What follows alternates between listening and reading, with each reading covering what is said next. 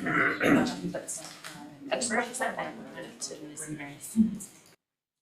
right, we'll get this meeting started. I'll now call the special council. Oh. It's gonna take long. There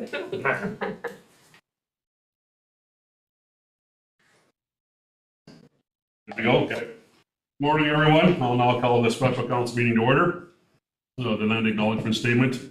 In the spirit of reconciliation, we acknowledge with respect the history, spirituality, and culture of the Shinnebec, the people of Three Fires known as Ojibwe, Odawa, Potawatomi Nation, who have inhabited this land from time immemorial. Further give thanks to the Chippewas of Saugeen and the Chippewas of Nawash, now known as the Saugeen Ojibwe Nation.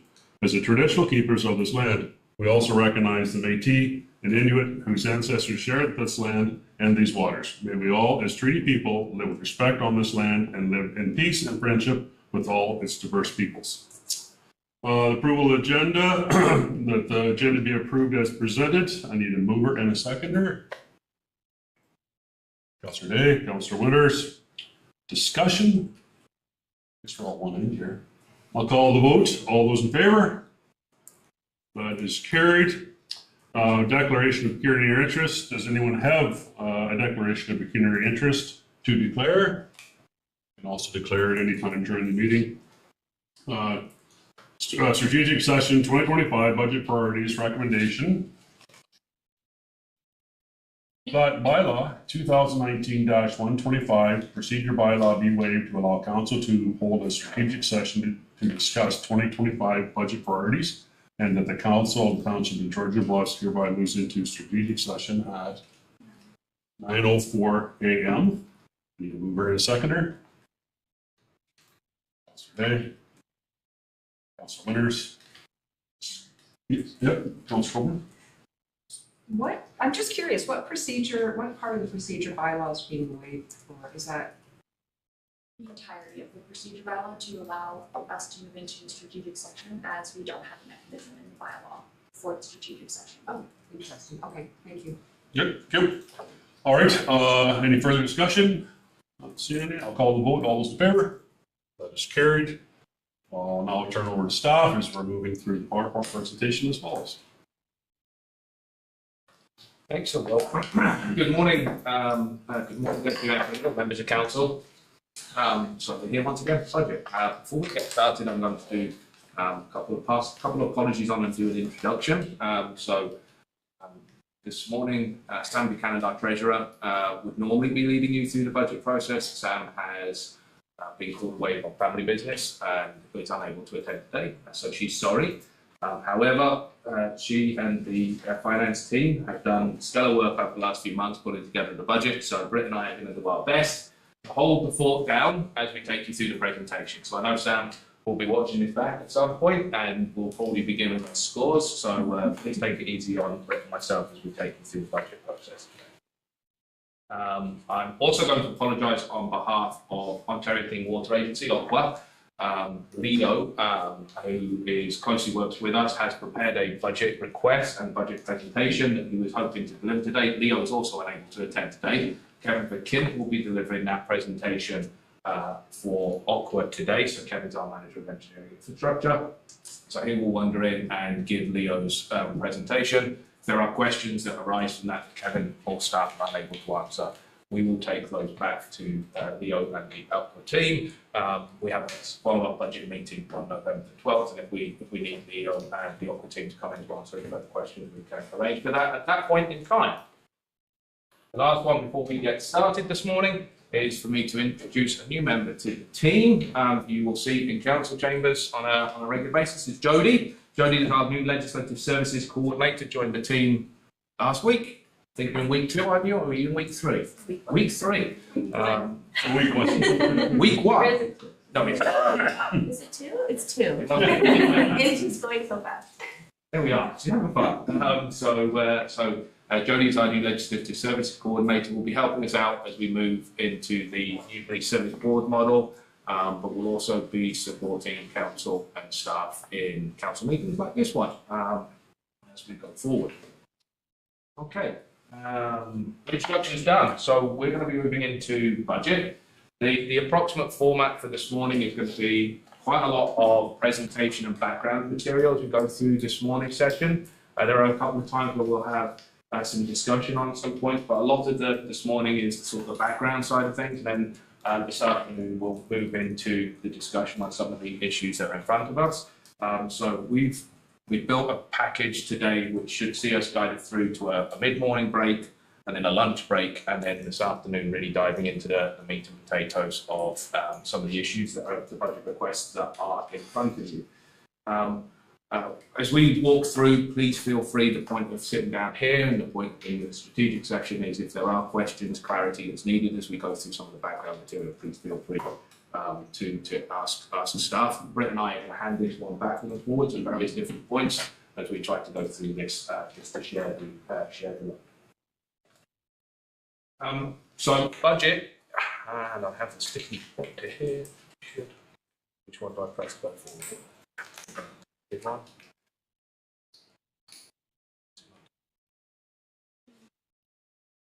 I'll try again.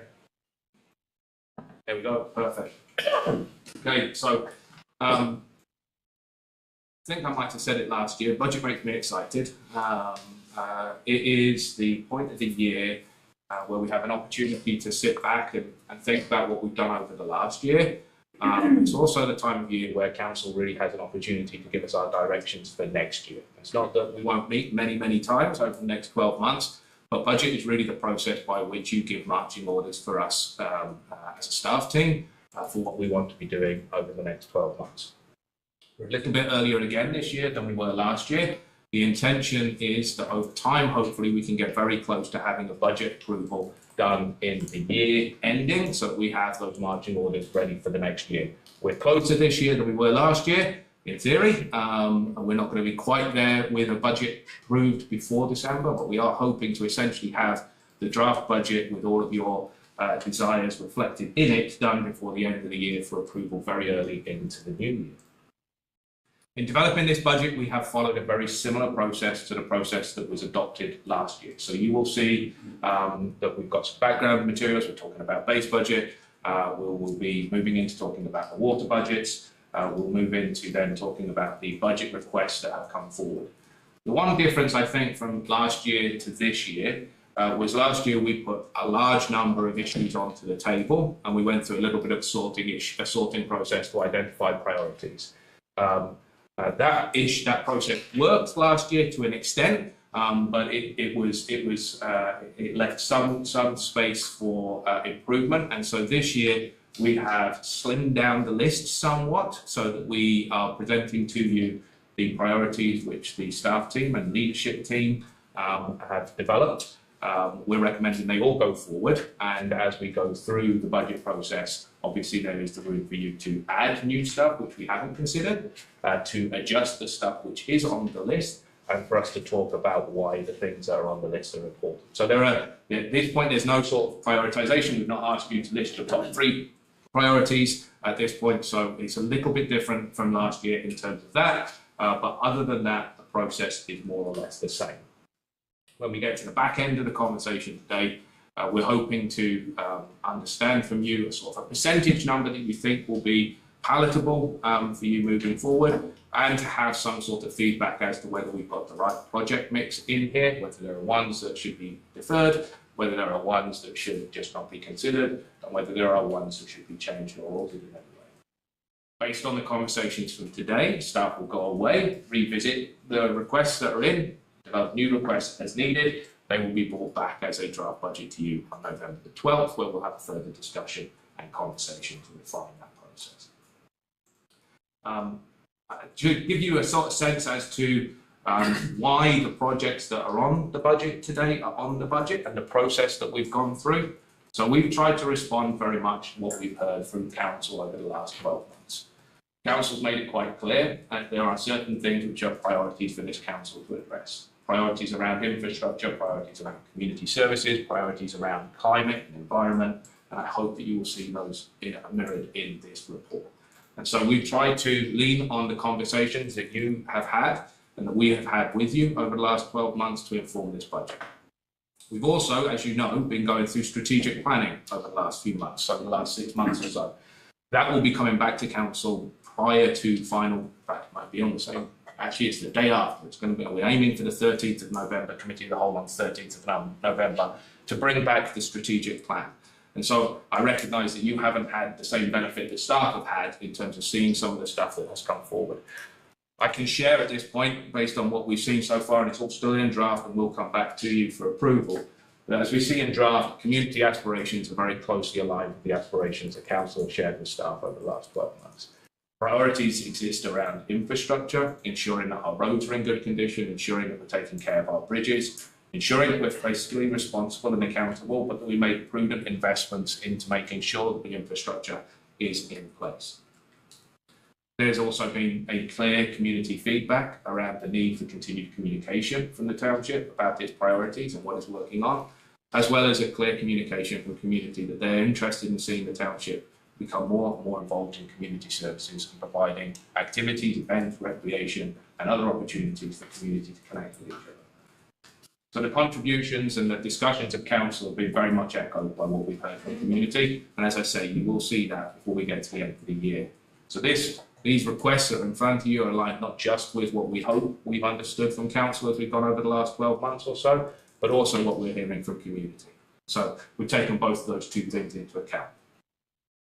If I to try and sum up where I think staff have tried to end in terms of this year's budget, we have tried to bring something together which is fiscally accountable and responsible and strives to leverage our reserves in an appropriate and responsible way that seeks to address some of the highest and most critical needs in terms of our infrastructure and that seeks to start to move forward with more proactive maintenance programs in some areas.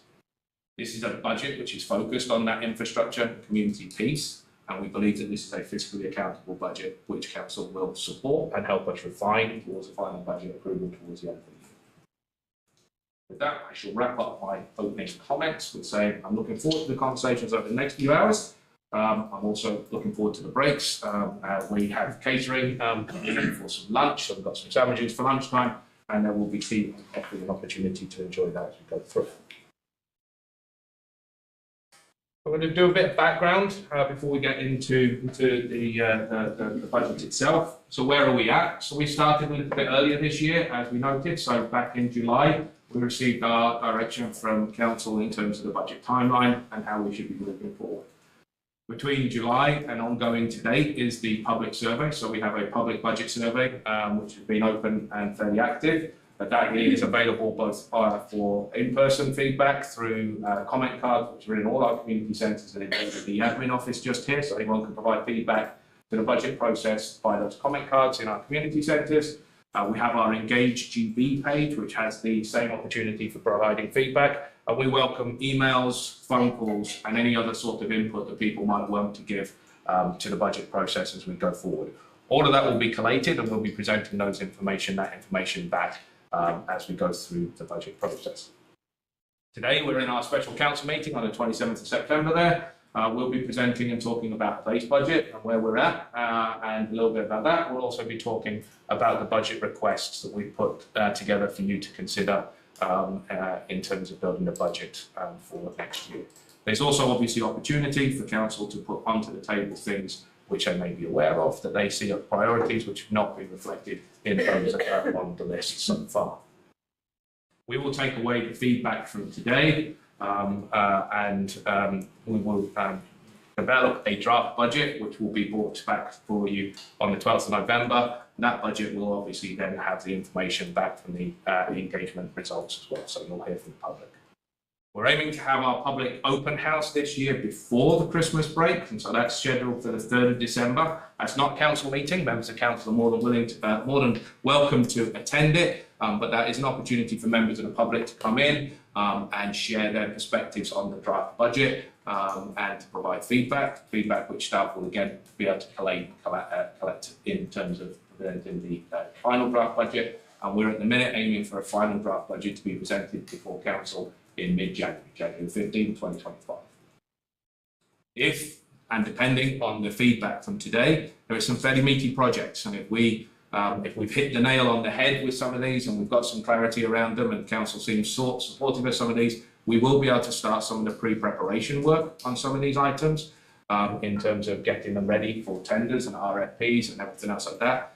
The intention being we had a much more successful year this year in terms of getting tenders and RFPs out the door early. Our hope is to try and do the same again next year, and so we will be listening closely to the feedback today in terms of if there are some projects which feel like they're really supported, strongly supported projects, then we will go away and start working on RFPs. We're also going to talk a little bit today about grant opportunities. Some of the budget requests that are in front of you today do have grant opportunities which are currently open. Those openings close in 6 or 7 weeks. So again, if there is strong support for some of these projects and a commitment to make some of them happen, even before we get to final budget, we can start putting in the grant request to try and support some of these projects as we go through. And staff will indicate which ones that apply to as we get there. So today, we're talking about the first draft of the 2025 base budget, and we're looking for that direction on the preliminary tax rate. So I can go straight to the very end of the presentation and tell you we are in under 6% at this point in time. So we're currently presenting everything that you are talking about today comes in at under 6%. Come back to that number in a lot more detail. Okay. We've got 2 things we're talking about. This morning we're going to be talking about the base budget. So our base budget is basically the same as it was this year, repeated for next year with an inflationary pay rise, an inflationary increase associated to it. So no change in service levels, the same dollar for dollar, the same service level, the same approach to service levels, the same services being created and being developed would be the base budget. So it's a like-for-like comparison from 2024 to 2025. In that, there is an increase which would go to reserves. So our base budget is not simply just the operations that we provide each year, it's the amount of money that council tucks away into its savings accounts, its reserve accounts, for spending on capital projects this year, next year, and into future years. So the base budget is a like-for-like 2024 to 2025 comparison with an inflationary increase applied. The other thing you're going to see today are budget requests, and there are 23 of them, thank you very much. 23 budget requests this year. As I say, we're not asking you to prioritise these in any way, shape or form. We'll get some sense as to which ones are key priorities for you as we go through the conversation. But we would be looking for you to indicate if there are any which you feel simply aren't priorities and shouldn't be looked at any further. Ones that you might think are priorities but can't really be captured this year and be deferred for future years. And those that you feel that might be missing, that we need to develop the budget request on further. Budget requests impact both the operating budget and the capital budget. And you'll see in each one of the budget requests which budget or budgets we are applying it against. If it is a capital funded project, it will be largely drawn down from reserves. So the intention behind the one-off project, the large scale projects, is we put money into reserves each year, we draw that down to make these big projects happen. If it's an operating request, then it would be part of the operating budget. Councillor Coburn. I just wasn't sure if we're allowed to ask questions as we go along. Do we have a capital budget policy? And if so, could that be provided to us? Like what restrictions, I'm looking at what restrictions are there in terms of how we spend reserves and reserve funds. So, through you, Deputy Mayor Pringle, there is a new reserve policy. We have a reserve policy, and we're now into territory which is clearly Sam's territory, Ms. Buchanan's territory. We have a reserve policy. The reserve policy is busy being updated. The reserve policy will tell you where you get the money to go into various different reserves. It will also tell you what those reserves can be spent. In essence, the reserve pot in its totality, you can spend on pretty much anything you want if the money is there. Different reserves, however, have different restrictions on them. So, for example, the reserves that are associated to our water systems can only be spent on water systems. You can't lean on the water system reserve to plant trees, unless you can make a very strong connection back about the trees being planted directly relevant to the water system that you're working on. it might be helpful if we could see that policy. You say you're working on updating it, but even if we saw the current one that we're operating under, unless I missed it, which is entirely possible. You do not have it. The updated policy will be in front of council in October. the recommendations we make in here, Ms Buchanan has worked through and made sure where we're asking for capital, we have the capital to pay for the things that we're asking for. Yeah, I totally Yeah. trust that that's Yeah. done because Sam would not allow us. I guess what I was getting at, and this is aside from the conversation today, is do we need a stronger policy to protect our reserves and reserve funds? So through Deputy Mayor Pringle, that's a great question, and I definitely would say yes, we really do.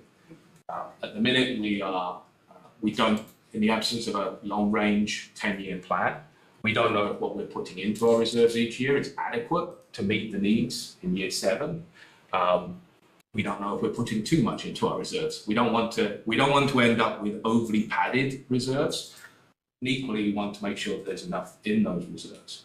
If I look at the fleet reserve, for example, we are going to have some conversations around that. Whilst the recommendations we've got in here allow us to get through this year, you'll see that as part of the budget request, we talk about some future pressures within that reserve. So we definitely do know that we have some pressures in our reserves, but that will be part of that conversation. It's going to be coming back to the forefront today.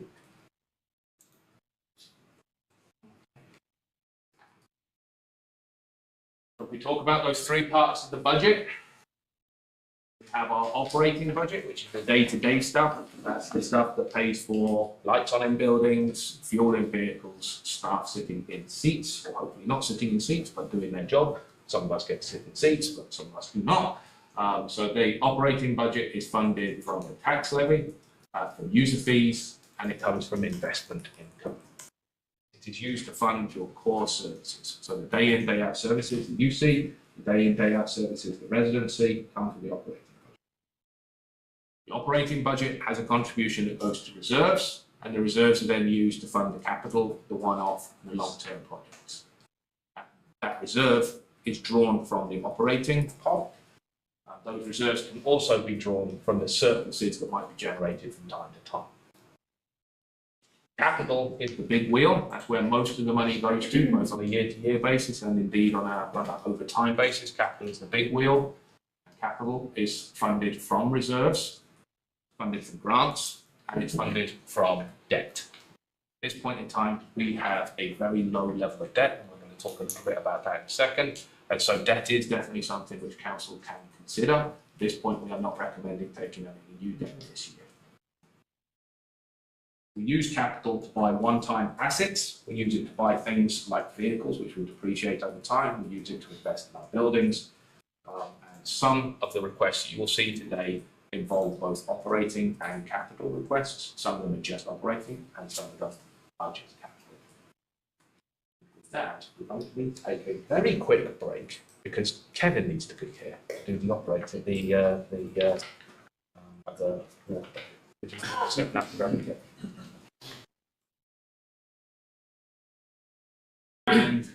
if we can get the opera presentation up.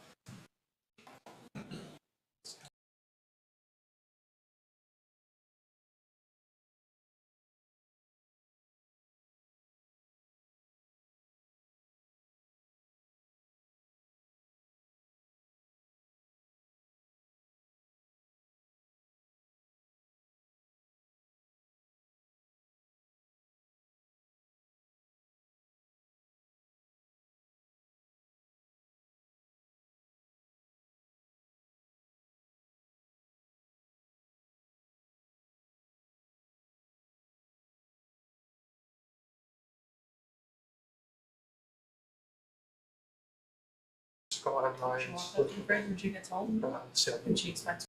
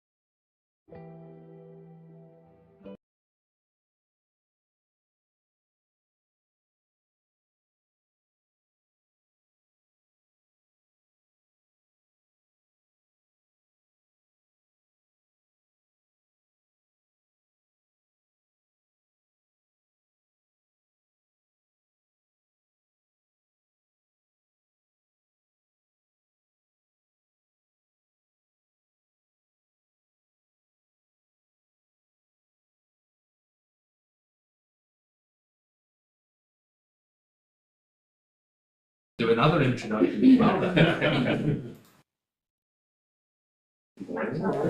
Morning. Okay, so through to you then. We'll need that one.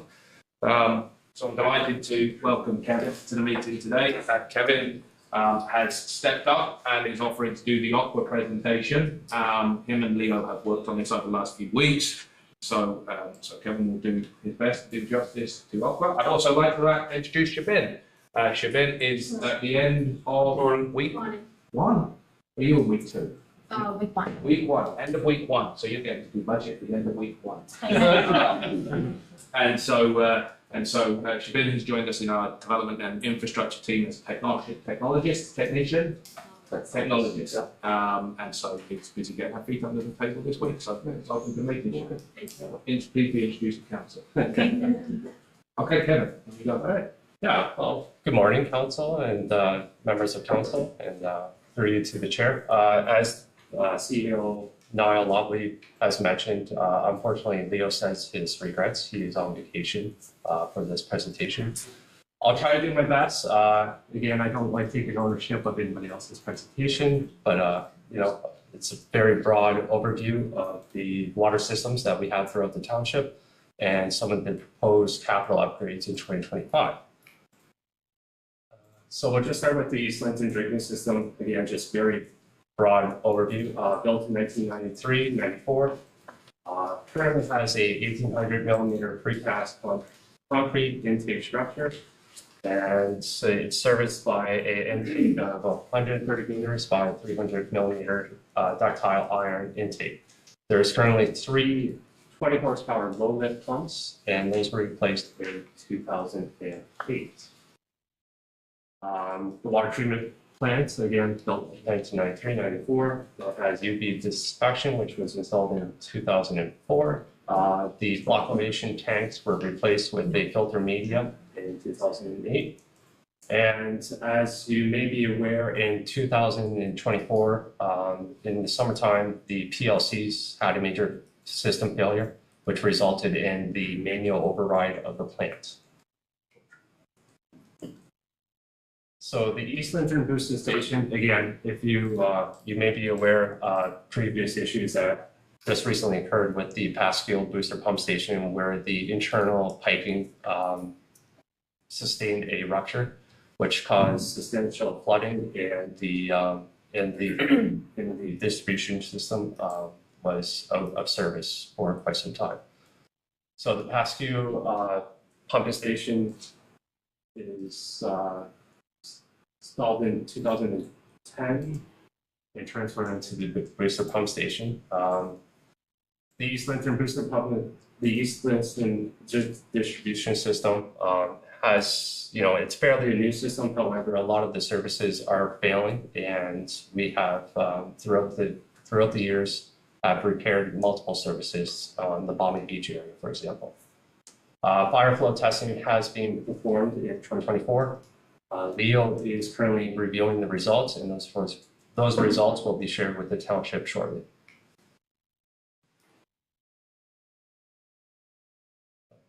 So some of the major upgrades that you'll see in the budget requests.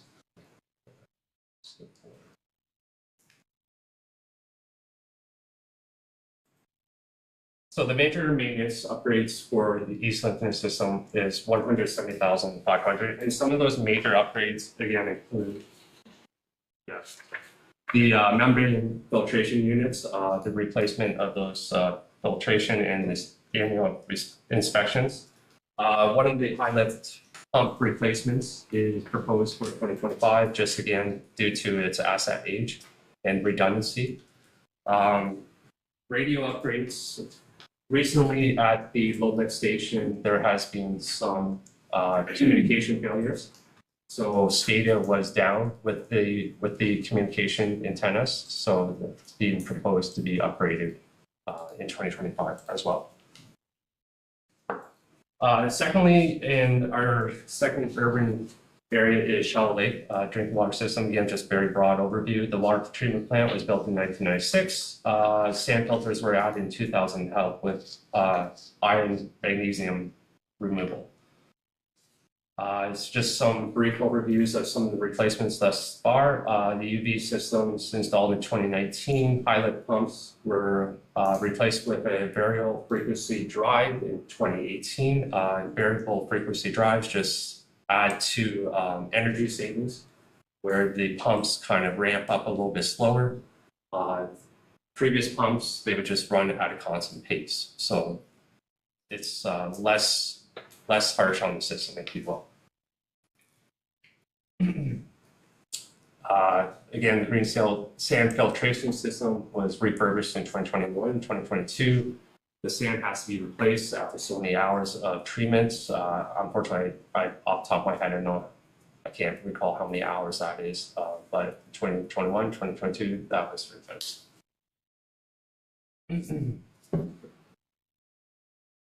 So again, just kind of brief overview. The gas boiler, again, if council does recall, the gas boiler failed in early 2024. I believe it was January 2024, which ultimately resulted in no heat for the whole facility. So that was an emergency purchase, and it has since been replaced.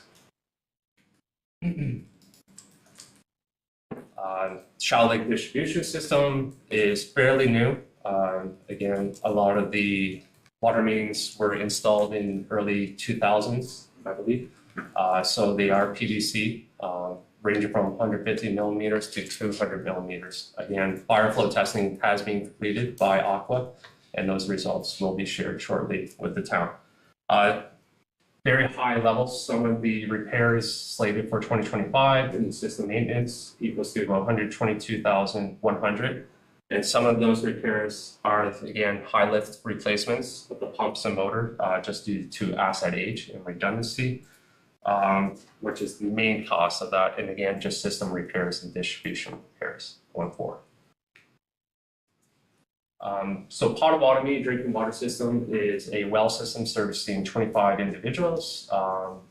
Again, the well is poor producing, high iron magnesium concentrate, which causes well fouling. So there has been some extensive upgrades to the system in Potawatomi in the past, mainly new wells being drilled and well rehabilitation. And iron reduction pilot testing was performed in 2022, 2023. So Potawatomi is slated for 16,500. That includes the installation of 2 flushing and sampling stations. To the best of my knowledge right now, Aqua is currently taking water samples from private plumbing from a resident's house, which is not ideal. So the sample stations will allow a consistent and safe allowance for the Aqua team to take a sample for the distribution system. Finally is our Oxygen water distribution system, which is tied in with the South Bruce Peninsula. Distribution mains ranging from 250 millimeters to 150 millimeters. Fire flow testing was performed in 2024 again. Aqua has performed that, and those results will be shared shortly with the township. So Oxygen is fairly straightforward. It's more system maintenance at $11,000 proposed.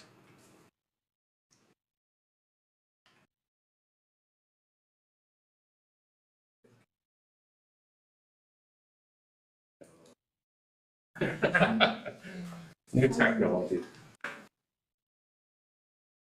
So very high level overview. of some of the capital upgrades. Again, pilot pump replacements. Normally, you want redundancy in your system. 3 pumps are the best. Due to capital asset aging, those high lead pumps are slated to be replaced in Shallow Lake and East Lincoln. Shallow Lake, the programmable logic controllers, the PLCs, again, it's maintenance. As council may be aware, the PLCs in East Lincoln failed, would cause the plant to go into a bypass mode, manual mode.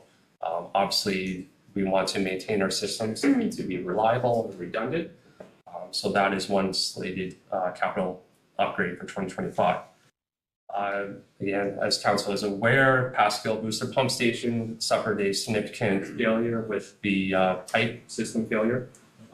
So there is going to be pipes upgraded within the booster pump station that is proposed in 2025. And then finally is some miscellaneous system maintenance, fire hydrant painting and fire flow rate markings.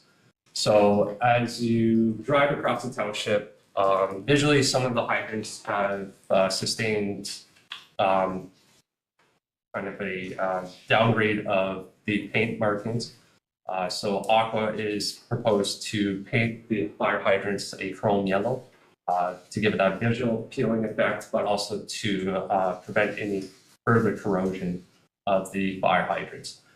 Since Aqua has completed the fire flow testing, we are proposing to put on placards or markings on each hydrant, and those markings give a visual as to how much flow comes out of those hydrants. And believe it or not, there actually is a proper painting of fire hydrants by Mueller. So just for example, if you see a red color on the bonnet, that means that that fire hydrant is less than 500 gallons per minute. If you see an orange color, that means it's producing 500 to 999 gallons per minute. Green marking on the bonnets of the fire hydrant is 1,000 to 1,499 gallons per minute. And a light blue color is 1,500 gallons per minute and above. And they all have a specific code. So your light blue is a AAA grading, green is an A grading, orange B grading, and red is a C grading. Communication with Leo, he has confirmed that most of the hydrants in Shallow Lake and East Lincoln will be a green rating, which is, that's good to hear. So again, fire hydrant painting and the fire hydrant flow testing, or fire hydrant flow markings are proposed in 2025 as a miscellaneous system maintenance. So just to recap, Shallow Lake is proposed to have 122,100 system upgrades and maintenance. Potawatomi water system at 16,500. East Lincoln water system at 170,500. And the Oxenden water system at 11,000 for 2025. Okay, I think that concludes the presentation. That's the presentation, yes. Yep, and the majority of the aqua is proposed for 2025. Awesome. So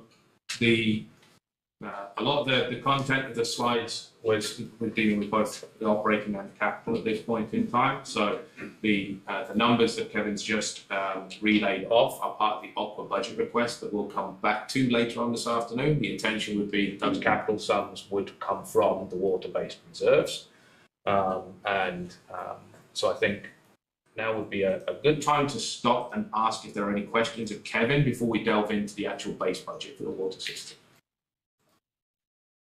Again, just for Kevin's benefit, not necessarily that Kevin answers right now. They might be questions that we take away to Leo, but you could well be able to answer some of them. So, absolutely. Just a minor question, Kevin, if I may. Historically, in one of the past Aqua contracts, fire hydrant painting they were due a third every year as part of their contract. Is it an extra with Aqua proposing that you're paying hydrants, or is it still included in the operating contract? So I will have to get back to you on that. I will review the contract just to ensure. I know this was kind of a last minute conversation I had with Leo while putting together the budgets. If it is in their contract, absolutely, we shouldn't have to pay extra. Where it may not be specified in the contract is to put the fire hydrant floor. Right. So that may be an extra, but I can certainly look into the contract.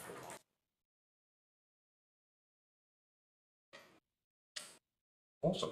Okay, if you wouldn't mind hanging around. Look, don't vanish yet. Because you may well be able to help me out with some questions on the following slides. Okay, so we delve into the operating side of the water systems. We'll go through each one in turn, starting with the administration of the system. The number I'd like, this is where we get a chance to look at what we've done today, what we're proposing to do in the future. So we're talking about some of the things which might be variances from what was approved or what was expected. So the one I would point out on this slide will be in the third item down, the total expenses. We're tracking significantly higher than was budgeted for. That was due to the purchase of water meters. We've got a large surplus of those. We actually recoup those costs when we sell them back out. So it's an in and out cost, and it will balance out over time. So we will be reallocating some of that to future budgets before final budget date comes through. The rest of the proposals we're making are broadly inflationary increases to materials and supplies lines. Once again, you'll see that we've increased the total expenses line, but not to reflect the high cost that we've incurred this year. Move on to each one of the systems, starting with Shallow Lake.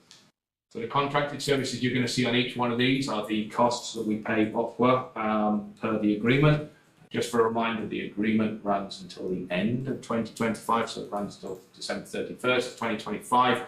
It has an automatic 5-year renewal clause built in if we're satisfied with services. So towards the back end of next year or mid-year next year, we'll be reviewing whether or not we're going to continue our contract with Aqua. Insurance, you'll see this across the board, both in terms of the water systems, but also across the other operating lines. We've been advised by our insurer to budget for a 10% increase to insurance costs across the board, so you'll see that carry through. That's based on a review of the current insurance marketplace. For the last, since I arrived in Canada in 2011, so for the last 13 years, the insurance industry has been telling me, it's the last year of significant increases, but as we know, catastrophic claims are still occurring across the industry and certainly do filter down into the municipal marketplace. So that is based on current market conditions. The other category in here, which again trended a little on the higher side this year, we've got all kinds of things that are tucked in there. So there's some professional fees and there's some allocation of the water administration. We're actually planning to remove that budget in 2025. Allocate those costs out to where they should. Water billings, we are estimating a 3% increase on rates at this point in time. We are going to talk a little bit about the water rate study, but we're estimating a 3% increase on rates, but that hasn't yet been confirmed. You will approve the water rate increase separate to the conversations, but we have estimated budgeted purchase of 3% increase.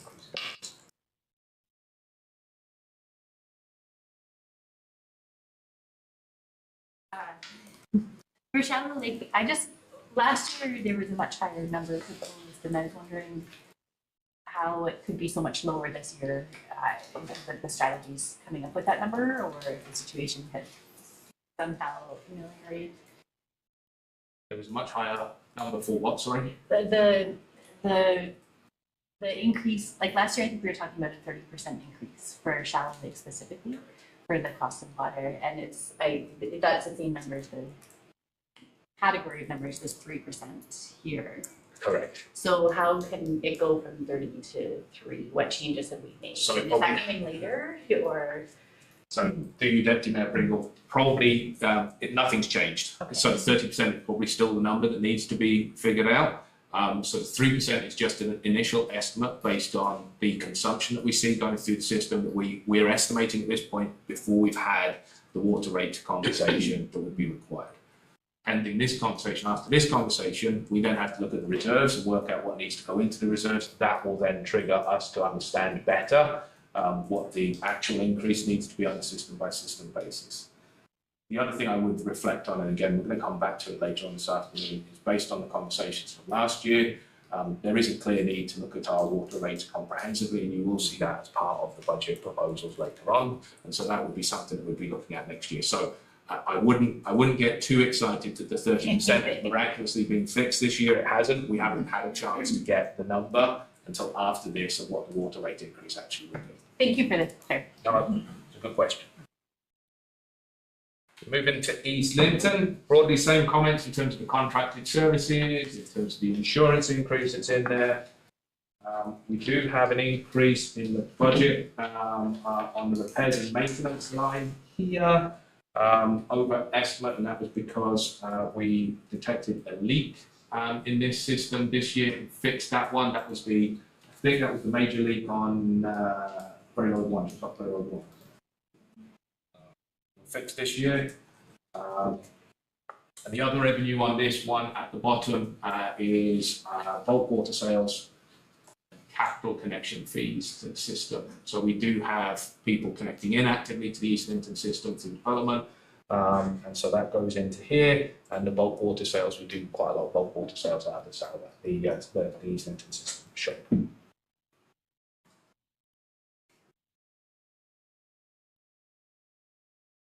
We move on to the Oxenden system. This one, if you recall, is done a little differently. We apply a base rate, but users on the system pay their consumption straight to South Bruce. No, sorry. Yes, they pay it straight to South Bruce. No, they don't.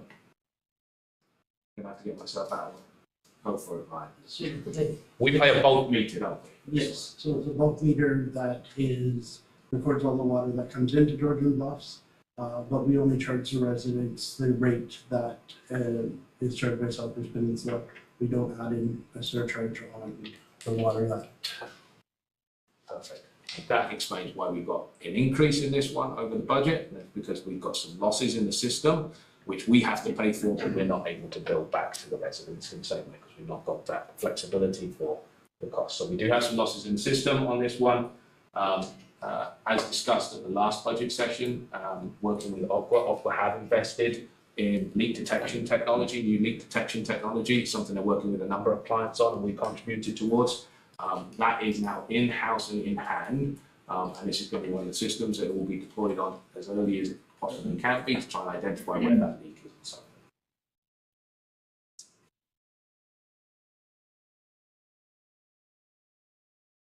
On to Potawatomi, there's not much to say on this one. There's obviously going to be an update. Well, there is an update to council on the Potawatomi system coming. It's a challenging system to operate for sure. It's a small system. It's an older system, and financially a difficult system to operate. So, not much more to comment on this one. We will be bringing back further information to council in due course.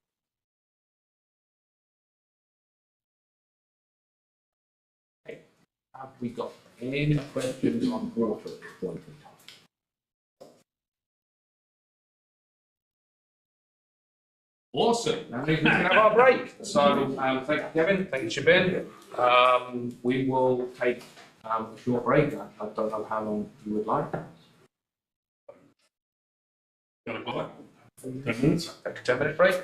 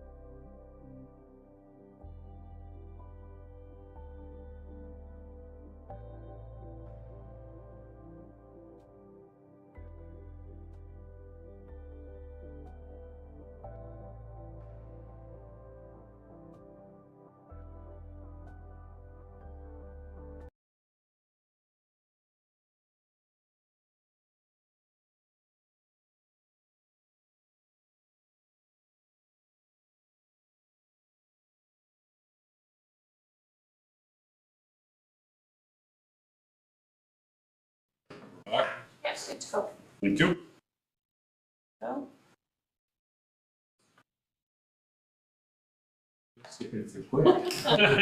Okay, so now it's my turn. So we're going to now consider the operating pieces of your 2025 budget, i.e. your base budget. So this is what Niall was referring to earlier in our presentation, meaning these costs and these services that are formed through the base budget are those that are nearing 2024's. So this will just maintain your existing services, your existing service levels with consideration given to inflationary increases and CPI. And as part of my personality, I am always sick, so I apologize if I'm not overly loud. Okay, so when we move through our base budget, a couple of things to be cognizant of. A change of 100,000 to the tax levy will have an approximate impact of 0.72% to the municipal tax rate with growth known to date. A change of 1% to the municipal tax rate is about 131,000. So keep those numbers in mind as we move through the day.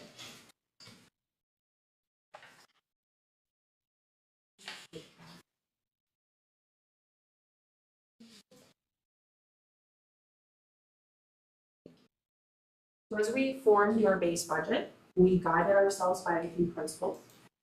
First, this base budget includes all directions from council, but does not include any of the comments received during the public budget survey period. Those comments will be presented to council throughout the month of October, so prior to your November 12th, your next budget date. For inflation, when it is required or when it's known, we have applied the most current CPI. That is per township policy as well. Currently, CPI is sitting at 3%. We have placed a focus on identifying efficiencies and completing core services. So you'll note that some services have been presented for a reduction, while others may present it as an increase simply by identifying efficiencies. And your 2025 base budget includes amounts for taxes levied to your reserves, and further to our previous conversation, your new and improved reserve policy will be in front of council as well. So a couple additional base budget assumptions that we have to make in order to put these numbers in front of you today. Again, that 3% CPI is carried over to your 3% of COLA. For ITFD, we have included an approximate 3% increase. BioPort is assumed as the same as previous year. Your insurance is a 10% increase. Your Gray Solid Conservation Authority cost is 3% per your operating agreement and per CPI. Your library has estimated at 4%. We have not seen the library's budget yet, so we are assuming that it will be a 4% increase per the agreement again. And your OPP has been estimated at a 3% increase. The increase in OPP is linked to a new uniform and civilian collective agreement in term for 2023 through to 2026, and it includes a general salary year-over-year increase of 2.75%. And I'll just say please flag. Okay, thank you. For the GSCA, this is just based on all the things that are, well, like happen every year, but does not include renovation, which is also Does not. That's correct. So for each one of the boards, so the ITFD board, the bio board, GSCA, and the library don't go to the OPP. The others, within the agreements we have for service provision, there is a certain amount they can go up to without having to come back to us to ask. Those are the amounts that are reflected in here. ITFD and bio have not yet met for their budget conversations, so we don't know what their requests will be. So their requests will come back to council if they're above those numbers. And likewise with GSCA, I know that the GSCA has started to work on the budget and the cost of the renovation as well. We haven't seen those numbers yet. I only mention it so that the rest of council who's not on that committee knows that there's normal cost, but also the renovation cost. I haven't seen it.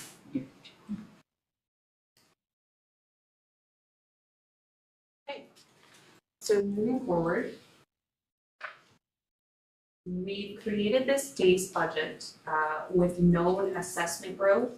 It would result in a 1.35% increase to the municipal tax rate. So essentially, if you did nothing else other than continue township operations, the tax rate would still be increased by 1.35%. We don't yet know annual county or school rates, so we cannot give you a projected combined increase at this point. Next, I'll draw your attention to what is Appendix A in your council agenda. It will be somewhere within that massive package that you have, so sorry it's not removed, but it is your organizational chart. It would be near the back. It's like this.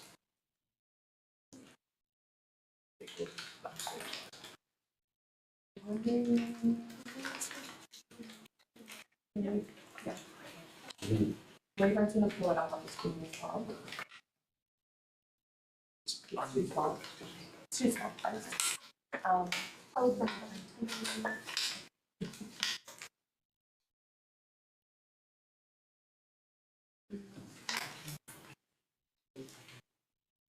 Yeah, maybe we'll just make you a photocopy of the ones that we're looking at. They're a little bit hard, a little bit easier to understand. Page So- 56. We are printing you off a larger, more landscaped copy so you can see better. And noting it's on letter, it's probably a little bit self-important. So when we reflect back on 2024, to the credit of our CAO and to the credit of our leadership team, we have put a really large focus on a cultural reset and moving forward as a collective team and really honing in on the aspects of forming a well-balanced team with a well-balanced workload and well-balanced approaches to capital projects and continuing great services to our township. So this organizational chart in front of you is reflective of the investments that council made in 2024 from a staffing perspective. And you'll see that those increases have been applied throughout the departmental budgets that we'll go through. Carol, do you have any comments you want to add? Yes, the only thing I might add to that is some of the number shifts that you see from 2024 to 2025 are because of the realignment of dollars to marry up with this organisation. Thank you, Ryan.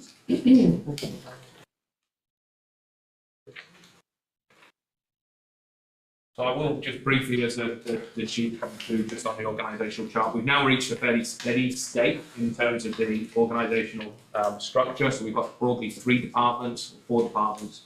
So the first department will be the Office of the CAO. That is a department which gathers staff which are part of other teams, so the 2 directors, in terms of Mr. Banner and Drury, part of the Office of the CAO for Fire. A agreement with ITFD and Meaford provides administrative responsibilities for ITFD Fire, ITFD to the Township of Georgian Bluffs, so they're considered to be part of the Office of the CAO. We currently have the Environmental Initiatives Coordinator, who we're in the process of onboarding currently as part of the Office of the CAO, and the Manager of Human Resources sits within the Office of the CAO. We then have 3 distinct departments. So the first one would be Corporate Services, which is headed up by Brittany, and that really is the staff that report largely to this building. It's our finance teams, our communications teams, our legislative services team, and our bylaws staff. We have our development infrastructure team, that's planning, building and infrastructure and capital projects, and that's Michael's team. And so we do have a few vacancies that we've been carrying there. We're going to touch on those, I'm sure, as we go through the day. And then we have a team which currently is absent the director, that is the Operations Waste Fleet and Facilities team. It currently has a manager. I provide some oversight to that team in a director capacity at this point in time. And so that team is the team that includes our roads operations, public works staff, our facility staff, and is responsible for looking after programs such as the waste program and the maintenance and management of our fleet program and of our facilities, so our buildings, our 3 community centres, our 3 operating bases, our township offices here, and the structures which are the water control buildings. After some degree of flux over the last 2 years or so, this seems to be working, seems to be resonating quite well and functioning quite well.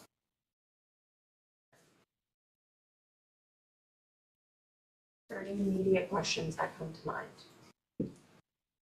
Comes to mind is the foreman norms. It is norms. That's right. Yeah.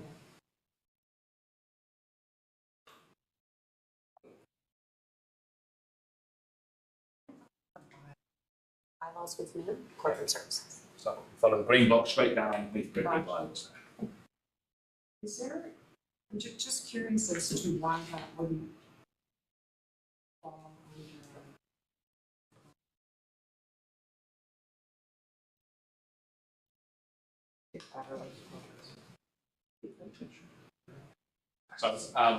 So the thing with a small municipality, and it's funny because I was talking about this yesterday, the thing with a small municipality is actually, despite this very neat and organisational structure, the reality is that everybody works with everybody else incredibly closely. And so the work of the manager of engineering and infrastructure, for example, works very closely with the operations coordinator, the supervisor of operations, and the manager of operations, and so on and so forth.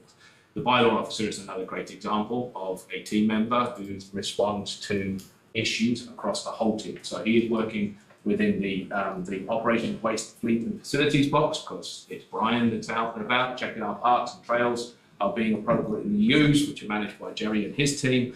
And Brian is also closely engaged in working alongside of the chief building official and helping support some of the CPO roles. So the bylaw officer position can report to anywhere. At this point in time, it's reported into corporate services. In past times, it's reported into others. The rationale for it being part of the corporate services team is that the work of the bylaw, particularly on the back end, in terms of organising the bylaws, updating the bylaws, processing the bylaws, and the court process that extends beyond the bylaws is something which is a strong role for the legislative services team to participate in. And so the close proximity between the bylaw and the legislative services team is the rationale why bylaw sits in that team at this point in time. But you're quite right, Councillor Coburn, bylaw can sit in any one of the three teams because it really does respond to all three areas. I was just looking, and of course, the boxes they're just boxes. They don't necessarily correlate with the amount of work that needs to be done within a box. It just looks like the director of corporate services has a fairly large team. And I was just, and of course, it's your call, but just at first glance, it would look like you may need to do some, or consider some rejigging just to make sure that one department isn't overloaded. So the largest team there is actually Community Environmental Services. It has a total headcount of 22 FTE, and it also has the largest single budget area. Corporate Services at 13.5, and this jury with a reporting relationship of 5 is very similar. So the reporting relationships are very similar across. So Michael has 4 direct reports, Brittany has 5 direct reports, and I'm capturing 6 direct reports.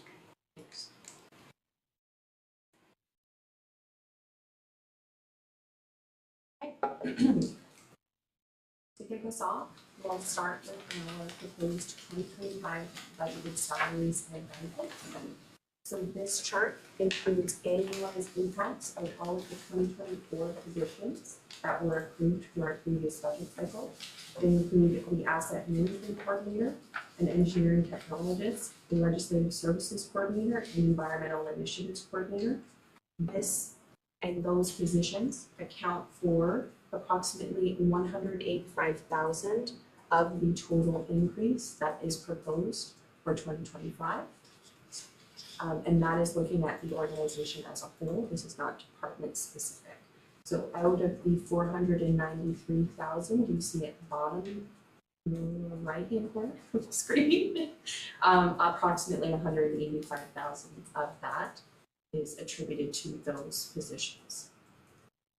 There are no new positions included for 2025, so you will not see any request for a new position this year. And again, per township policy for union staff, non-union staff and council, a 3% COLA increase has been included. We will break these numbers down in future slides when we get department specific.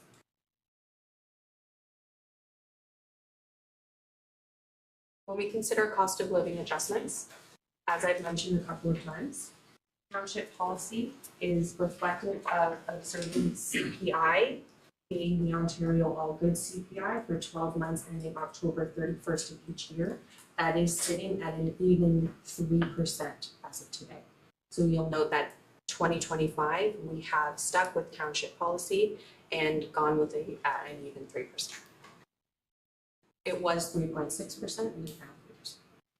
Is it sitting at 3%? It is sitting at 3%. I checked that yesterday. So there will be an update to this table.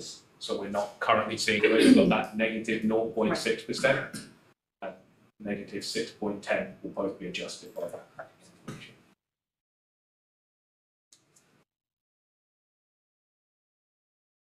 Oh, and I should mention before we move on, the union agreement, and we'll get back to this in future slides as well. Our collective union agreement will expire in 2025. So throughout these next slides, we have included an estimated increase of 3% to unionized salaries. So kicking us off, we'll start with development and infrastructure services. So that is the yellowish box on your organizational chart. In considering the 2024 budget versus the 2024 estimated actuals, you'll note that the significant variance there that is lower than what was projected through the budget discussions is attributed mostly to what is a handful of vacancies throughout the year. So we have a vacant planner position. We had budgeted for an engineering technologist that was not filled until this fall, just recently. Our development services coordinator has been on a parental leave, and we have a building inspector position that has been vacant for quite some time. And for a portion of the year, our CBO position was also vacant. So that attributes a large sum of that difference that you're seeing here. Again, the professional development variance that you're seeing can be attributed back to those staff vacancies that I've highlighted. Not having as many members of staff means we did not have to invest in professional development opportunities for this department. Now, to offset the money that we saved on our staff vacancies, you'll note that our professional fees are much higher than what we may have assumed at budget time.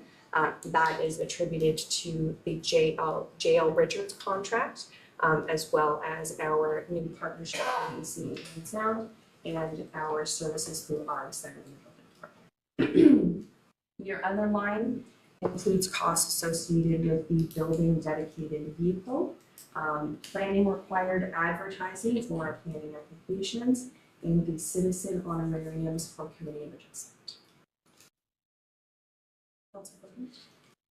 Yeah, go ahead. So we received a question from a resident about professional development, and the question was, it appears as though you have in the budget taken the number of employees and calculated an amount per employee and come up with a budget for professional development, and the recommendation and suggestion from the resident was to look more specifically at the needs of each department or even the needs of each employee and figure out the budget based on that. Do you have any comments or recommendations about that?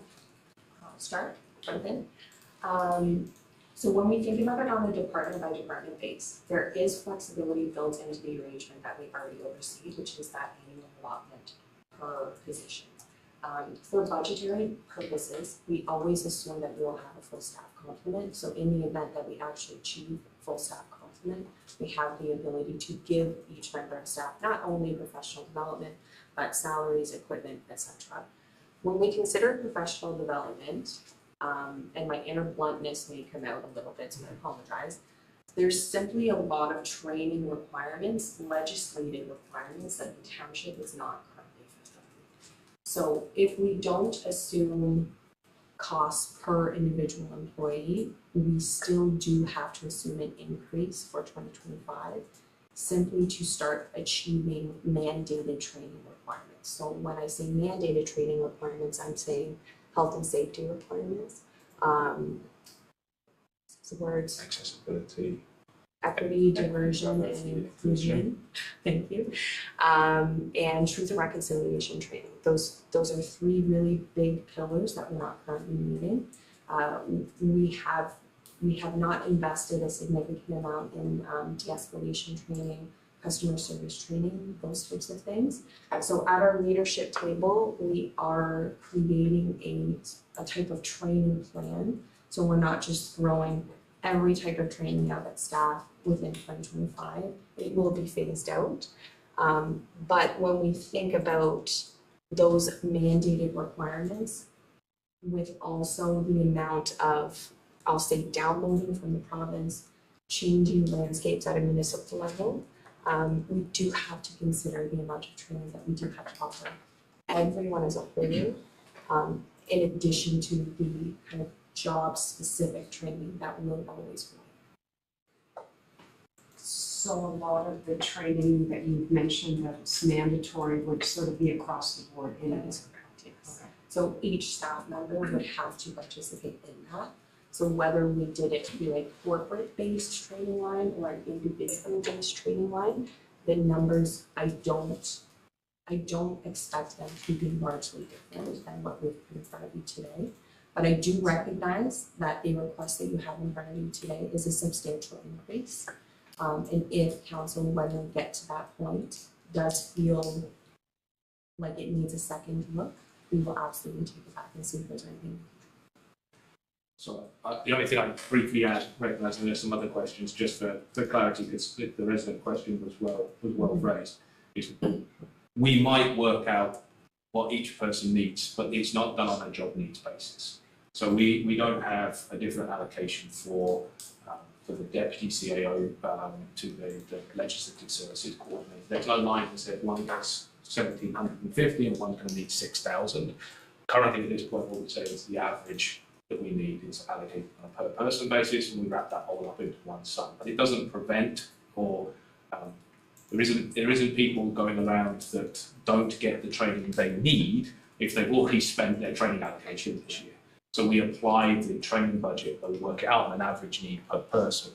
The training budget is applied corporately as is needed, whether that be on corporate collective training or job specific training.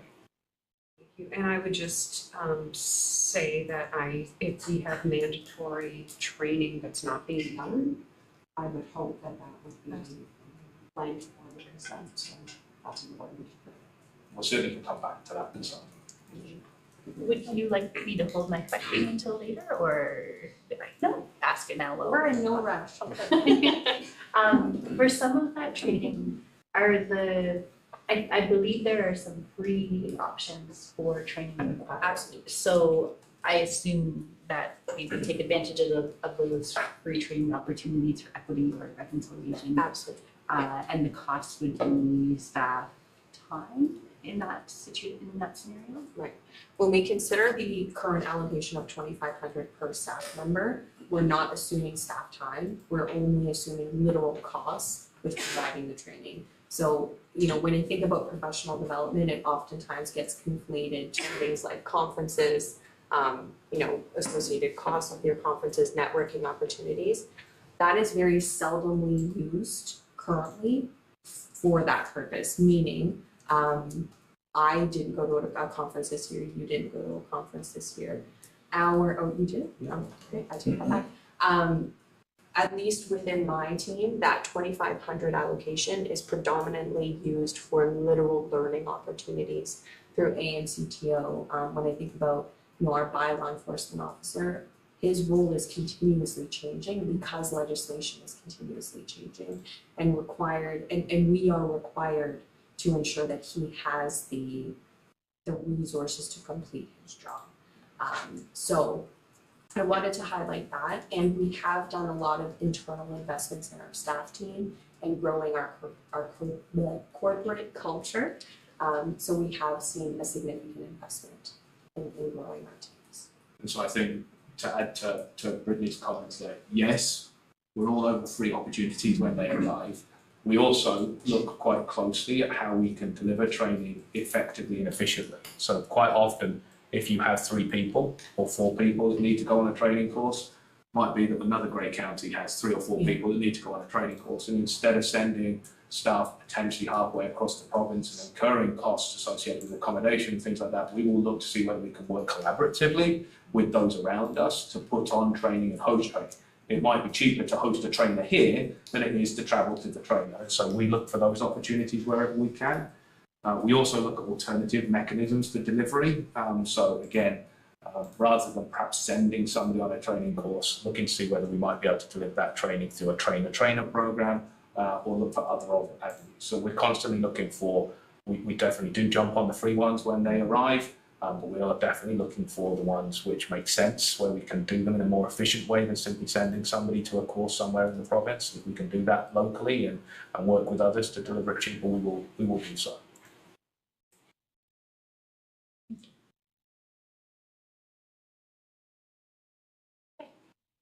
Can you just move that box a little bit so we can see the numbers? Okay, that's perfect. I need you to click on this button. Okay. So we'll look at, when we look at each department, we'll first look at the costs and the projected costs, and then we will look at the funding opportunities.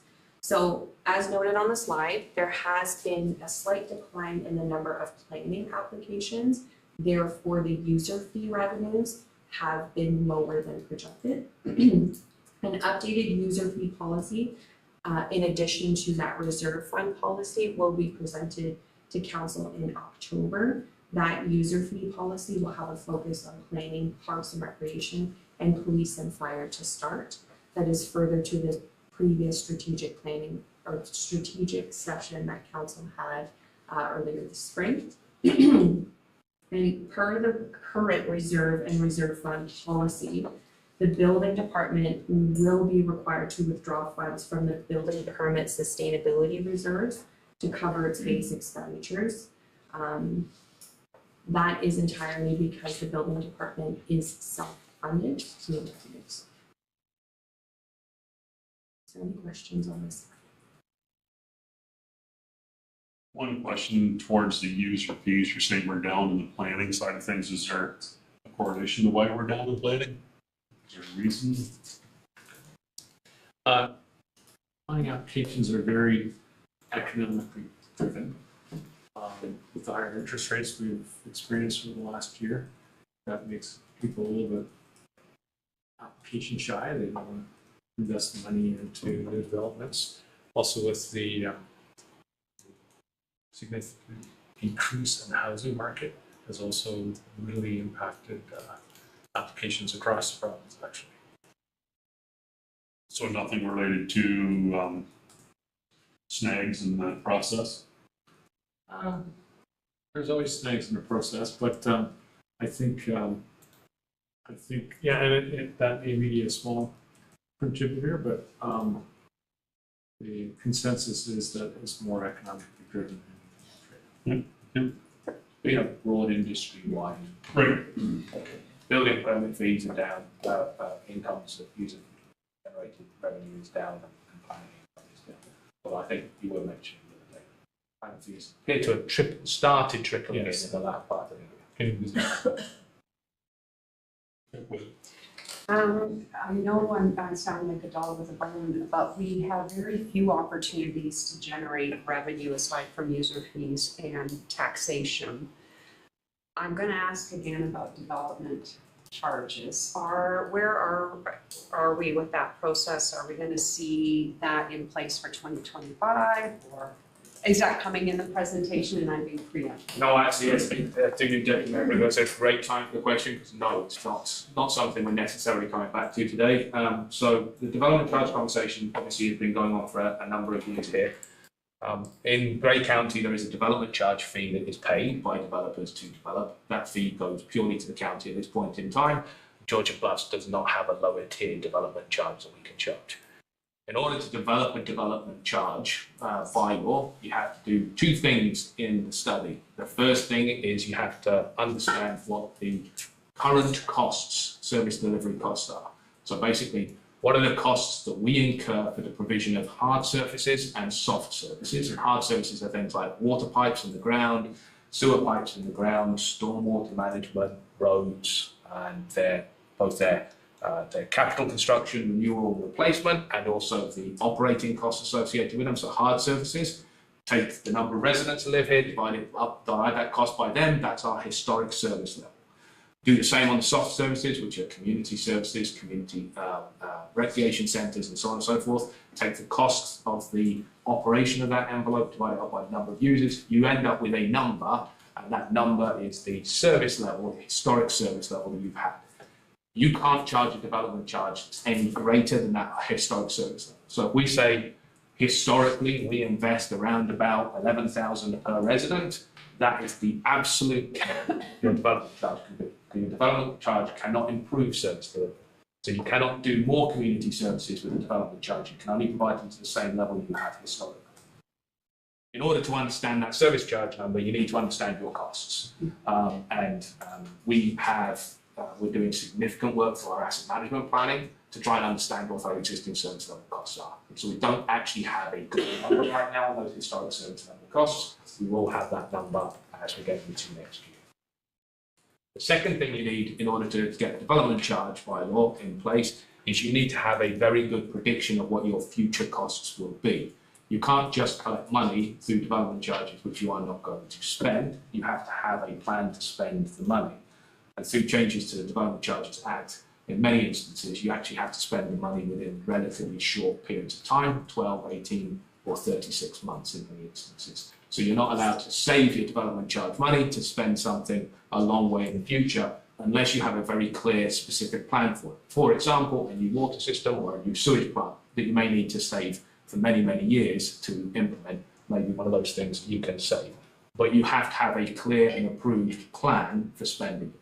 We don't at this point have a clear and approved plan. So the intention of staff is, as we go through next year, the asset management plan will come forward. This time next year, we hope to be having a conversation around 10-year capital approval plans so that we have the plan, which means that we then have the necessary background pieces in place to be able to provide something to say, go off and write us a development charges background study and bylaw. So it hasn't been forgotten. We still don't have many of the fundamental pieces that are needed. And so at this point, while we're doing that body of work, we would basically be recreating the work and having to do it all over again. The other thing with development charges is the development charge landscape is changing so significantly in the province at the minute. They are changing what can and can't be put into this every second week. And so, and by every second week, I'm not actually kidding. In many instances this year, it has changed in a matter of weeks what can and cannot be included in the development charge.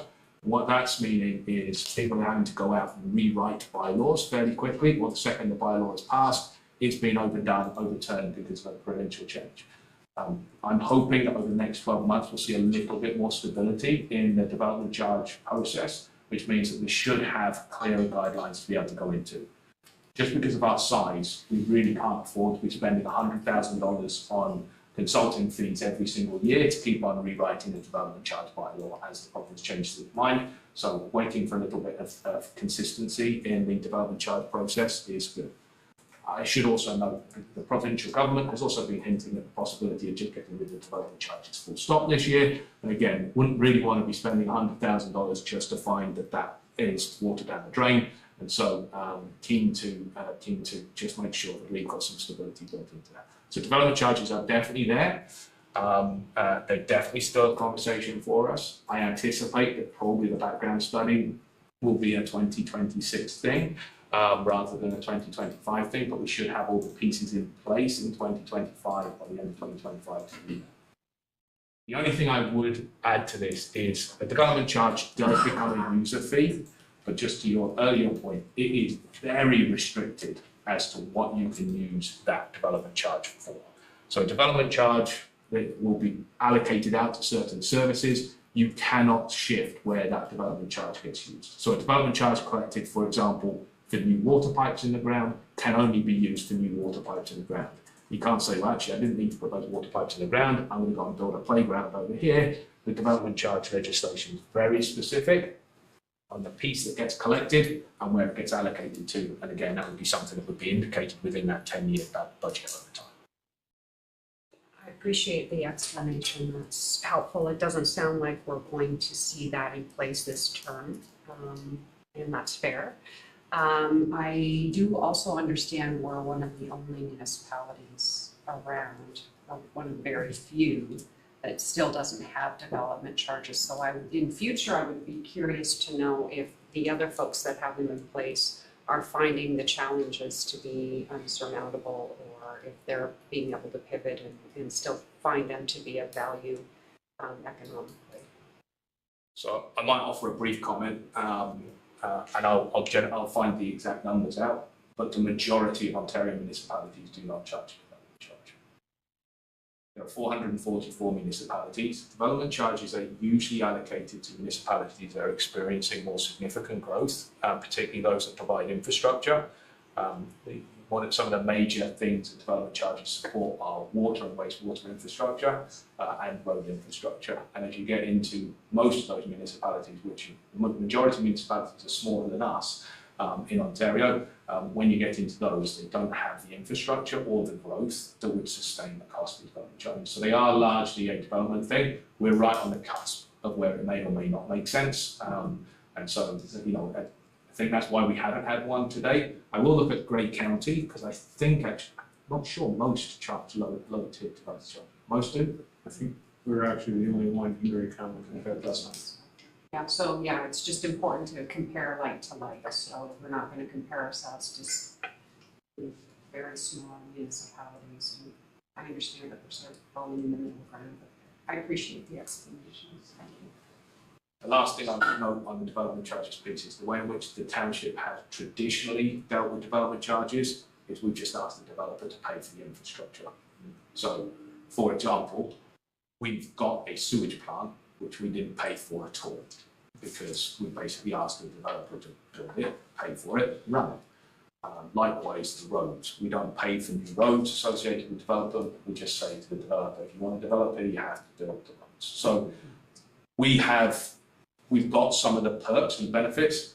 The piece we haven't captured in that is our development charge would cover a small part of the operating impact for pushing snow off those roads, and we haven't been collecting that fee, but we haven't been incurring the costs of the capital infrastructure to date.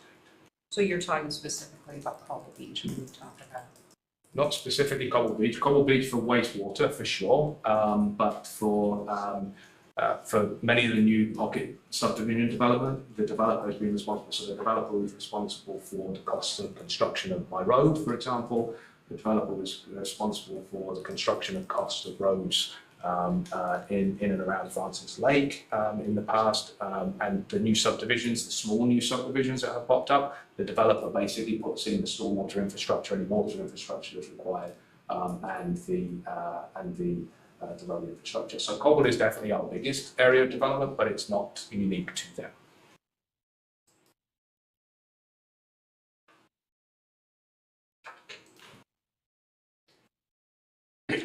So with that, we'll move on to community and environmental services.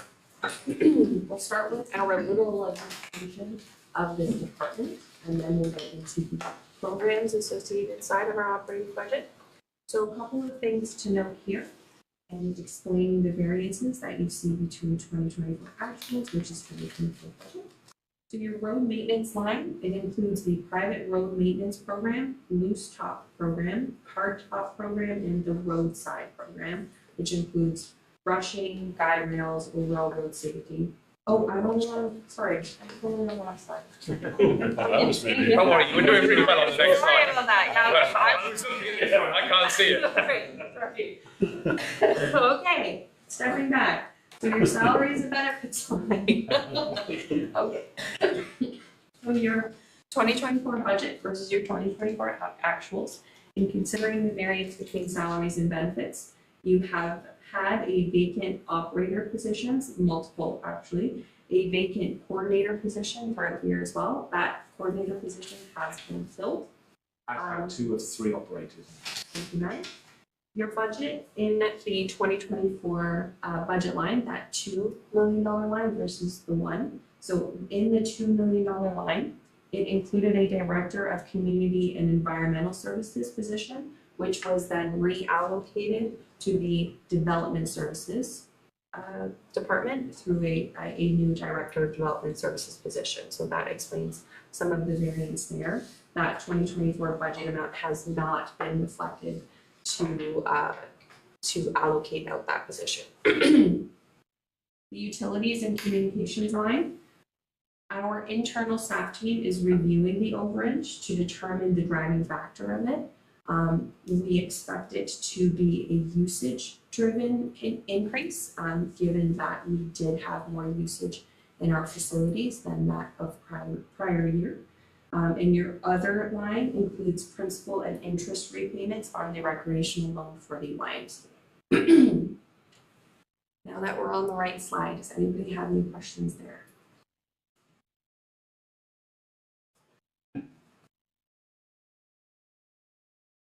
Okay, so again, your road maintenance line. It includes your private road maintenance program, loose top program, hard top program, and your roadside program, which includes brushing, guide rails, and overall road safety. The decrease is reflective of efficiencies found in the hard top program and to reflect current expenditures for roadside sweeping. There is a budget request presented today to modify how this service is being provided to move along with the efficiencies piece that we talked about in our guiding principles. Drainage, you'll also note a fairly significant decrease there in the proposed 2025 budget. That also ties back to efficiencies and bringing some of the work in-house rather than contracting it out as we have done previously. Your streetlights line is reflective of hydro costs and additional funds for some light replacements. Your fleet and equipment, within this line, there is a slight increase in the amount that we pay for vehicle insurance. That increase is offset by a reduction that we found throughout 2024 in vehicle fuel and overall materials and supplies. So that adjustment kind of evens out in the end. Your garbage and recycling, underage is due to RLG, which is Reverse Logistics Group, paying tipping fees directly to the service provider. So we had originally anticipated the township paying those fees. That has not happened, so that's why there's such a variance between the actuals and the 2024 budget. And lastly, your sports and arena subsidy. It includes funds paid to Chatsworth for the Canadian Arena through our existing agreement with them, and your reimbursement of Owen Sound minor sports, the non-resident fee, and the same with Chatsworth minor hockey. I would have been stunned if we didn't get questions on this. Do you have a question, Councilor? No? Okay, no, so for myself, I'm glad to hear we're finding efficiencies in the road maintenance side of things, and we've got some positions filled, but it makes me nervous when we're going the other way and taking money away from it when we're nowhere near where we should be in drainage or roads. Are we gonna talk about this further down the road, or is there gonna be more conversation about this? Because there are two items that are need some attention.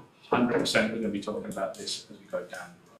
So you will see there are budget requests associated to this, and a lot of the work is actually a change from shifting from internal resourcing to going into capital programs. So a lot of this stuff gets picked up by capital programs and not delivered within the operating line items. The drainage is a really big one. We've done more drainage work this year than we did last year with the contractor in place. So we are still doing the drainage work.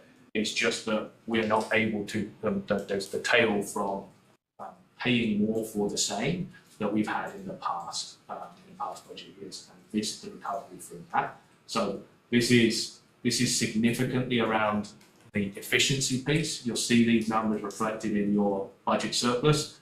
These are numbers that we just can't spend within our operating budget at this point in time, and can be more appropriately allocated out to capital work programs. So this is not a decrease in service level. We've got the wrong numbers in our budget, basically, for the service level we're currently providing. I think you'll find when we get into the budget requests process, you will see where we're looking to increase and enhance our road services. So you'll see a significant budget request around hard surface, and we are looking to increase the gravel maintenance budget as well. I don't even think that's in. Yes, it is.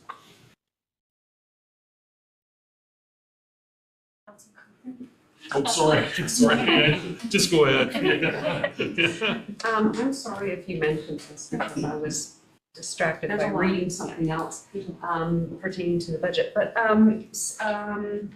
grants. Next slide. Next slide. I just note that there are some grants available for sports and recreation, or did we miss the deadline? Oh, we're going to come back to that this afternoon. Okay, thank you.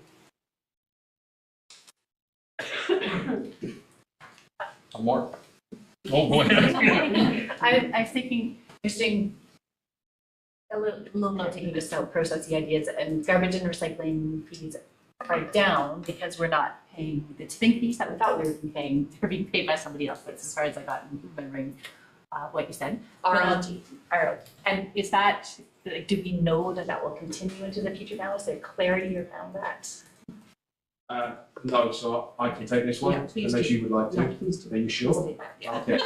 I like to live and breathe waste since I got here in 2022.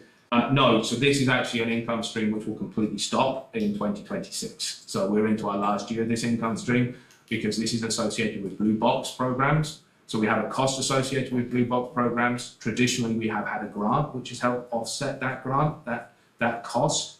This year is the first end of the year where we don't get a grant. We're basically being paid for service delivery, and they are paying more of our service delivery costs than we had anticipated they were going to, which is why we're showing a different number to our budget number.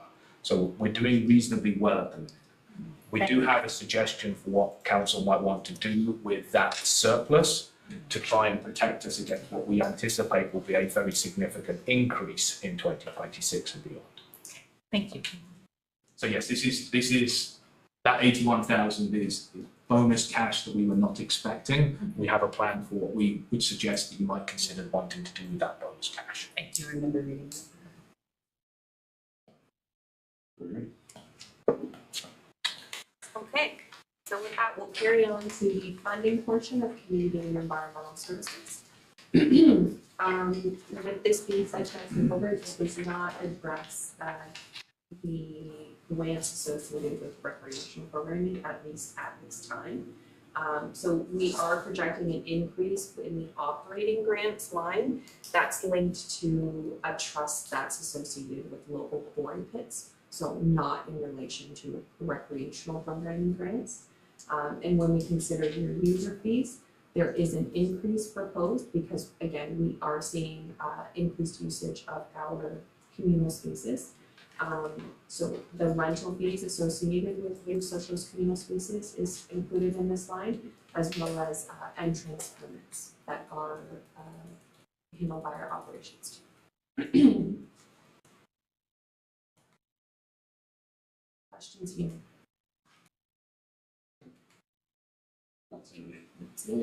Okay. So now to consider our council-based budget. You'll note that as included on the slide, it does include a 3% COLA on monthly salary and per diem rates. That is in line with your existing remuneration policy. And another note for this line, you'll note that the donations budget line has a noted decrease of $10,000. That's due to the council direction in relation to your existing donation policy. That policy will also come back in October for review prior to your next budget session in November. So you're gonna have a lot of policies in October.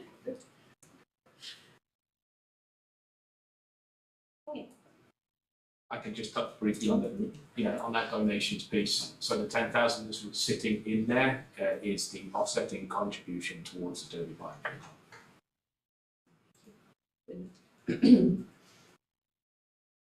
Okay, so in moving on, we're now on to our office, and I almost did it again, I almost went straight to programs. Okay, we're sitting in office of the CEO of Corporate Services.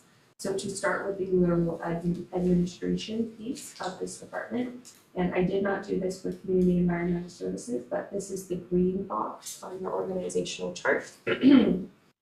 So you'll note that there is a slight overage in our salaries and benefits line. That's due to what we will talk about later this afternoon through our proposed market check budget request. We performed a quote mini market check on some positions to gauge where we're currently sitting in preparation for the 2025 review. So those costs are reflected there.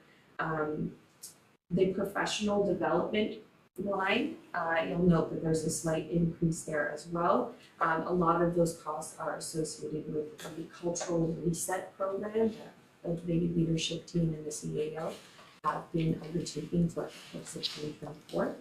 Our computer and equipment line, the 2024 budget included a request to have $25,000 added to this line. It was not considered part of the budget for 2024, but it has been for 2025. So you will not see that moving forward. The remaining increase of $25,000 is for software licensing. In completing a review of our annual budgets, there was a slight variance between the amount of softwares we've welcomed to create efficiencies internally versus what we had budgeted for on an annual basis. So that increase is reflective of just keeping up with the softwares that we've welcomed on board. And professional fees, that includes the entire township's legal budget and staff membership fees. So professional membership fees, like for example, maintaining designations, CPAs, etc. And your other line includes third-party fees for tax sale purposes, and those fees are directly recuperated throughout that process. You know, I'm throwing a lot of information at you every slide. So. So coming from the public sector, I have never had a job where my employer paid for my professional designation fees. I've only ever seen that in the private sector. Is it typical for municipalities to pay for professional fees? Like, is that across the board something that's typically done? Okay. In my experience, anyway. Do you echo that? Yeah, I've never worked for a municipality that doesn't.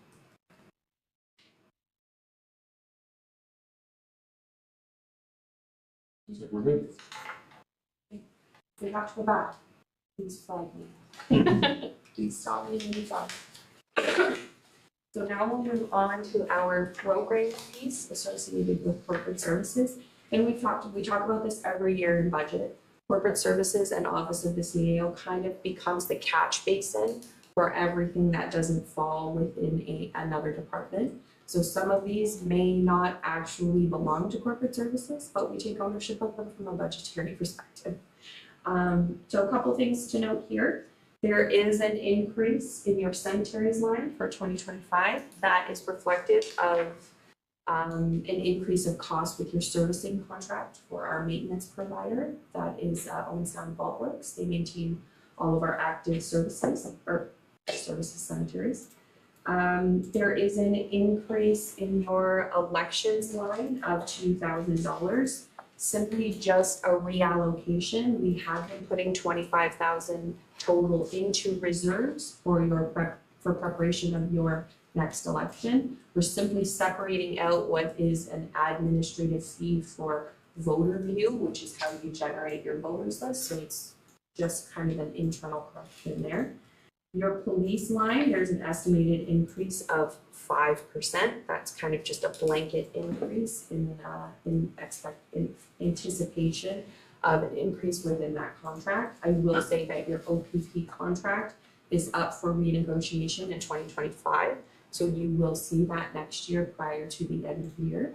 That will be reflective of the new board structure as well.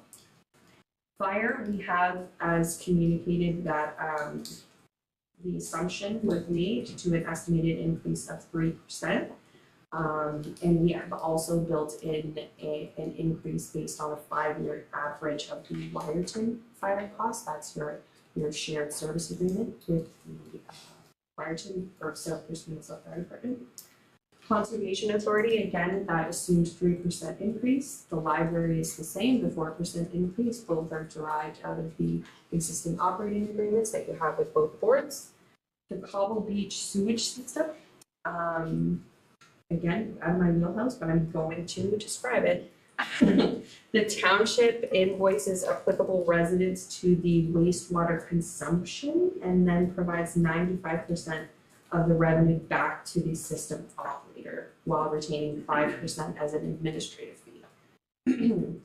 So, biodigester, we have assumed the same as previous year. And stormwater includes principal and interest repayment on the loan for the brook drain. Any questions? What happened with Cobble Beach in 2024 with the sewage? Is it such a, why was it? Where did the difference come from?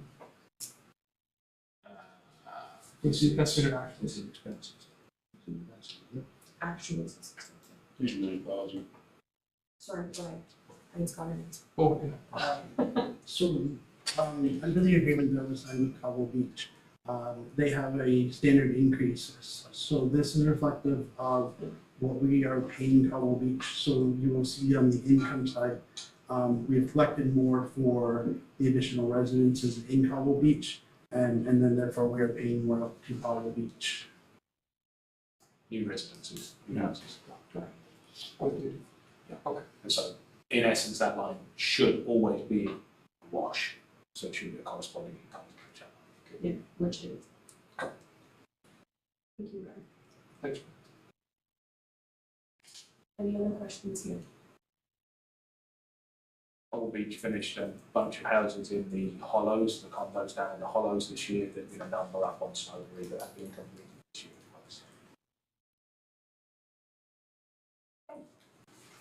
So now we'll get into the funding portion of the program that you just reviewed. So in the operating grant line, that line is reflective of the 2024 Ontario Municipal Partnership Fund. The 2025 allocations have been released but are not publicly available as of yet.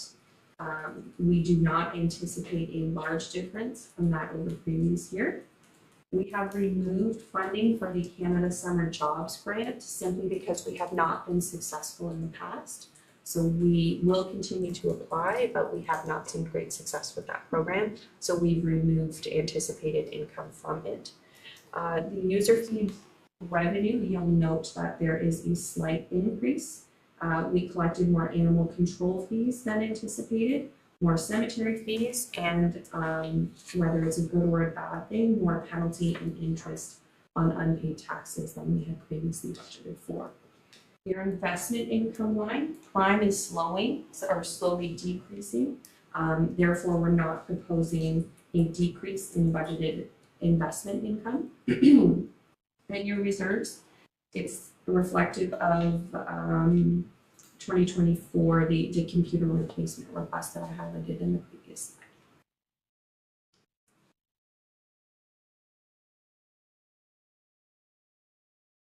So again, the one thing I'd point on this slide, just before we go on, and we are going to come on to variances, but the other investment income, it is worth noting just how significant the shift in prime has been in terms of our investment income.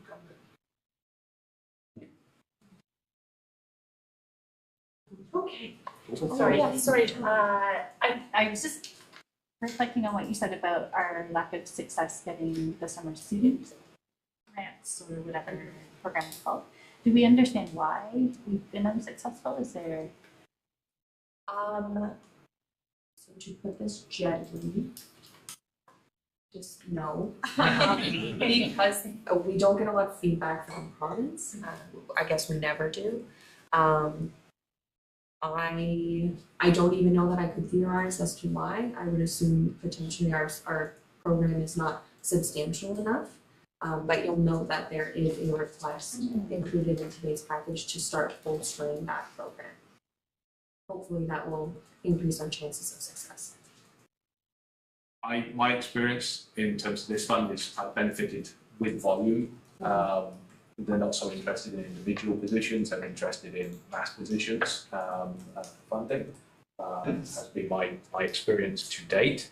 Also a systematic program of having these and being able to get the applications in good and early. So as Mr. already indicated, with hopefully we're proposing to put in place a regular program for student recruitment, which would maybe allow us to build that relationship up with grant funders a little more than we have done in the past.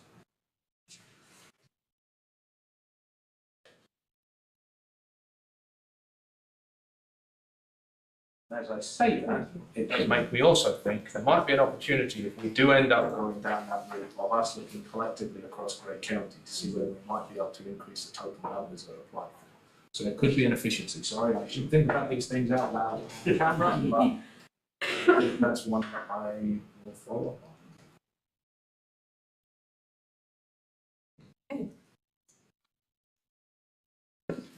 Move on to our reserves. So I'll start by saying, with council's input, these amounts can be rearranged. And I'll flag that Appendix B in your agenda package is reflective of your existing reserves and their respective balances. Brian has gone to again copy it and make it bigger, so you can see it. I will say it is still fairly small. So apologies in advance. You'll note that there is a proposed increase in your contribution to your bridges reserve, considering there are a bulk of large projects that are high priority items that will draw from your existing reserve. And as we've talked about briefly with our development charges conversation, our asset management plan remains in draft. We're still working on it. That will help the township understand and determine its existing infrastructure gap. So for now, we're approaching reserves through a conservative lens, but that asset management plan will give us a more defined scope and a more defined achievement point while we consider reserves and our current balances. So I would briefly add to what Britt said. Through the reserve policy that you're going to see later on this year, we're starting that process of making sure we got the right reserves and understanding what those currently do. I think that's important because then when we bring back the asset management plan, which will start highlighting the infrastructure gap. I'm sure you've all heard those terms spread around. Don't worry, we're not going to be the first council ever to not have an infrastructure gap. We're going to have one. Then once we've got the reserves in place, we've got the reserve policy, once we understand the gap, we will then be able to provide direction as to how you may wish to close that gap over time. That's forward. And that's good to hear because we are hearing about the gap. At the same time, we see our aging infrastructure and we see costs going up exponentially. But I, for one, don't have a good handle on whether we have, whether we're preparing adequately for the future. And one thing we don't want to do as a council is plan for today or next year. We need to leave our municipality in good shape, looking 10 or 20 years down the road. So I look forward to that information. I think it's important. I think, again, to build on that one, I'm glad we're having this conversation now because I think if this is a budget around addressing some immediate infrastructure priorities and immediate community concerns, I think next year's budget is going to be very much focused on how do we fund to address the infrastructure gap. So I think next year's budget is going to have a good flavour of what we're talking about this time round, but it will also be around how do we invest in our reserves to make sure our reserves. So this year we're taking, as Ms. Drury said, a conservative approach to reserves because we don't know whether we're over padding them or under padding them. I suspect we're underplanning them. We, with the asset management plan in place and a capital program in place, we will be able to identify the infrastructure gap and have a good conversation next year around reserves. That conversation will not wait until we get into budget. It will start in the early parts as soon as we get to the asset management plan. The AMO session I attended this week around strategic planning and budgeting really, it was really a lot of doom and gloom regarding this gap province-wide. So I think we do what we can budget-wise now for the future, but I think it's up to council too to start advocating to province from a political sense that we need help. We need more help. We need more help with our infrastructure and managing that gap. And until we get what we need from the province, I feel like it's going to be a huge challenge. Again, to provide comment, Councillor Coburn, I think excellent points. So we've all seen the City of Toronto strike a new deal in terms of provincial and federal funding to support infrastructure that had become municipal responsibility over time. That new deal is being echoed very much in the Prosperity Review, and the new financial agreements that AMO and others are advocating strongly for. With the province, we remain quite closely connected in with the work that AMO and BOMA are doing in terms of that work to strike a new deal. The council has supported several recommendations on that point and made sure that their voice is echoed. We'll continue to bring back those opportunities to you. I think it's fair to say if we look at bridges, like many municipalities, our bridges were put in on the back of provincial and federal funding dollars. We're now having to replace them on the back of property tax dollars. And so the Prosperity and the Municipal Review, which AMO are championing with the province right now to try and undertake, look at, is to address some of these funding gaps. Provincial funding as a portion of our overall budget base has steadily decreased over years, and that means our reliance on the property tax base has increased over the years. In addition to that, the cost has gone up, and we've had a number of pieces of infrastructure and new business downloaded from the province to us. So in essence, we have less money coming in and more demands on that money to be made, and the only resource we have available to us is essentially the property tax base. So unfortunately, the gloom continues for municipalities that are not those that are identified as growth targets right now. And again, we'll touch on this briefly this afternoon probably, and also as we go into conversations over the next few months around certain areas of infrastructure. The reality is we do not have a growth target at this point given to us by the province, which means the vast majority of infrastructure funding is not accessible to us. It's only accessible to those that have agreed to a housing target, and we have not had that request from the province. We're beyond that envelope. There's some 40 or so municipalities that have had those conversations, and we don't currently qualify for many of the grants because we don't have those housing targets. The ones we do qualify for require shovel-ready projects, i.e. projects that can be completed within 12 to 18 months, and they're fairly limited to the projects we've got on our books. That's right. Just to add a little bit of information to the conversation, the Canada Community Building Fund is also part of the dialogue. It's not just provincial funding. And what I learned at AMO this summer was that fund is based per capita for the municipalities, and there was a lot of conversation around smaller municipalities with smaller populations that host a lot of people during during the summer and spring and fall, and how little consideration there is for the number of bridges and roads that those municipalities maintain for a large number of people in the summer compared to a small number of people year round.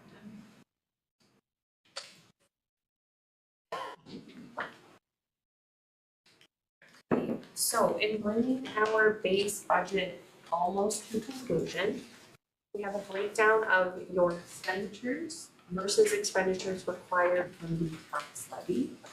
So for purposes of the 2025 base budget, your total core expenditures are just over $17 million. That is reflective of all of the increases we've seen moving through each department.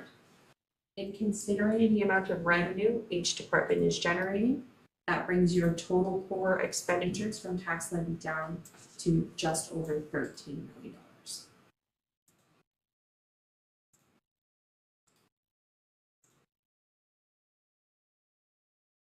So again, that's if we don't change any service levels and we assume no capital projects in 2022.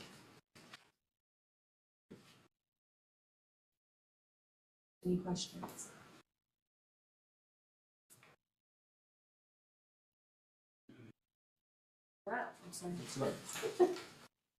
Great. So I'm going to take us through a few slides before we hit lunch. I am anticipating we'll probably be breaking around about 11:30 at this point in time.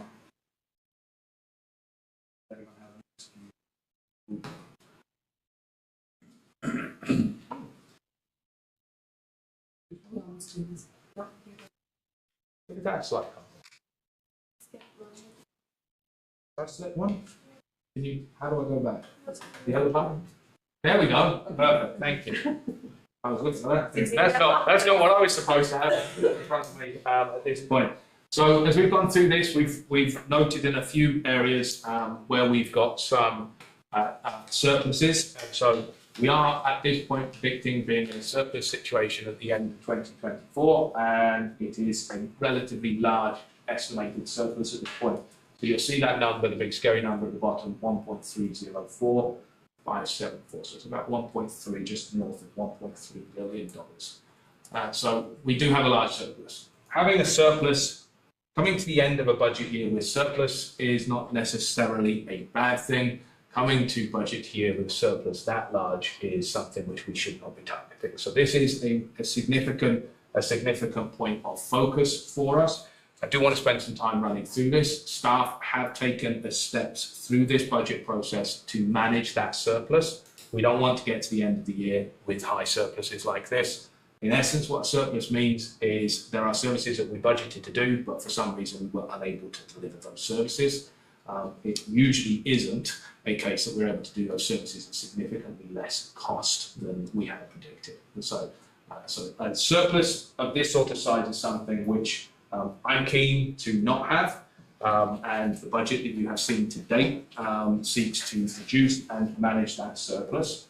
Your reserve policy will also help to reduce and manage that surplus over between now and final budget period as well. So I'm going to run through very quickly and talk about some of the areas which are significantly contributing towards it. And almost $500,000 of that is actually more or less outside of our hands, because a large chunk of that is the additional investment income that we've got, additional grant revenue that we've achieved, and so it's a good news story. So that $500,000 is actually a case there where we've gained more money from the things that we're not doing. So this is where we have got more money coming in than we had anticipated. And so that's the revenue based on higher than traditional prime rates. It's additional grant revenue that we've been able to pull in, and it is additional user fees are somewhere separate. Yeah, user fee is down the next slide. So the top number, the biggest number on this list is the one that we have limited control over. The user fees, we've seen an increase in user fees. A large amount of that user fee revenue is associated with recreational programming. So we've seen very substantial increase in programming at the Kemble Arena primarily. We also had a slightly better year than we were anticipating at Shallow Lake, but a large chunk of this is coming from the Kemble Arena. You have seen some additional costs that are associated with that. I should note that the additional costs are probably more than offset, not more than offset by the user fees. We're probably incurring more costs than we're getting back by user fees, but the two do relate to each other. We are seeing more use of that facility. Which leads to your overspending utilities. Yeah. For the Kemble Arena, is there an activity that is drawing people in to account for the surplus? Actually, Or is it a mix of it? it's a mix of activities. So probably the biggest in terms of contributing towards this increase in user fees is baseball. We have a very good working relationship with the Bay Sox Junior, and they basically book the whole, the arena for the whole of the winter season. It was a completely unexpected booking, and they are probably the significant driver in this. The other one is pickleball.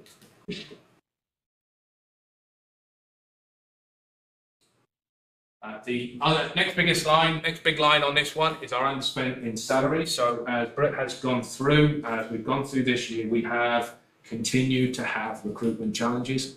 Again, these are not things which are isolated to this township as opposed to other municipalities. Municipal recruitment continues to be a very challenging environment to be in.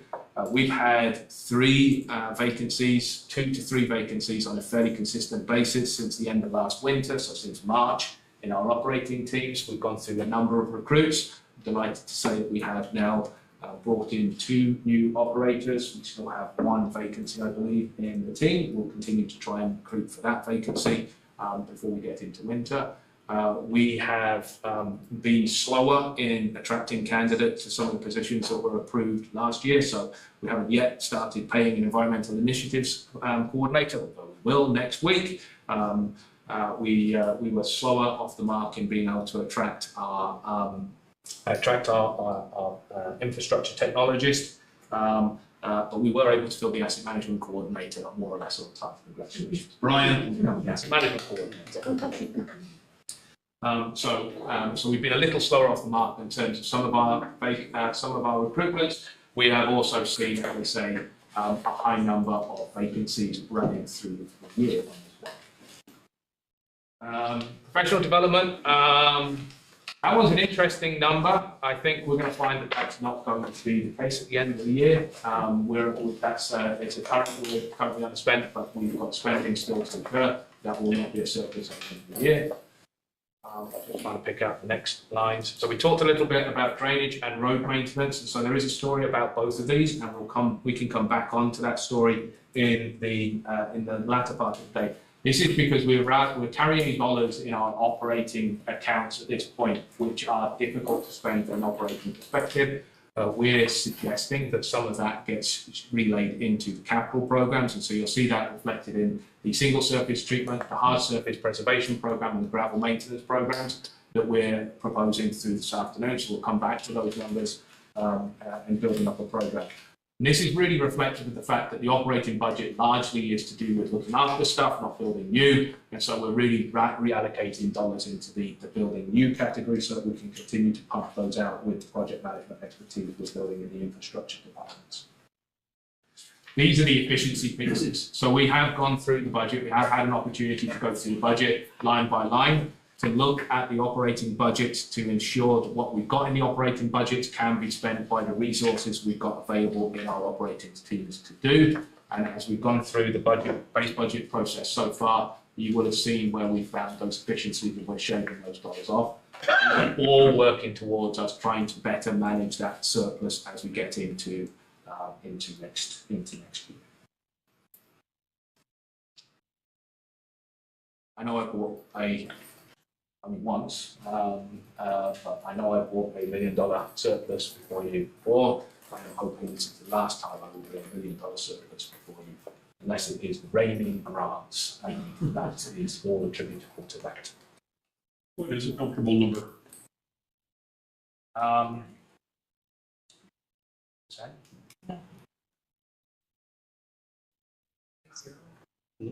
We're always going to have variance in staffing. If you're managing your staffing well, you should always have variance in staffing. You should always be budgeting for everybody to be here all of the time. So the second somebody's not here, for whatever reason that might be, you should be squirreling money away. On a $13-14 million tax budget, yeah, something in the order of maybe $500,000 might be acceptable. This is too high. That's not legislated like an overage is. The only thing that's legislated is I can't put a minus number in front of it. I'm not allowed to bring you a budget which has a negative number in front of it. We're not allowed to do run a deficit at the end of the operating year. So it will always be on the positive side, but $1.3 million on a $13-14 million budget is a bit high.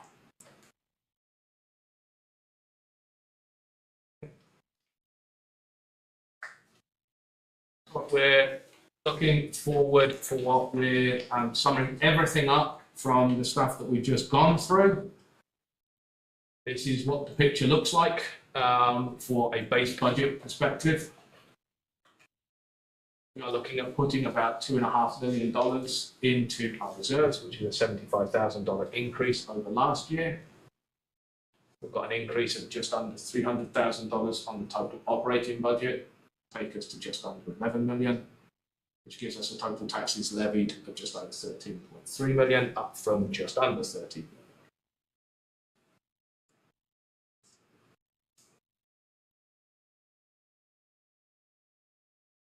Okay, these are the changes that we suggested.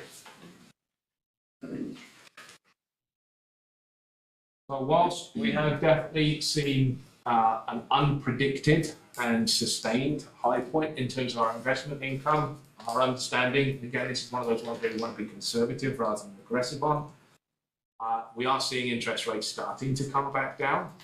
And so we are suggesting a slight decrease in our investment revenue for next year.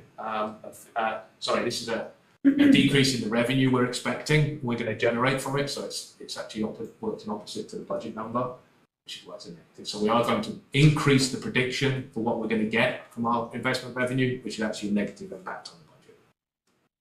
We're not going to increase it by the $250 million that we've seen extra come in this year. That would be an aggressive stance to take. To just simply take last year's number and put it forward to this year's. Similar with the user fee revenue, we think some of the reasons that we've seen increased user fee revenue are going to be sustained into next year. We are anticipating that there will be some comeback in terms of our planning grants, and so we are suggesting a slight increase in user revenue next year, and so we're budgeting for that, and a slight decrease therefore in the overall budget. We have an increase in salaries and benefits, which is associated with the cost of living increase that we put in, and associated with the union renegotiation that will occur next year. The decreases that we found in terms of the efficiencies for drainage and road maintenance, which we'll come back to a little bit later on. We had a hard look at the fleet and equipment line, and we think we've had a little bit more money in that than we've needed to date.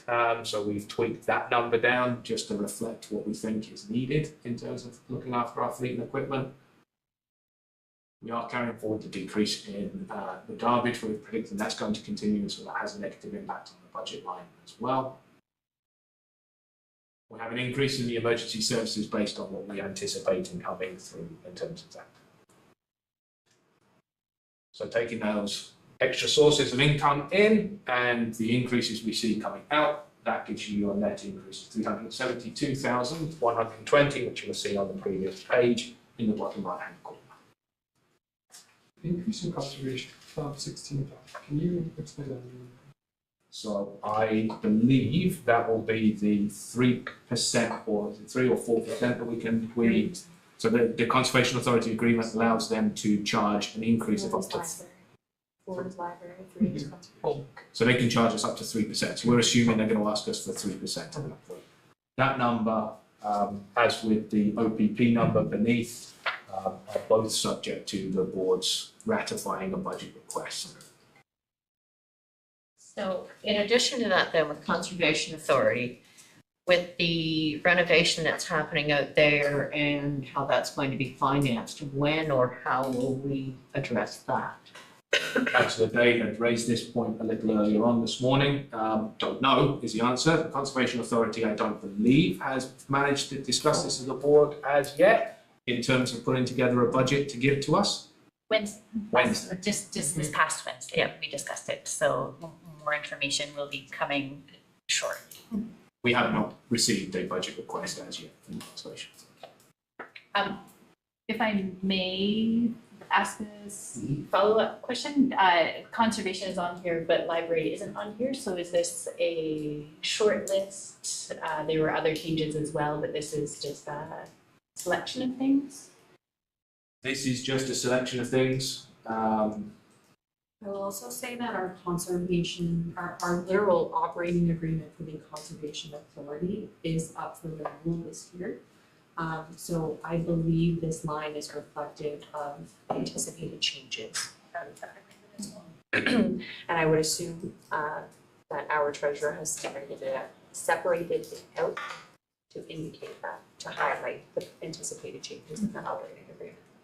So that would impact fees that we can collect on behalf of the Conservation Authority and the rates of those fees, how often, and our overall operating relationship with conservation. Still don't quite understand why that's different from the library with its 4% increase not being. You are correct.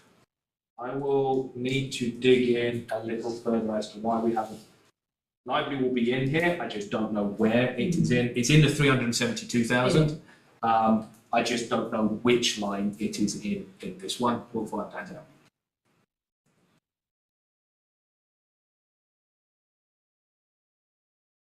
But the library 4% is included in that. I just don't know. Okay. So, 5 minutes earlier than predicted. That brings us to the end of the base budget conversation. This afternoon, we'll start moving into the budget requests and stuff like that. So we've done a lot of the background work. Is there any final questions before we wrap up and head in for lunch? Have we got lunch? I thought we had. Okay, perfect. We'll break till noon, half an hour, good? Yeah. Rock and roll, okay? We'll break for lunch.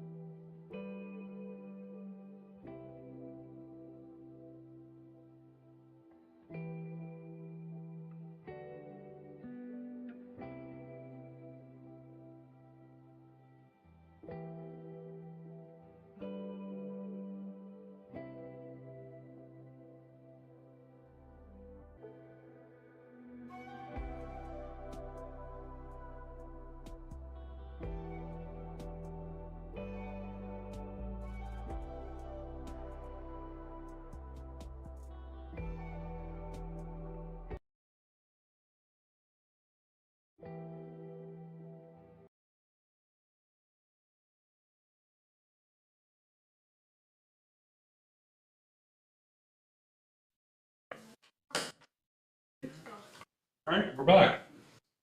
Ready to move forward for the afternoon. Let's get the presentation up.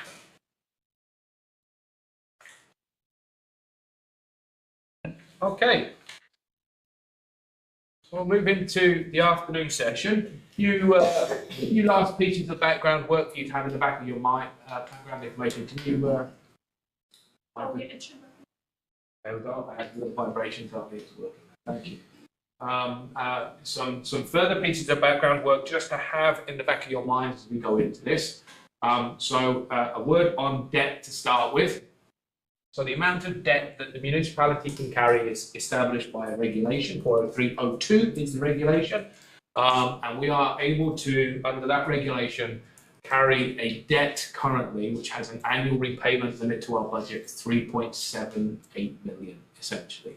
So we can, out of our budget, under the regulation, carry as much debt as we can pay off with $3.7 million each year or less. So that gives us in total access to a debt capacity at this point in time of, if we were to do it over 20 years, we could carry $30 million worth of debt. Over 15 years, $27 million. Over 25 years, $32.5 million. So we can carry fairly significant amounts of debt if we would like to. And as you can see, we can make a repayment limit of $3.78 million. We're currently paying back about $200,000 each year to service the debt that we currently have. So we have over $3.5 million of repayment limit each year enabled that we could use for taking out debt and financing projects through debt. The long and the short of this is we're carrying very little debt. We can carry a lot of debt. I think if Sam was sitting here, she would want to very strongly caveat that from a financial perspective, having a $3.78 million debt repayment fee each year would be a significant misstep to do all in one go. But equally, with $200,000, we have a very low level of debt currently. So debt is something that could be considered. We are not recommending needing to take out debt as part of this year's budget process, but it is a tool that if you wish to use it, you could use it. We could investigate it further. I don't imagine we are going to be able to get too much further down the line without having to lean on debt at some point in the incoming years, but we're not recommending it as being needed at this point. Just a question, could there be a reason for us to have more debt than what we have? And this goes back to something that I heard at one of the conferences years ago, is that when people are applying for grants, if you're carrying very little debt, it looks like you're in a good position, so you're not as apt to get the grant as somebody that's further in debt. So I've heard arguments both for and against. The domestic argument is always, if you don't carry debt, you can't be a good creditor, and therefore you can't get more debt when you need it. And so having some debt and paying it back and servicing that debt is of value. I've heard it mentioned that a municipality doesn't take net debt is suggesting that it is in good financial shape. I think there are swings and roundabouts. The good news is we have carried debt, we have serviced that debt well, we have paid that debt down. And I think that tells a very good news story for the township. At this point in time, there is nothing which gives myself or Sam any cause for concern that we might be in a bad ability to accept debt in the future. I would think the main driver for accessing more in terms of our debt capacity is interest. And AMO, the session I attended recently, definitely promotes long-term debt as a tool and a smart investment tool when the rates are where they ought to be. So things like paying, I'm just thinking about bridges, for example.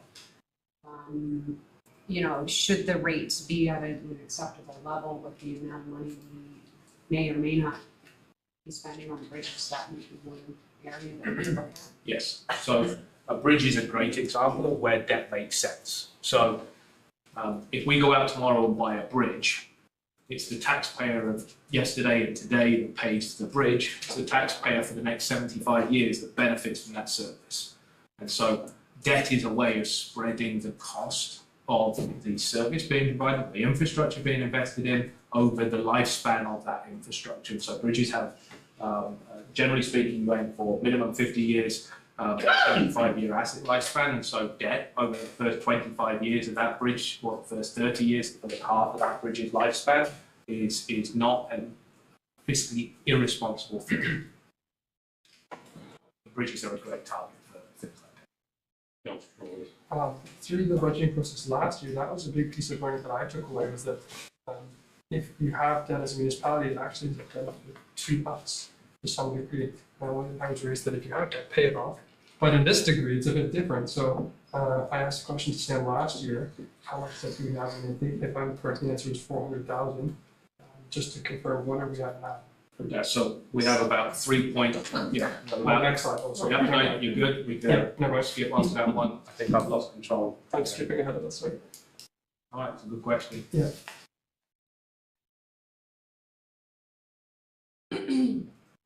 You may have Oh, now I've gone too far forward. There we are. You may have muted. We muted? You're. Oh, did I We're mute? supposed to be. We're supposed to be on. Okay. Okay, Thank you. perfect. So we are carrying about $3 million, $3.5 million worth of debt at this point, $3.3 million, which we're paying back at the rate of about 202,000. So actually, I think we're, yeah. Yes, so we. No, I'm reading my wrong notes here. I apologise.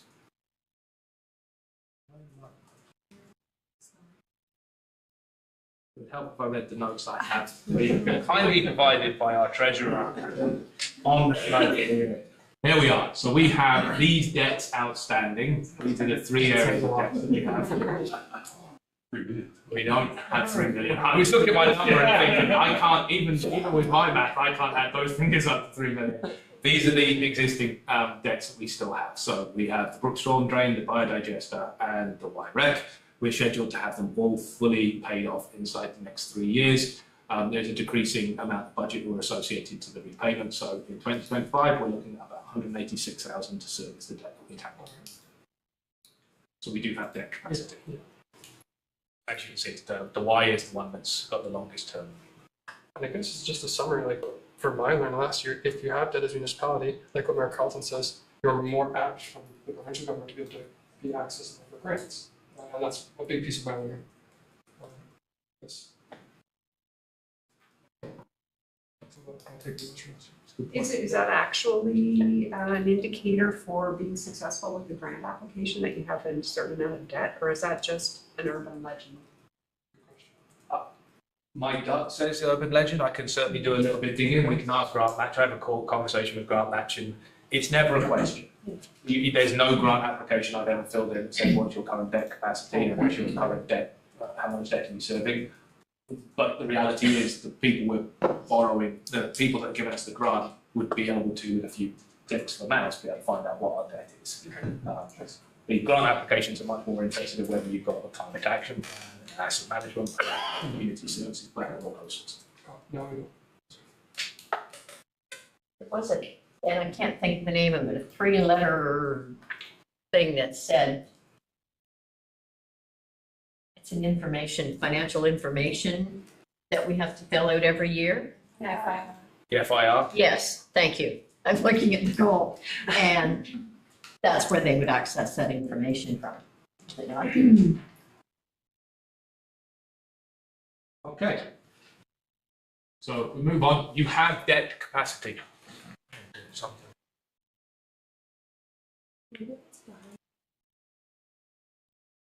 Can you click me on to the next slide? Yeah. Awesome. Okay, so we noted earlier on, we get a couple of grants on a regular basis, OCIF and this. It's working for Carla. No, it's not me. I'm doing something wrong. We go back a slide.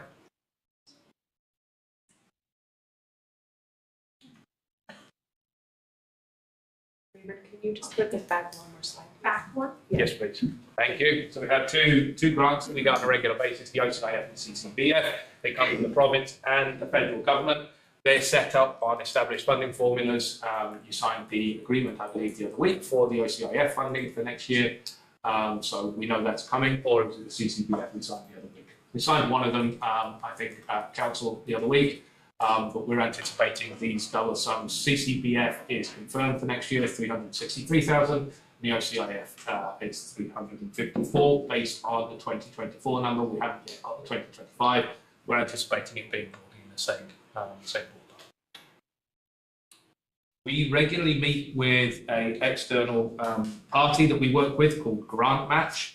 Grant Match work with municipalities across North America to look at their budgets and look at the available grants that are available from the private sector and the public sector, from the governments at all levels, to see where there might be projects which could attract grant.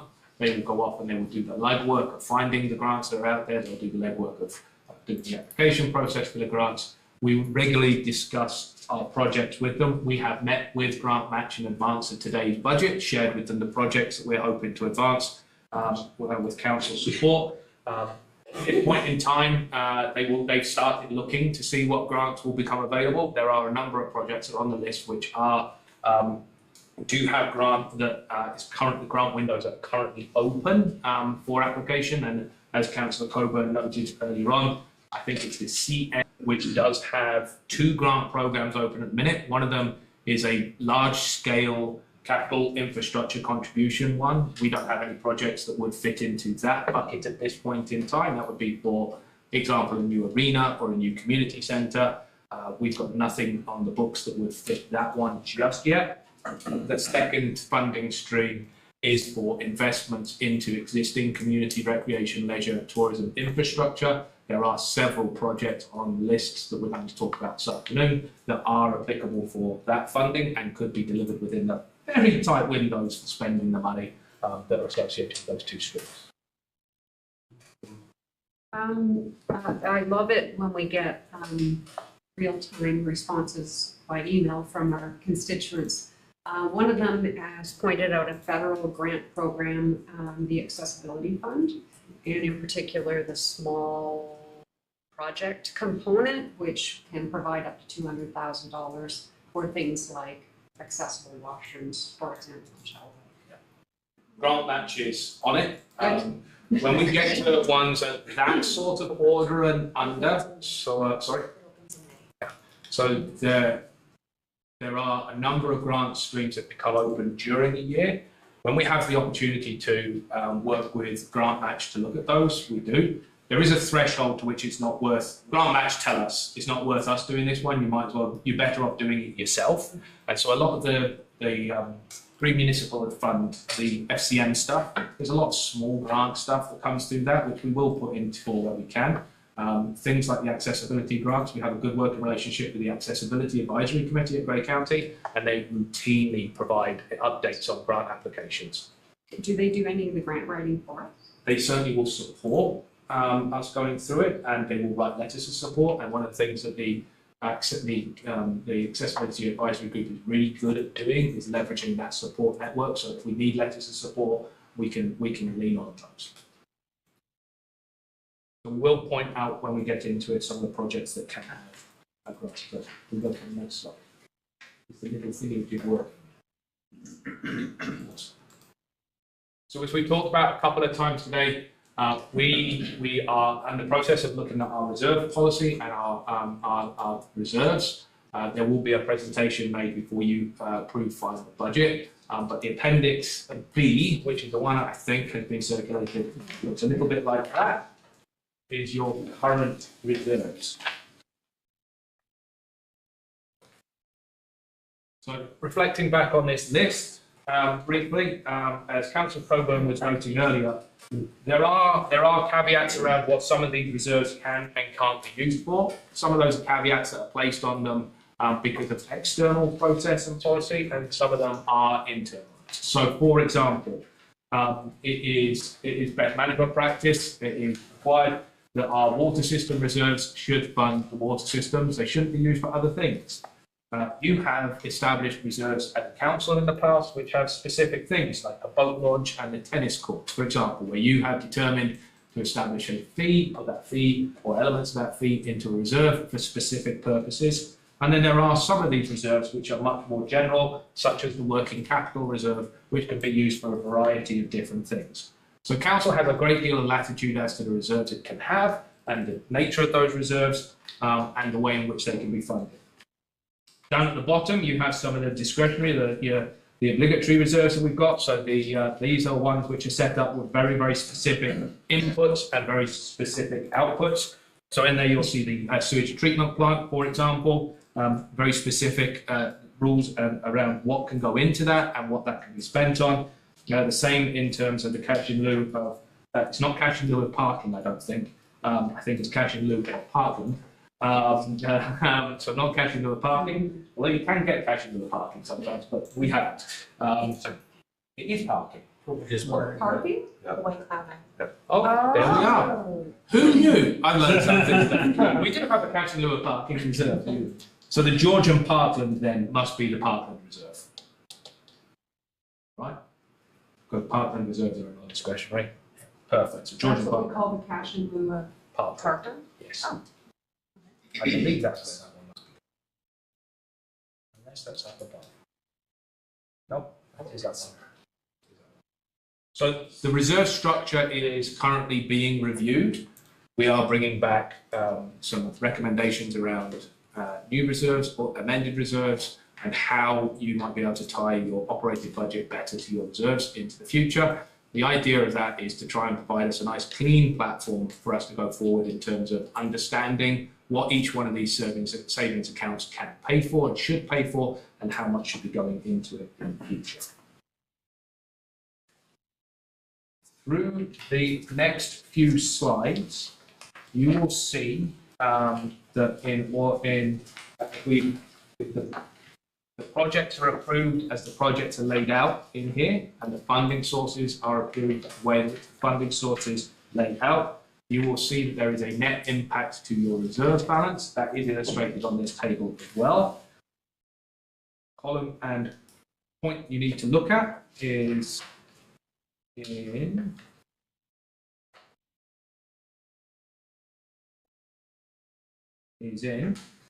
the column, the unaudited balance December 31st, 2024 in blue. The bottom line tells you what we are predicting our reserve to be at the end of this year. Then if we do everything that we are suggesting we're going to do as the way in which it is laid out in this document, bearing in mind this is very much a draft of the first hit of the can. In the purple, the unaudited balance December 31st, 2025 would show the drawdown on reserves to get there. So as you can see, last year Council endorsed and approved a drawdown on reserves, and we're forecasting that being less than was recommended, but would be see the total reserve fall from 23 to 21 million. And as it's laid out at the minute, we would see that reserve decrease again to 18 million. That is as a result of some of the projects that have already been approved, and it is a result of the new draws on reserve. In essence, last year's budget and this year's budget draw down reserves. More comes out of the reserve than is going in at this point in time. As we get to the very back end of the presentation, you will get a chance to see how you might want to address that in different ways. And so we will have that conversation again, but I wanted to draw out while we're looking at this table where those figures are. Okay. Who steers me now? Very good. Do you mind? Oh, we're there. You're already good. You're ahead of me. Thank you. So assessment growth, we mentioned it right at the beginning of this presentation. Assessment growth is something which serves to the benefit of the tax base each year. So assessment growth is essentially delivered by two primary instruments. So the property tax dollars that come to the municipality are set by the cost of the municipality divided out by the tax base that you have. Assessment growth is when there is a change to the tax base. The change in the tax base occurs primarily through two things. One, somebody makes a capital improvement to their property, that increases or changes the MPAC assessed value of the property, that means that they owe more taxes than we were predicting that they were going to at the beginning of the year. So when a property gets reassessed, not as part of an overall reassessment program, but reassessed because of an improvement that has been made, then we see a net benefit. We call that part of our growth allocation. It's a material change in the total value of property in the township. The second time you get growth changes happening is when there is a new property that is built and it becomes a new source of tax collection, new property tax source for ourselves. And so two things instrument into growth.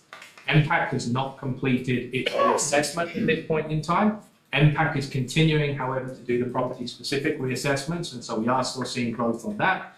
For anyone watching, when you pull a building permit for doing something like a garage addition or a second floor addition or something along those sorts of lines, when the permit gets closed, MPAC are advised of that, and that's when they get the trigger to come out and have a look at your property and see if you've made a material change to the assessed value of your property, and therefore your tax is objective. So growth is one of those things that we have very limited control. We are not able to increase it. We're not able to lower it. It's one of those things which happens on the basis of development within the township. And it is something that at this point in time is serving to us to the benefit. And we've seen a 1.4% increase in growth. The total values you see there, 2 billion, is it 2 billion? Yeah, it's $2 billion. Yeah, $2 billion is the total value, the total value of the property tax base in the township. The growth has been 29%. Councillor Bird. Quick question. For the tax class, they're all quite understandable except for exempt, and I was wondering if I could get a definition. Well, the exempt is actually probably the easiest of all of them. So the exempt are properties such as the Conservation Land Tax Incentive Program. So there are a number of ways in which a property can be exempted from property taxes. It is actually a cost to the municipality because when somebody takes something from a tax class into a non-tax class, there's a corresponding loss in revenue. But the Conservation Land Tax Incentive Program is a good example of the exempt class. Thank you. The property still carries value. It's just that we're no longer able to collect taxes on it.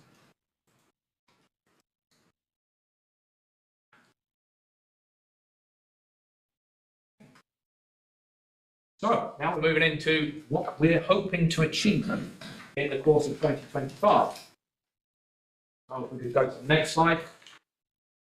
So what you've got in front of you, what you have seen in advance of this and what's currently available for anyone that is online is a series of budget requests.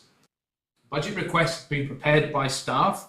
These budget requests have been prepared over the last, I'd say, 6 to 8 weeks in earnest. But they're informed by conversations that have been taking place since we stopped budget last year. So since December of 2024, we have been thinking about the budget requests for this year.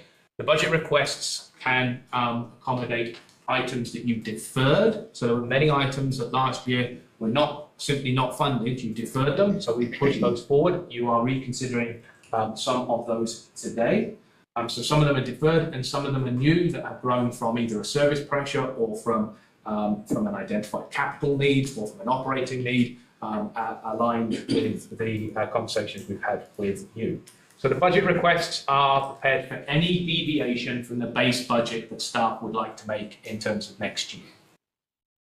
These are for new and replacement capital and for one-time asks. So a new playground is a capital request, a new vehicle is a capital request. It can also be for a new service level if we wanted to see new staffing, for example. As noted earlier, we are not looking for this year, then that would be a new service level that we've been provided and supported by staff and would generate a budget request. Budget requests have not been prepared for projects which you've already approved. So there are impacts from the approvals of last budget year and indeed the budget year prior to that, which will be extending into 2025. So those have not got new budget requests associated with them. If you have seen and approved a budget request in the past, we're going to touch on that in a second, those projects are continuing and they are built into your base budget. Where the, that one too much. Yeah, so I'll briefly touch on it. So point 4, Many of these go beyond our ability to spend money without coming back to you. If there are particular projects which everybody around the table thinks is absolutely a no-brainer we need to start on, then we'll take that direction and start working on the background information. Nothing can be awarded prior to you confirming budget at the beginning of next year. So at times, if we're aiming for January, we may have tenders and RFPs that we could recommend for award on the same night that you approve budget, but we can't award those budgets, we can't award those projects until you have confirmed budget. There is an ability for you to advance the approval of specific items, but generally speaking, that's not something that we would recommend because you're then approving the budget in a staggered way without being able to see the whole picture. For some of the projects that we're asking for today, so for some of the budget issue papers, the budget requests you will see, the project cannot be delivered in a single financial year, so you will see them staggered out over multiple years. So there are several projects which you will see which has staggering associated to them. In approving the budget request, as in the past, you would be endorsing the ability for us to move forward with that project, and we would be doing so with the tail end of the project. So we'd be doing work perhaps in 2025, that would be seeing construction in 2026 and 2027, wrapping the project up in 2027. So some of the budget requests before you today incur budget impacts over the subsequent years.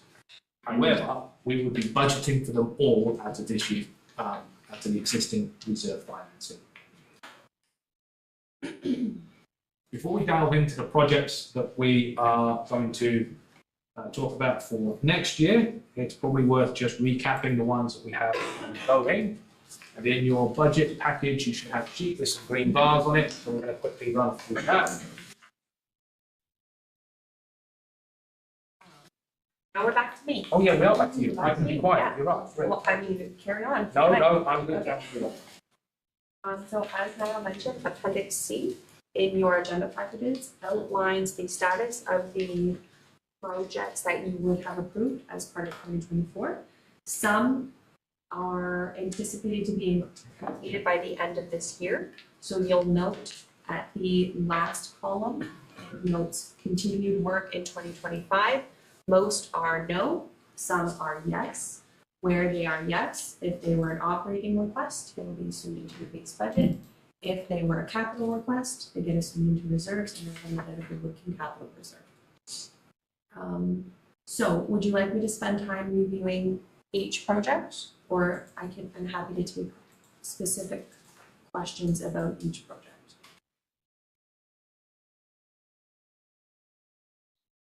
Comments? Okay, go over. I don't know if anybody else. You want me to, or you can? I'd be happy to go over all. Let's go. Unless anybody has any questions. We can get fairly quick. Yeah, we can do it quickly. So your first section is your community and environmental services. So Sarawak Family Park and the Hillside Walkway has been completed, noting the full progress bar. Tandem truck with snow clearing equipment, we have an estimated delivery date of November of 2024. So you'll note again that will be completed this year. Tractor replacement with the attachments for equipment V251. Council considered a tender, which was then rejected. Yeah, I was trying to find a nicer word than that. So we are re-tendering with a different range per council's request. Our traffic calming Just measures. before you, that we're hoping to have that, it will be an RFP process that we'll go out with the next time round. We're hoping to have it RFP'd this fall. It's possible it comes back to council this year, but likely probably early next year. When we look at our traffic calming measures line, you'll note that that is complete. We have purchased solar panel speed signs and black cat speed monitoring units. I know that our bylaw enforcement team bylaw enforcement officer, I should say, has used those quite a bit throughout the summer season in response to some speeding things throughout the community. Our electric vehicle charging stations, both at the municipal office and Shallow Lake Community Center, are being completed. The municipal office is expected to be installed in September and Shallow Lake by the end of 2024.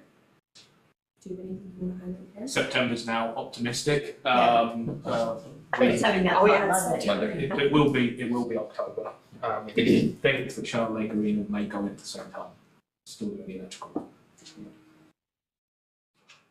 Our whole building monitoring system, it will be complete by the end of 2024.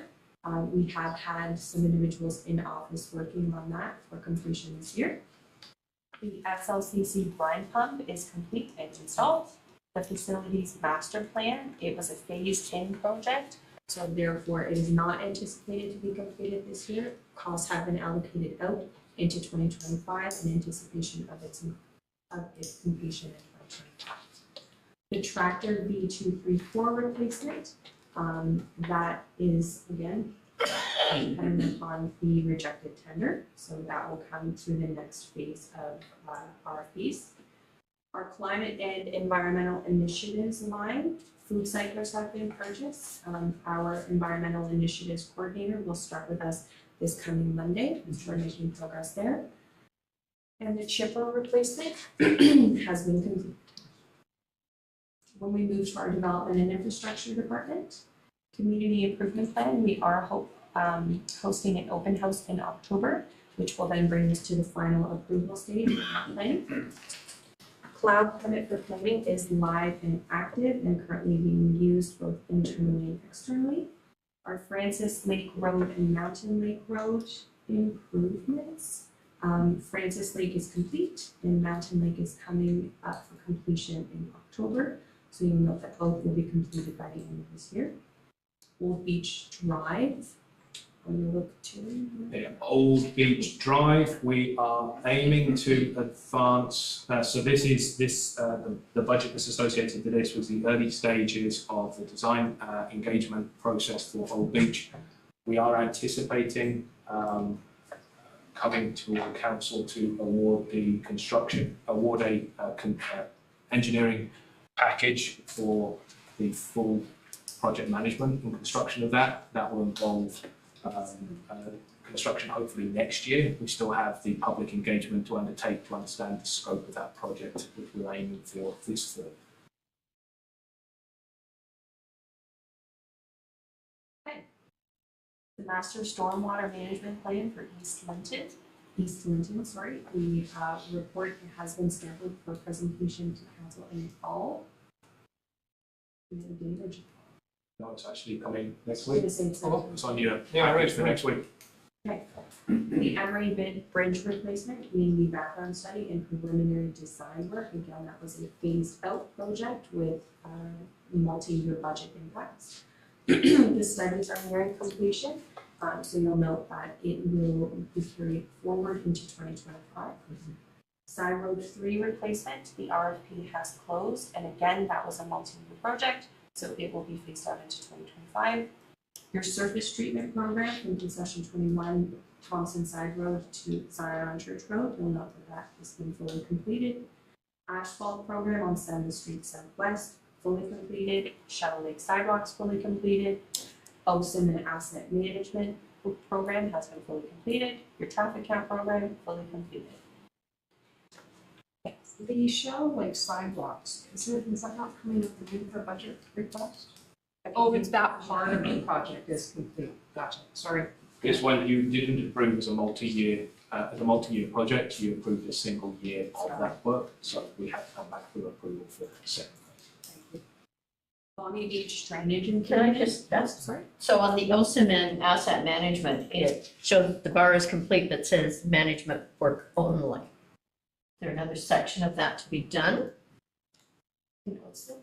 So just to clarify on that, through the chair to the mayor, the 2024 structural inspection is complete. The 10-year program is in draft. We do anticipate, staff do anticipate to bring that forward to council's consideration in the near future when they consider the asset management plan. 2025 going forward, there'll be another consideration for the 10-year capital priorities list, and then in 2026 there'll be another structural inspection program. So in essence, the award that was made earlier this year was for more than a single year's worth of work. They've completed everything they were supposed to complete in 2024, but still have the work that's been awarded to them in 2025 and 2026. Thank you. Our next item is your Kwame Beach drainage improvements, something that we've talked about a lot this year. That again was a multi-year project, so will continue well beyond 2024. There is an update coming to council next week, including a presentation for our engineering firms. Moving on to Office of the CEO Corporate Services, we talked a lot about our asphalt management plan today. We know that the program is completed. It will continue into 2025. That goes hand in hand with our maintenance manager implementation. That will also work in tandem with the asset management plan and continue into 2025. I think there is a typo. The top box should say not complete and it will continue to 2025. Oh, Yes, yeah. Both are not complete. from a financial perspective, I think we're done this year. We're done this year. The agreement with Citywide was for to help prepare the asset management plan, and then that will be presented to council, and then all of the follow recommendations and requirements will be an ongoing thing. But the work that Citywide has been contracted to do, it should be complete this year. Our Oxenden Cemetery columbarium has been installed, so that is noted as complete. We've actually installed two. Server replacement is complete. Our office furniture budget line, you'll see as nearing completion. That will be fully complete by the end of this year. Our laptop and computer replacement will also be fully spent by the end of this year and be complete. Our budget and reporting software is still in its development stages. You'll likely, hopefully see the rollout of it in your next budget cycle. So in your 2026 budget cycle, you'll see a new way of presenting the information. Our council chambers technology upgrades have been complete to the credit of the clerk and her team. I do not miss the microphones. Can I just make a comment about that? I have heard from some members of the community that they don't hear it as well with the new system as opposed to the microphones. So I was wondering, what was the rationale in moving from the mics to the whole, was it just because of the fiddly microphone system, or? Thank you through the chair. The project itself was thought about from a few different angles, including how we use council chambers internally. So internally, council chambers also used as a meeting space. And so for events like this where you see us moving the tables to a different configuration, we never had enough mics for everyone in the room. This system just made the most sense for how we use council chambers on a day-to-day basis, and just for the public's benefit as well. We do have the capability to adjust the microphones in this room if there are audio issues that need to be resolved. We'd certainly love to hear the feedback. They can be moved. They pick up a lot of sound. They are also generated by AI technology, so they do have that noise suppression as well. So if they need to be relocated to aid in hearing our meetings better, we have the capability to drop them from the ceiling to make them closer. But there are certainly improvements we can make, and as mentioned to council via email, we are open to having a discussion about any feedback improvements to the technology, as it was tested in a less formal capacity than a council meeting, and so it has been difficult to determine what the kinks are. And so we're just, as we go along and as we meet, we're looking for that feedback to make the improvements so that it's ironclad and a good experience for everyone. If I can to add to that, our old system simply did not exist anymore. We had outlived its useful life cycle, meaning if something broke, we could not replace it, including our live streaming equipment. we were kind of just waiting for something to fail. And in the event that it failed, we would have no backup. So we had to make a change. I've had the same comment about the quality of the audio. They tell me we should look at it. So the good news is, we can look at it right now. So everything we say is being recorded on YouTube, so it's easy to go back and have a look. So we will make some efforts to rewatch some of the YouTube, make sure it's coming through crystal clear. Okay, so moving on, our now present second column area, we're just waiting on its delivery. I anticipate that to be completed by the end of this year. Our website rebuild, I actually just got my first look at it. It is pretty cool, to say the least. That will likely go live. We had anticipated a date for October. I hope to meet that date, if not in November. But most definitely will be live prior to the end of the year. Our cemetery software, we are in the process of awarding a purchasing tender to a company. That will of course be done through the council sphere. Did we just do that? No, we have nothing. Okay, getting my agendas confused. It's coming soon shortly. Our corporate strategic plan, we have completed our public engagement and we're hoping to have it in front of council in November. And I'm surprised you didn't jump out of your seat when I read that as well, because you're so excited. Our shoreline allowance work, again, that was one that was projected outward beyond 2025. So that work remains continuing on that portfolio. It is a very convoluted and dense project. One that has taken a lot of time and a lot of learning, which is steep learning curve associated with it. That's it. I noticed that it's already a little bit over budget. And I just wonder if in the long run, like if we're not completed yet, does that mean it will be a lot for budget? So at this point, I'm going to have to track down where the $4,718 comes from. It's not actually over budget at this point. We haven't spent the 100,000. The 100,000 is simply committed through purchase orders and lawyers. So we've committed to spend 100,000. I'm not sure where the 4,718 has come from. That will be an extra invoice, and it could well be allocated from a project that shouldn't be gone to that. So I will trace into it. We're tracking for on budget at this point.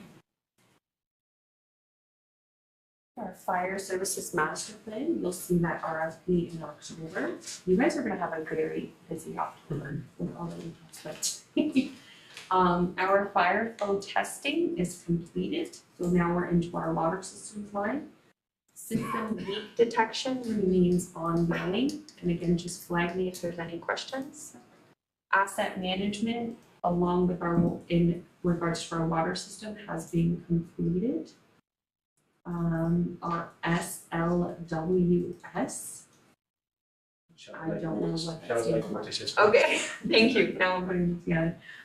The boiler work has been completed. You'll note that there is not an anticipated date as of yet. That remains to be determined. Kevin, do you have any comments on that? Put you on the spot? No? Our Potawatomi water supply, that will be carried on into 2025. You will have an update report in October, correct? Yes. Your Potawatomi water system, that will be completed by 2025. The miscellaneous works. East Linton water system, the PLC unit has been complete. Again, that was in the same status as the Shallow Lake water system, in that we will provide further information on when it's anticipated to be completed. And the Oxiden water system miscellaneous works are not completed as of yet, but will be completed prior. Question.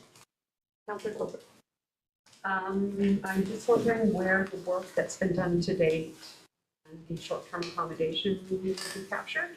So that is captured under our operating budget, so that forms part of your base budget. Sorry. Shouldn't be under project As well, or is this just, are these just capital? Yeah, it should, I guess you're right, I'm happy to give you an update. If you have not done so already, the latest version of an update for the short-term accommodations program is in your agenda materials for next week. Should council decide to do so, you can give staff direction to bring the licensing bylaw forward for final ratification at your next council meeting. If you do so, the program and associated licensing platform will go live just after Thanksgiving, so likely October 15th. That is our expected go live date to start accepting applications for the 2025 season. So from a project-based perspective, Will be done.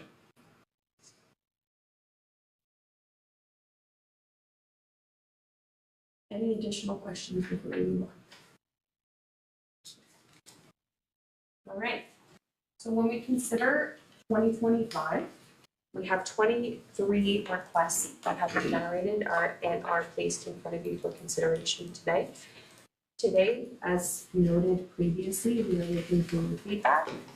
And once completed with that feedback, a target tax rate increase for staff to go away with. We welcome any and all feedback on these requests. If you like it, if you hate it, if you want it changed, whatever that looks like. So that's a brief snapshot of what you'll be considering here this afternoon. Again, we'll go into deeper detail with each respective department. Before we get into that opportunity for a deeper consideration, we wanted to gather your feedback in regards to requests that you do not see captured within those 23 that you as council would like to see brought forward on November 12th. So have we captured everything that you feel is a priority, or would you like to add it? I can't think of anything to add. I'm just wondering where the community feedback on this budget process. Have we received that in terms of a report? No. Okay. So you just incorporated it into the plan? The capital requests that you see here do not consider the feedback through the budget survey. The feedback collected through the engagement survey, thank you, will be presented to council in October.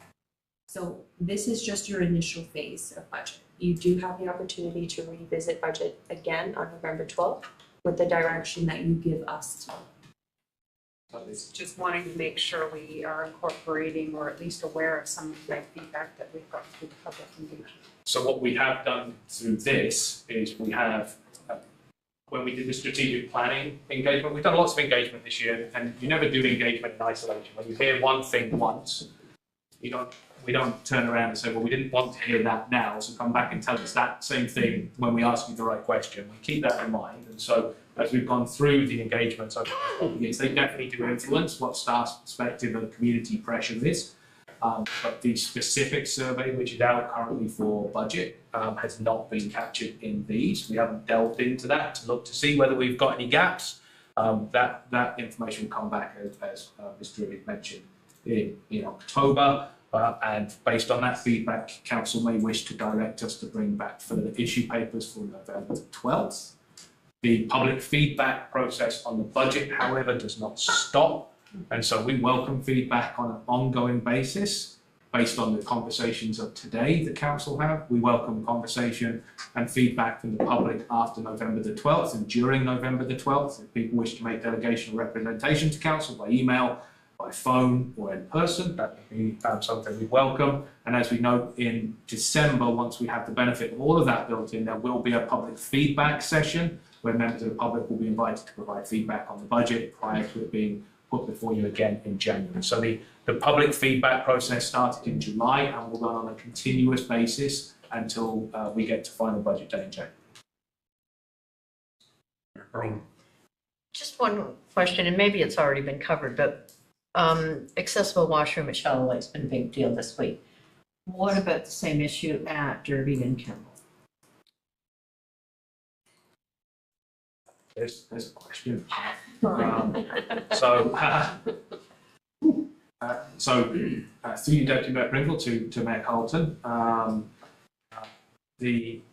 accessible washroom at Shallow Lake is embedded within so we've done work. So I think the first thing I should note is, based on some of the correspondence that come in, there is ongoing work to make the washrooms more accessible at Shallow Lake.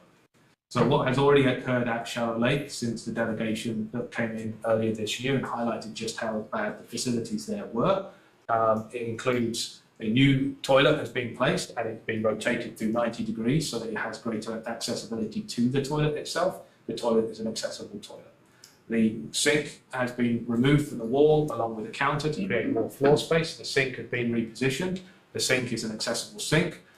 It has accessible faucets. It has newly placed soap dispenser, which is an accessible soap dispenser, and it has a new accessible standards mirror that's been erected in the accessible location above the sink. So we have relocated a lot of things in that area. We have not, for both supply chain reasons and also operational pressures this year, been able to complete the renovation to the extent that we had hoped to by the putting in of ice. And the things that are missing is the side grab bar. So there is a grab bar which is placed behind the toilet at this point. We need to place 1 or 2 grab bars. It's either 1 on an angle or 2 grab bars in an L configuration on the side wall next to the toilet. They have been placed on back order. We're waiting for those coming in. As soon as they do, they'll be installed. The other thing is we've had real problems with the door. The referee's changing room, which is the one that we're renovating at Shallow Lake, has ductwork piping, and it's a block construction like most of the front building is at Shallow Lake. So we've had to engage a structural engineer to give us some advice as to what needs to happen. That process was completed this week, and we've now engaged the replacement of the door. So there will be a door installed. We don't have a timeline for that yet. I'm hoping sooner rather than later. There will be a new electronic door that's installed to provide access into the referee's changing room. That makes that space more accessible. Where possible, we've met building code compliance for accessibility. However, the nature of the building does not allow us to make that washroom accessible. Aside from anything else, there's a doorway you have to get through, which is too narrow to constitute accessible. And so there's a block way beyond you get to the referee's changing room, which is not accessible, that we can't deal with through this program. That would be a complete restructure of the front end of the building. So it's more accessible, and it will be accessible to wheelchairs, but it is definitely not an accessible bathroom. What you will see in the budget request in front of you, and again, jumping ahead, this is in the Community Environmental Services package. We are proposing to do a full scale, as we discussed at the council meeting where there was a delegation and was part of the budget process last year and deferred to this year. We are considering a complete remodel for all the interior bathrooms at Shallow Lake.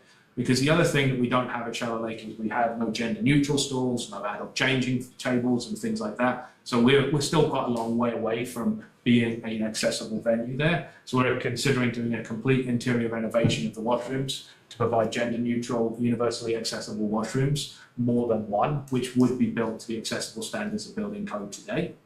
We're also seeking support to do the same to the outside washrooms at Shallow Lake that are there, as was being achieved at the Sarawak Family Park, to make sure that there are accessible washrooms for anyone that is at the Ball Diamond during the summer or wanting to use the playground when the arena may be locked and closed up.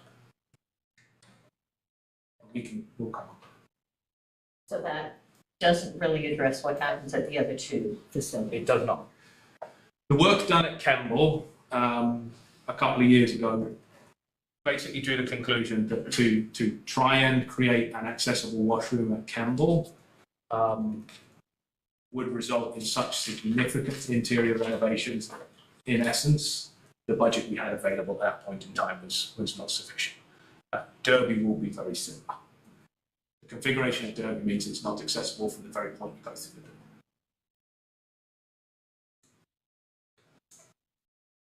Both of those 2 considerations will be captured in the facilities master plan. So one piece of the facilities master plan, which we talked about briefly, is to do a complete accessibility audit of all of our facilities, because we also know we've got accessibility concerns in other buildings from a staff-based perspective as well. So we will be doing accessibility audits in all of our buildings as part of the facilities master plan. Thank you. Any other priorities that you would like to see addressed that have not already been addressed through the request?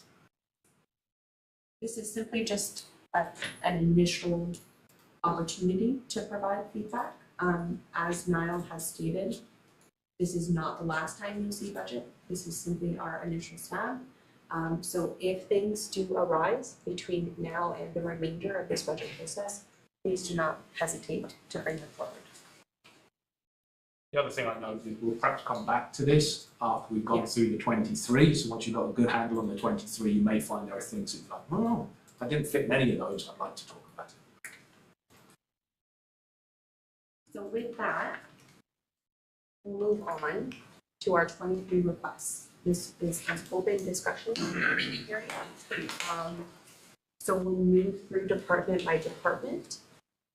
Then feel free to, and Mr. Chair, I may ask you to facilitate this part of the conversation. Sure. Staff are ready and willing to speak to any of your requests that you may have questions on. We simply ask that you pull them. And we'll answer any questions. Very good. So is there any questions related to the summary we have in front of us here that's arising from anybody's going through the budget? Have we done that? Yes, Councilor Forward. So are we talking about, you want us to discuss the actual specific budget requests? So the one I had was about sidewalks, and I'm happy to see that work being finished in Shallows because it's happening places. Are there other sidewalks that need to be addressed in other communities? And at this point, or is there a plan for that moving forward? So I'll jump in first and Kevin, feel free to add in. So Shallow Lake, this does not finish Shallow Lake. So this is the next year. We had initially anticipated it would take up to 10 years. We believe that we're going to be able to achieve it a little quicker than 10 years, I think, now, based on what we our experience. Shallow Lake is in terrible condition and contains the majority of the sidewalk we have in the township. There are sidewalks associated with several new developments. We've assumed a lot of sidewalk in Cobble Beach, for example, which is brand spanking new. So it doesn't need to worry about capital replacement just now. We need to think about that in the future for sure. The other area we have some fairly extensive sidewalk, which is probably in need of attention, is down through the Sunset Strip. And that's certainly a project that we look at, but at this point in time, it's not the priority. Any further to be pulled? Just what I may get Kevin maybe to speak on the water meter replacement. Get a bit of a summary on that. But from what I understand, our meters are about 10 years old right now. Probably exceed most of what our neighboring municipalities have for quality of meters. But good question. I may have to defer that question to our finance team and asset management, but I can certainly speak to some of that. Absolutely right. Meters, technology changes. The technology that's in place in some of our residents is starting to be outdated. I.e., meaning it's the older drive-by technology, which is we have to dedicate an individual from the township to do meter reads on a monthly basis, if need be, or even at a new read or old read. The new technology that's going to be replaced allows us to basically digital read the water readings from desktop. So any meter reads can be completed in-house through the finance team.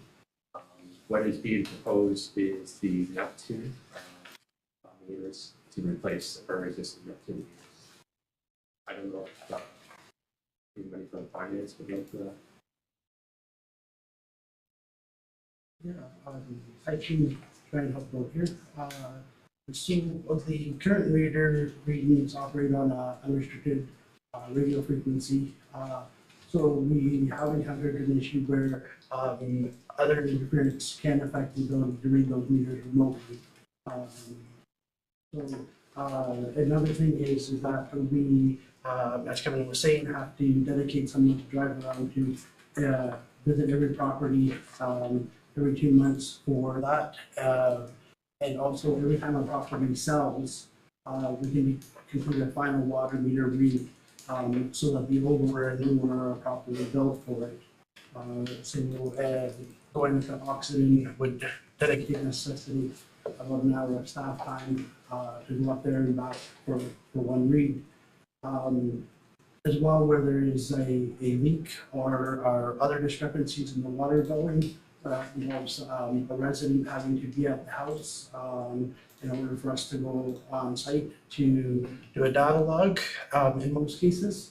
Some of them can be done from outside, but the majority of them have to go into the house.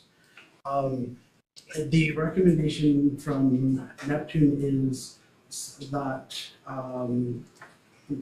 we have the multiple options. We can replace the tops of it with the cellular endpoints and still continue to use the inside brass meters. They're about 10 years old and they contain moving parts, which as they wear down over time, they allow for more water to go unregistered. So in this proposal, if we were to go with the solid state water meter basis, it would put them both onto the same replacement cycle of 20 years. And these do not have the moving parts and would guarantee a higher accuracy through the life of the meter. I think those are all great points. My concern is that 10 years ago was all done through grant money. And right now, I think that would burden the water system users, and we really should be looking at our water rate study and stuff first before we do that would be my concern. I think they're all valid points, I think they all make sense. But we are still probably leaps and bounds ahead of some of our neighbor municipalities with water meters and the technology that currently exists, right? 10 years, you go door to door. Speaking of radio interference, Brian. That would have been Zach. The one thing that I did miss on here is also the with this the software, it would allow residents to view their own usage as well, to help with consumption or leakage. But the otherwise that is the other. Is there, I noticed in that also in the water meter replacement there, there's talk about either being a 1-year deal or a 2-year deal. But to be a 2-year deal, it's gonna cost us an extra $33,000. What's the comfort level with staff on making it a 1-year deal? I'd rather save the 33,000 than if we're gonna go down that road. So this is one of those ones which is currently, we're budgeting, I believe, the 704, but it has a direct impact on the. So this is one of those ones which is not, it's not impacting your tax rate or anything else. So that's not drawing from the reserves that you have influence over. This is going to influence what the ultimate water rate would be. And so we haven't worked that cost through. Our preference, I think, would be similar to you, Dr. Mayor Pringle, that we would save the 33,000 by trying to get this done. Or the two. Any others to be pulled and spoken to? Yep, Councillor Vic. I would like to hear more about the boat launch control access. That's a shift in how boat launches operate, and I'm not sure I have it all visualized correctly in my mind just yet. And I do have a couple questions, but I'll hear about it first. So, through you, Deputy Mayor Pringle, not to discourage the question, are we good moving on from the development and infrastructure portfolio? Oh, Or we jump in? No, I might have misunderstood. No, you look quite instructions. good. I just. I thought I was supposed to look through all of the budget requests, but I might have jumped ahead. No, absolutely. I'm trying to think on behalf of those that are taking minutes, so we can make sure we can. I could be coherent. So, okay, we can actually back up on that one then, so we can go to the hardtop service program. Anybody got any comments to that? We're gonna touch each one. So I did have a concern about the resurfacing. Concession 3, Side Road 6 down to Prairie Road 16, which is Lincoln Park, basically. Any thoughts or was there considerations to fixing, especially probably Lincoln Park or Stonewick, reconstructing that chunk of road? None at this time. So with the hard surface preservation, through council's concerns earlier in 2024, with the additional budget of the hard surface program of $500,000. Staff took that recommendation and that additional budget and created a maintenance program to keep our roads into a good condition, to maintain that condition of this. So the technologies that we were considering at that time were the single surface, double surface treatment, hot mix asphalt, and surfacing on West Street.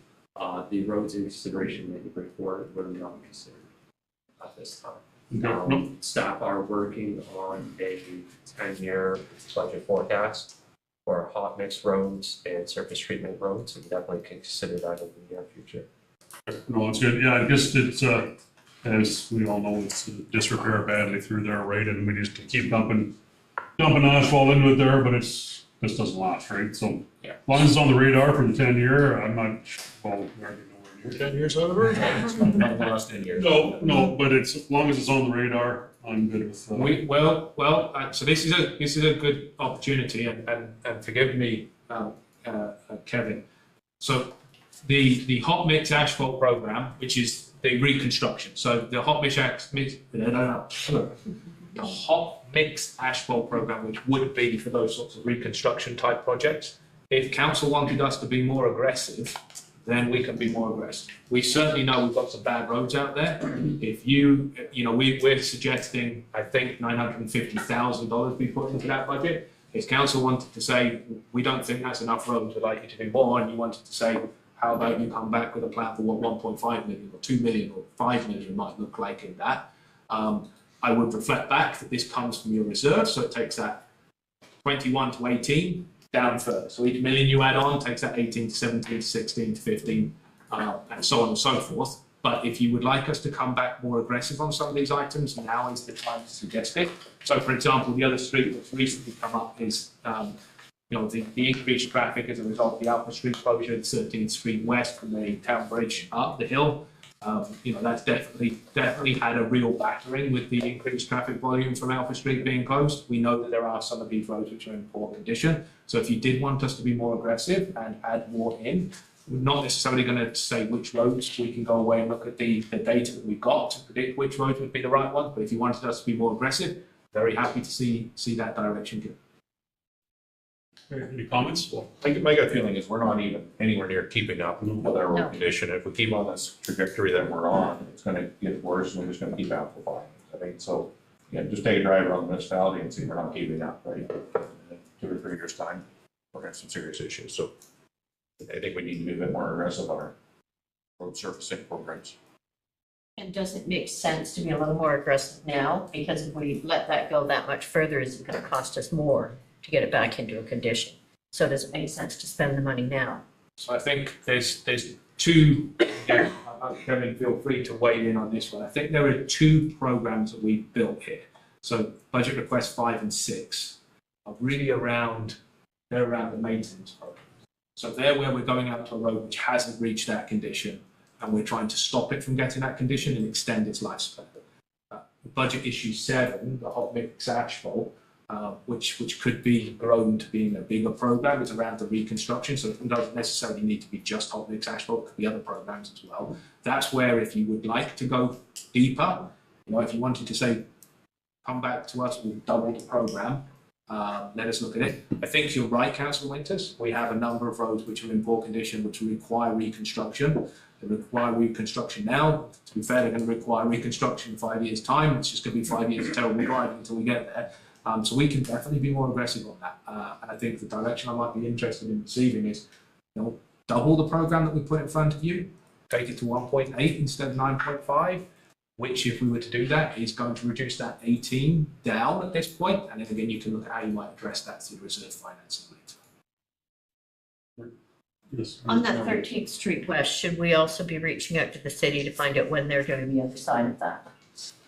So the 13th Street West is not a boundary road, strictly speaking. We would certainly reach No, out to the but we'd city. be going down into that bridge and then they would be the other side. We would absolutely coordinate with the city. My gut feeling is, asphalt is one thing, road reconstruction is another, but it's a surface treatment program. Single surface is 5 to 7 years, double is 7 to 10 years. Drive the roads, see them starting to crack down. If we don't get a sealant on the top of them, we're going to be into millions of dollars, or a couple $100,000 per road.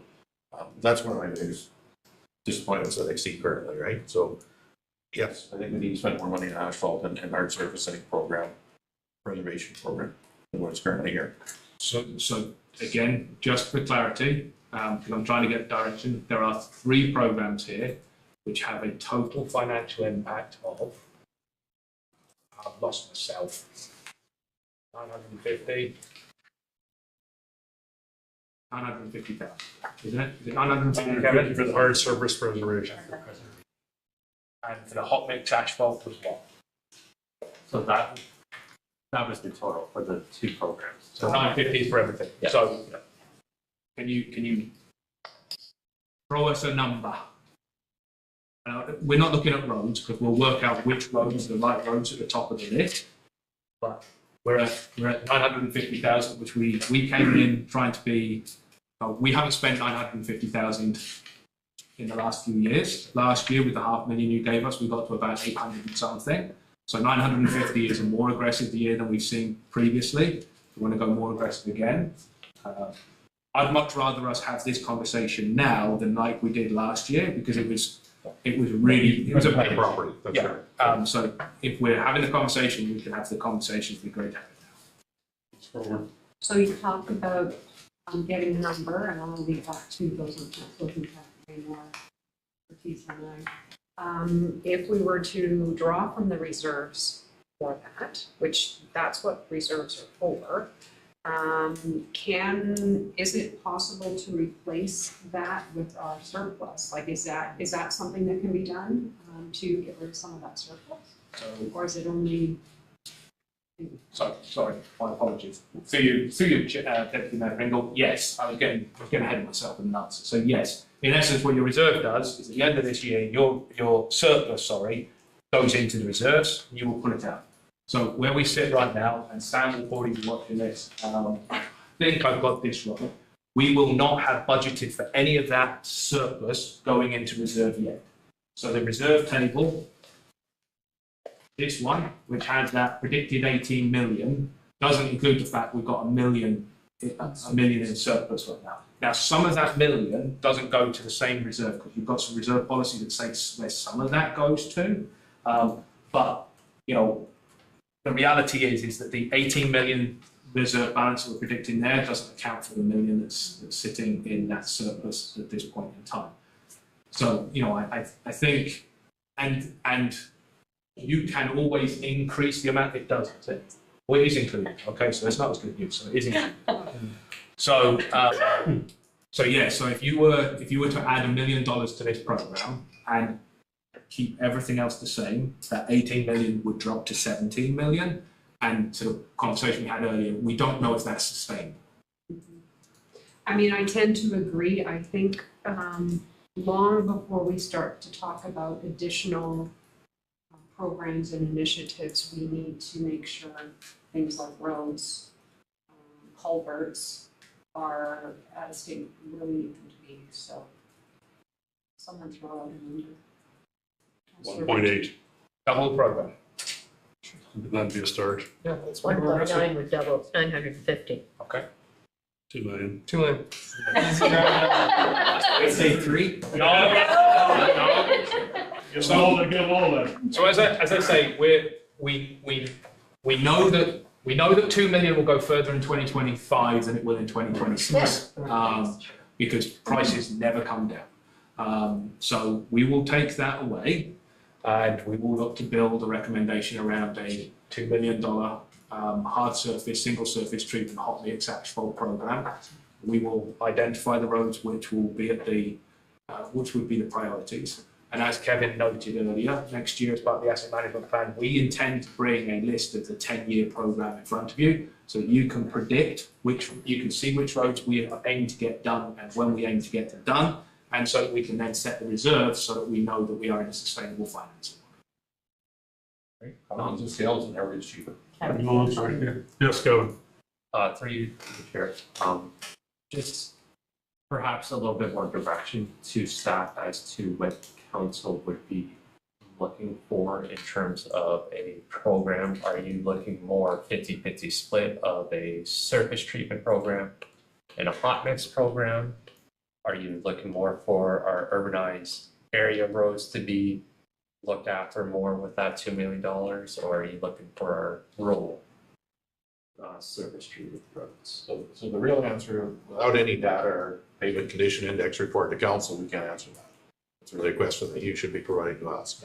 But I think realistically, when we look at the municipality, and no disrespect to any part of the municipality, we seem to put some money in the north end. We're not putting a lot of money into the south end, and it's got to look like it looks after our whole municipality, right? You know, we drive around Derby now and go, oh geez, I wonder if they're doing anything. Campbell's need to get some road reconstruction and, you know, and just a true statement. Municipality, and I think we need to evenly spread it out where the need is. But I think we need to look at economies of scale, that those, if we're gonna put it out to tender, the tender's gotta be attractive enough to people that I'm gonna give you a good deal. If I gotta come in and piecemeal, I don't think we're hitting the bank for a buck. So through you, Deputy Mayor Pringle, to Councillor Winters and Kevin, we can take that away. We'll look at the work. I think a lot of the conversation is focused on some reconstruction, so we'll look to see if there are some reconstruction projects, maybe try and keep the balance roughly the way in which we struck it today. We'll look at the pavement quality index, we'll bring something back. I'll briefly reflect. I apologise to residents in the south end of the township. You have better built roads. So you do have better built roads. They last a little longer than some of the roads in the north.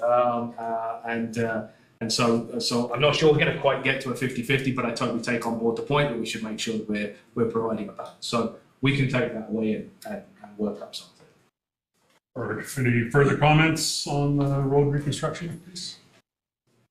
Not seeing any. Next one was the bridge programs. Anybody want to comment on the bridge programs?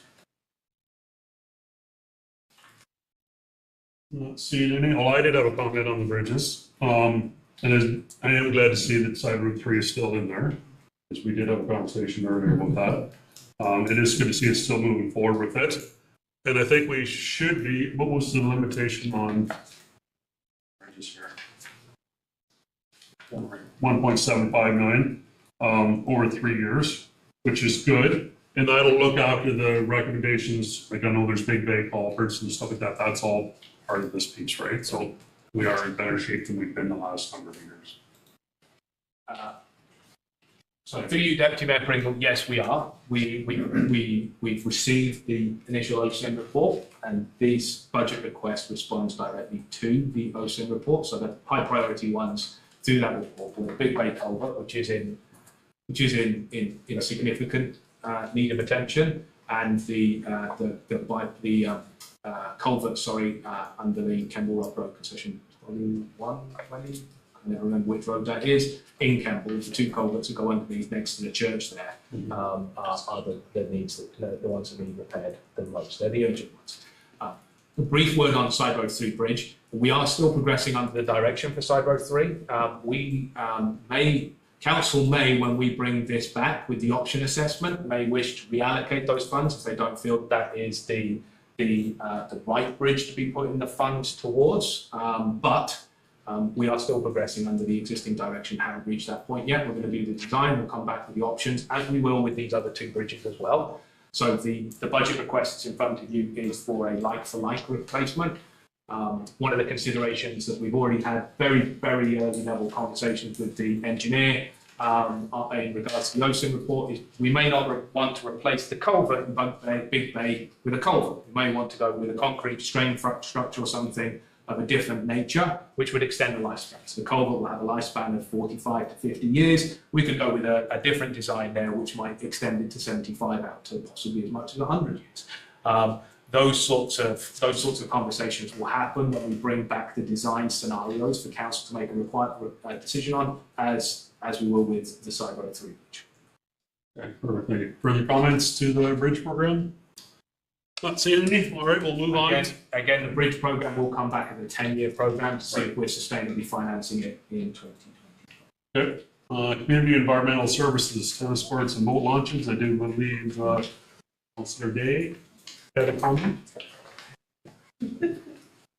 Thank you. I've been rereading this as I'm sure you're all aware, it's a lot of text to get through and sort of quickly, so I may not have noticed earlier that staff will be monitoring whether or not people pay. Is that correct? Am I reading this accurately? Where township staff can access a real-time database to ensure vehicles in the lot have paid. I don't know how often they'll be accessing that information. the thought came to mind because of the reference to the Grace Level parking and how, and through our meetings, I learned that those programs are financially successful because they have parking lot attendants present who are monitoring whether or not people have paid. So I just wanted to know if we had the same regulatory oversight. Um, yes, township staff can access real-time data as to who's paid and who hasn't. I know our enforcement officer has taken a more active role in considering parking control issues that we see over the summer period. And if we move in this direction, I'm happy to reallocate some of JSS's resources to consider parking as well. So yes, we can see on a real-time basis, but we can also move some enforcement support to further support this movement. Wasn't there a problem?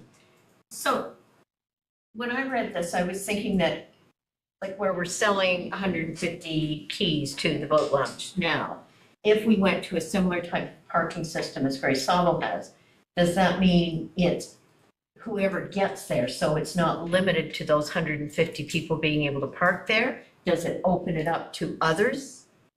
Or am I reading that wrong? So we set the 150 at the minute, really because the user experience starts to significantly decrease, is my understanding. I think, is Zach online? Can you let Zach?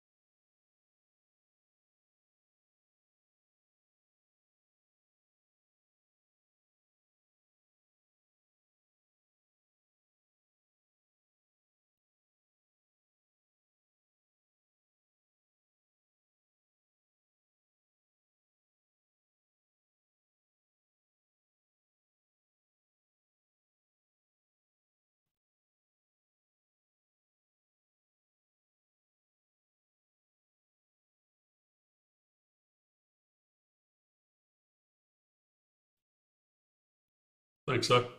Councilor Comer.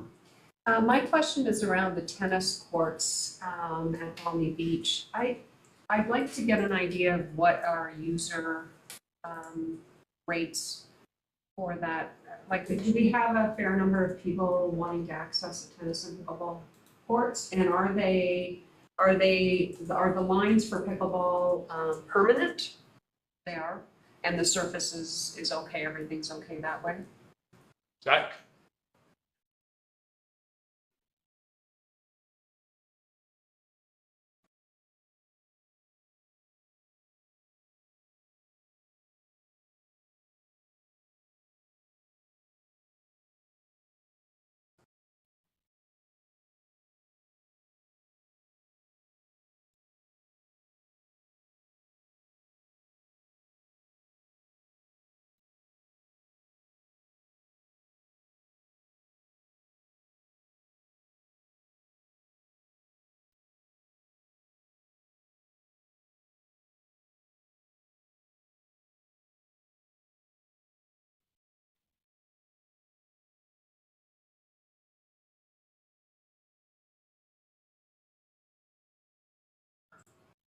Thank you. Councilor Day. If I could go back to the boat launch parking just for a moment. I have also had the unfortunate experience of being stuck behind an electronic gate that was not functioning. And there was somebody on staff who helped solve that problem. So in the event of a problem with ours, which eventually will happen, will there be timely help for folks? We can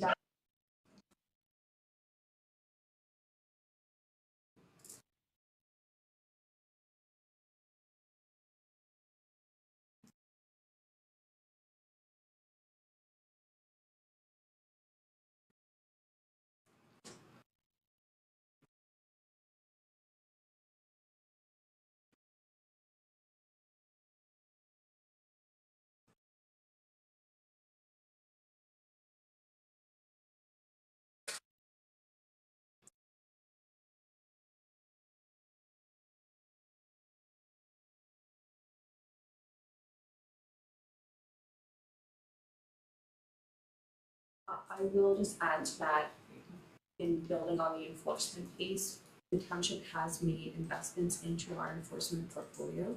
So we could have and will have individuals available during peak season that can respond.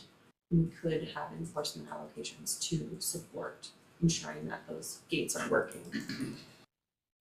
And just to add to this request, currently our procedure is you get a key at the beginning of the year and then you return your key at the end of the year. That has been the township's process, at least since I've known it to be. Administratively, it's not the most seamless process. It definitely provides room for improvement. And I would echo the same sentiment from a user-based perspective. Through this system, we would automatically update people's access to these locations once we receive payment from them. So it would not require individual users to hold on to their key at the beginning of the year, hold on to it and return it. It would remove the complications with, keys that don't work or locks that are broken or what have you. It improves the user experience while also improves processing internally. That's the driver for this request. Further comments? Hold on. Just curious, Zach, how's the volume on your end while we're talking here? Can you hear everybody good?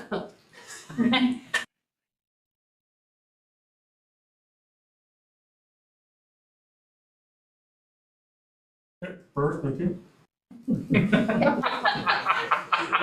It's a fair question. Checking in on his investments.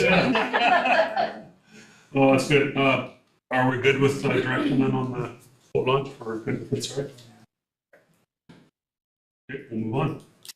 I should just briefly note that is one of the issues which we believe could be thrown into the CSIF application.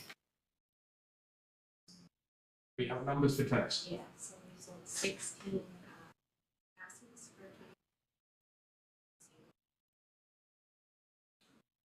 Did you hear that, Zach? 20. I didn't hear it. I'm sorry. You want me to repeat? Yes, please. We've sold 21 single tennis passes for 2024 and 16 family passes for 2024. And No, I hear occasionally from folks that the keys get passed around. And, you have to expect a certain amount of that happening. But maybe it seems silly to, maybe enforce that, but it is something that does irk the ones that do, buy the keys. I guess that's right. Okay, good, thank you. We'll move on.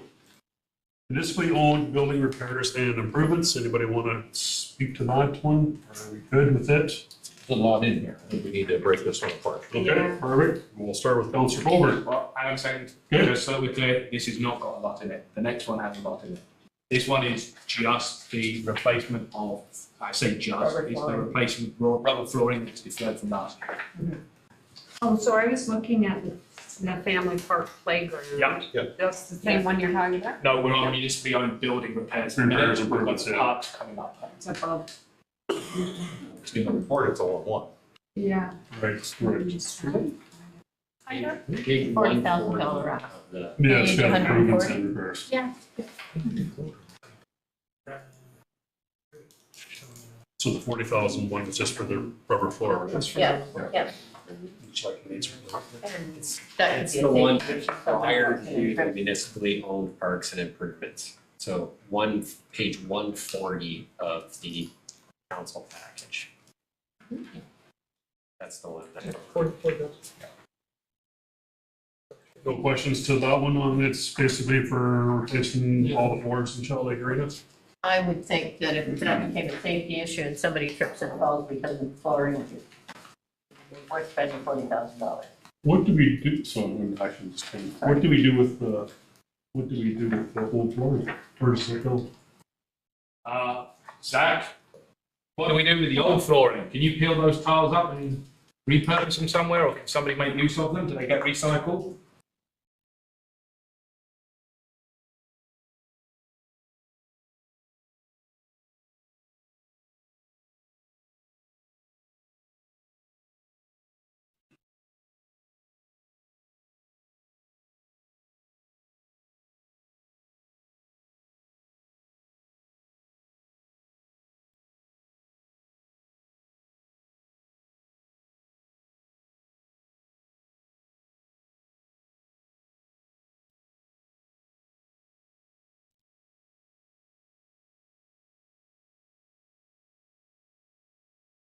Okay, thank you.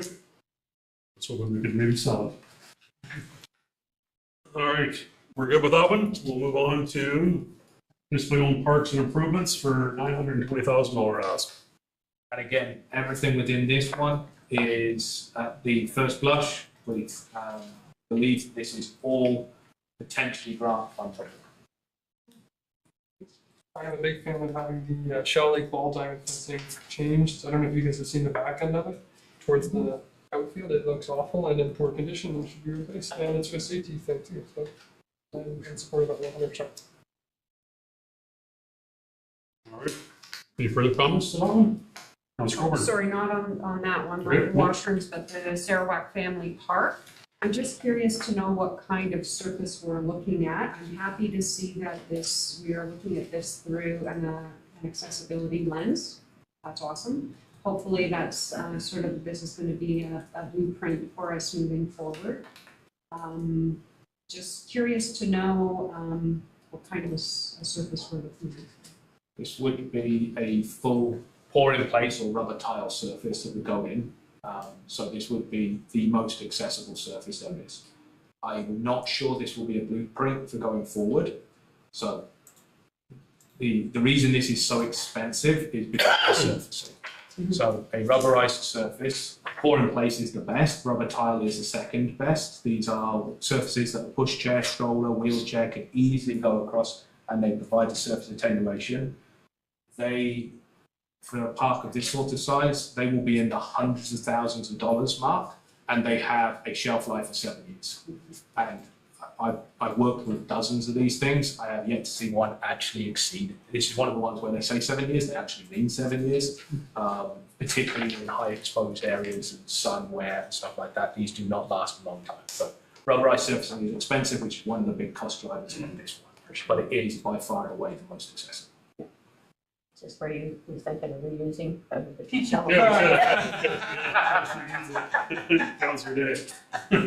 Can you speak a little bit about the choice of putting this in at Sarawak instead of Shallow Lake, or putting playground equipment into Campbell in this budget instead of looking at? Yep. So Sarawak Family Park has everything which makes it accessible. We've worked for the last 5, 6, 7 years on improving the accessibility there. It has accessible washrooms, has accessible trail, has the Moby mat, has accessible parking.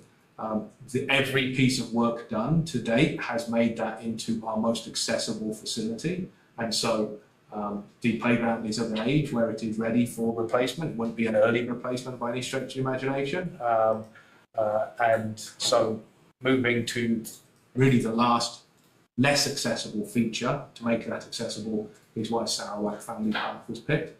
I think, Zach and I have definitely had some conversations around what it would look like to make one or more of the play spaces at Shoaldice Family Park at Shallow Lake accessible, and that's definitely something we can look at. The pea gravel there is the least accessible surfacing you can possibly have, and we certainly could look at making some investments there.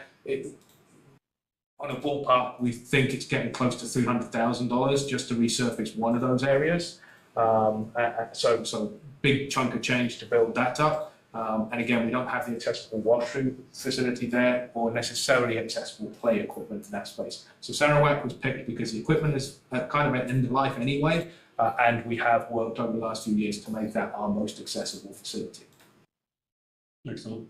Forward. I would just also say that, and given its proximity to where I live, I've been to that park a lot this summer. It is always packed. Like, the use of that park is just incredible. And I think it's just gonna increase more and more as time goes on. So to me, it makes sense to put that work into this part. I'll echo, it's busy weeknights in the fall, two people are out swimming every single time I stop by. So question of perhaps you, Councillor Coburn, about the EV chargers that are there.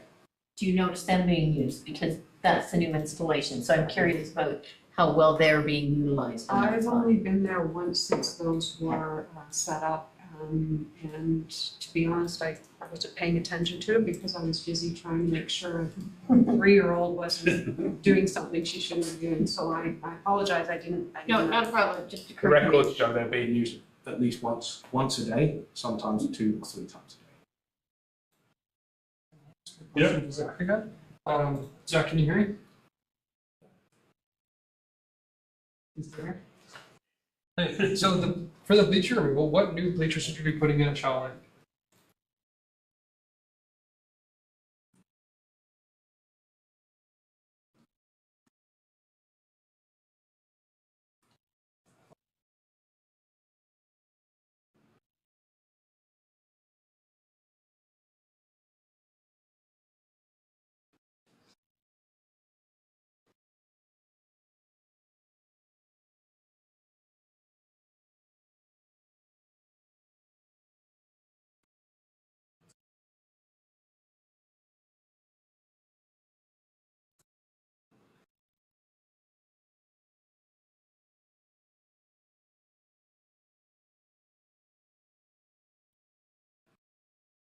Okay, thanks. Councilor, Just more so back to the family park there. It's a great park. It's successful. That was the intent when we started that 5 or 6 years ago. My only concern is that we're gonna overdevelop that park. This is gonna be a huge concern that our user experience isn't gonna be what it used to be, right? I mean, you drive by that parking lot, it's full, and everybody's enjoying the park. And we talk about expanding parking area here for overflow situations. My concern is that maybe we overdevelop that park.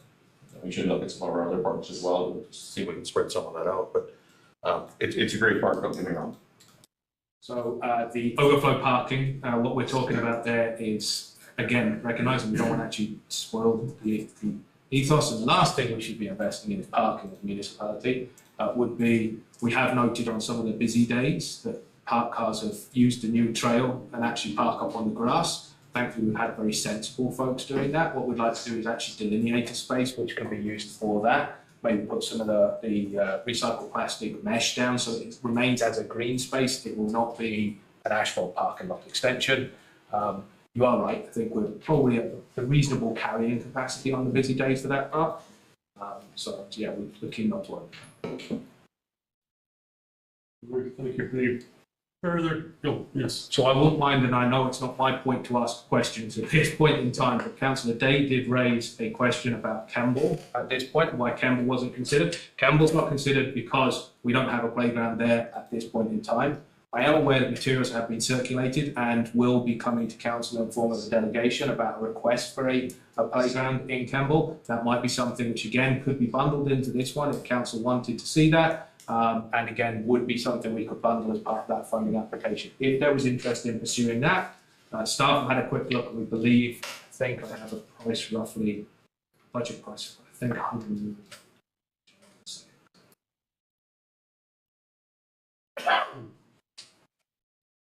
So that if council was wishing to add to that number, then loosely pulled together a rough number of 250,000. We could build something broadly similar to what you can see in Kilsyth. Councillor Coleman. And I'm all for looking at Campbell as a potential site for a new playground. I just wonder if maybe that's something we consider for next year and sort of spread our rec money out over a number of years. And it would be nice to see we have a master plan coming back. It would be nice to see that before we make any more decisions. Is that correct? So there's no master plan for the cover parks and trails. That's the one that you already have. Mayor Carlton. So on at the kind of grand reopening for the Sarawak Park, Scenic City Order of Good Cheer were there, and they had help with the washrooms there. they indicated they have heard from the group at Campbell and they are looking for another project. So there may be some funding available and maybe that's one we could look at pursuing going forward. Mr. Flores? Could I also, I don't know if I'm jumping the gun, then please advise, but is it possible that if we still have money left in surplus, could that 250 be drawn out of this year's surplus? Granted $1 million for roads. And the surplus was already in here. You've already taken an 18 and made it a 17. Okay, no, okay. A lot of this was this parks stuff, was all based on grant money too, right? Like a lot of the funds for this, So through you, if we can get the grant money. so through you, not if. So and we alluded to this briefly before. The grant timelines associated with the CSIF mean that you really have to have a commitment in place before you put the application in. Right. So it would be, if we end up applying for grant, and only approving these projects on the basis of grant, we will almost certainly end up giving the grant back because we will not then be able to deliver the project in the timeline the grants allow for. So the CSIF grant monies almost certainly we won't have those confirmed. If we're successful, we won't get them confirmed until the end of the year, may even be the middle of next year before they come through.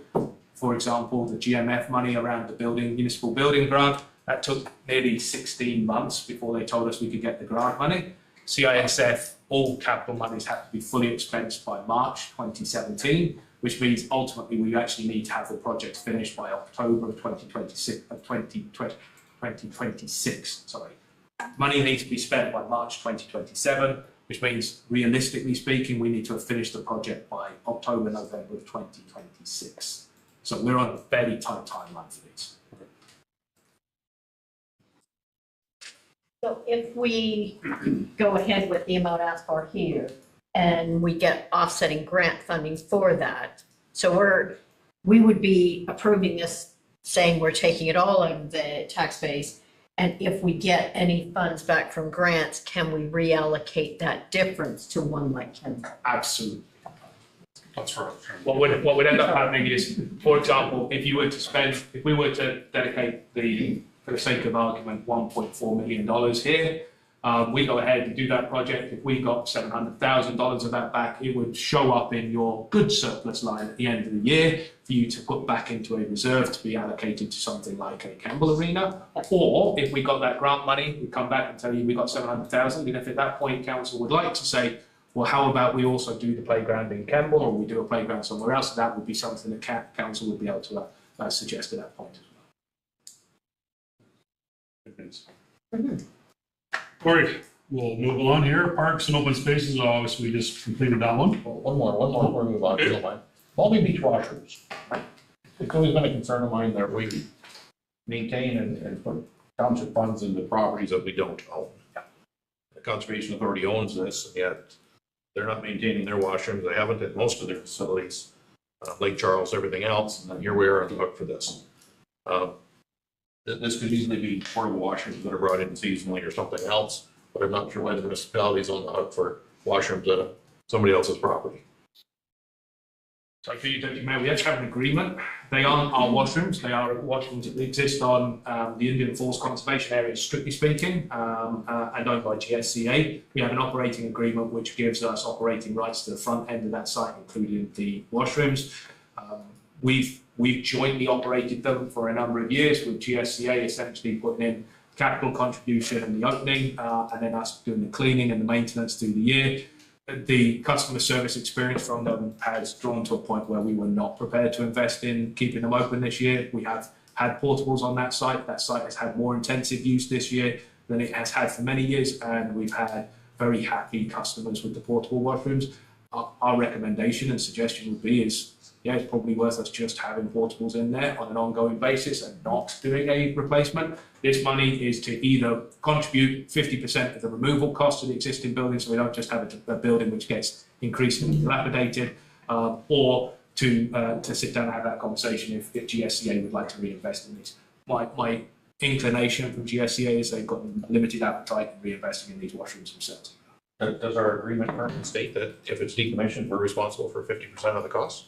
I would have to dig into the agreement. It's not a very thick agreement. No, and I would hesitate to donate to a cause of removing somebody else's asset. I had exactly the same questions and concerns, so I was echoing what Richard said. I thought I heard you say that they were responsible for capital and we were responsible for ongoing maintenance, so I would think decommissioning would fall under their responsibility. But yeah, I'll be interested to hear what comes back of that. I'll double check.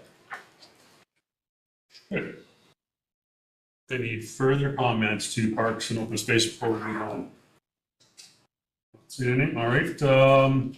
Rail trail improvements. Seems pretty straightforward. Any comments from anybody on them? Not seeing anything on it. Oh, My only thought is, you go ahead the same as the road. If we keep putting that off, it gets worse and worse and it costs more in the future. Better to do a bit now and keep ahead of it. yeah, I think it's one of those things that you see the rest of the county that's doing a lot of work on the rail trails and stuff there, and we're just trying to keep that. Looks good. Invasive species and noxious weeds, comments? Anybody? What's the only comment I had on it was, is $20,000 enough? Is $20,000 going to get done what needs to be done? The Deputy Mayor, absolutely it is not enough. It definitely advances our programme significantly, allows us to tell you what enough will be. So we increase our programme, we get a really good handle on where we're at from our roads perspective. We increase and improve the programme on the road side of things. As noted in the report, there are a number of grant programmes we're rolling out for private landowners in managing invasives and noxious weeds on their property. And it allows us to advance into being having a facility to be more proactive in terms of enforcing compliance where we can't get compliance. So it certainly does move the needle a long way forward. I'll be able to tell you in 12 months' time, or Jeremy will be able to tell you in 12 months' time whether it's enough or not. Good, thank you. But it's certainly moving in the right direction. Councillor Day. I like the direction it's moving in, and I appreciate that it's not just about noxious weeds, but also invasive species, and Japanese knotweed, which is relatively new to some folks' awareness. I was just curious. I realize this is a little bit of a detailed question, but I've been learning a lot about Japanese knotweed lately. Are we timing the spraying for Japanese knotweed specifically for the recommended time of year, 2 weeks before the final frost? Our spray program is provided for by an external company who does time their spraying to the windows of the weed species, provided we get the instructions out to them in time. We have been behind the 8 ball a little sometimes on wild chervil and spray this beyond the opportune times, but they will spray at the opportune times to have the biggest impact. So we time our hogweed spraying, for example, to try and get it as early on in the season in its growth as we can, and then once again before it sets seed. So we do time our spray program to try and get them at the best time. That doesn't stop us from spraying outside of those times if we were unaware of it as well, just to try and get it a knock on. But yes, our spray programs will be timed to be the most efficient for the target species we're treating. That's good. It sounds like there's a lot of learning to do regarding that knotweed spray time, specifically in the fall, for companies that provide the service as well as many others. The great good fortune is, or the misfortune is, we have very few companies currently that offer spraying services in this area. There is only one at the minute, actually. So we're relying on one, which means we can build the expertise up in one and work with them.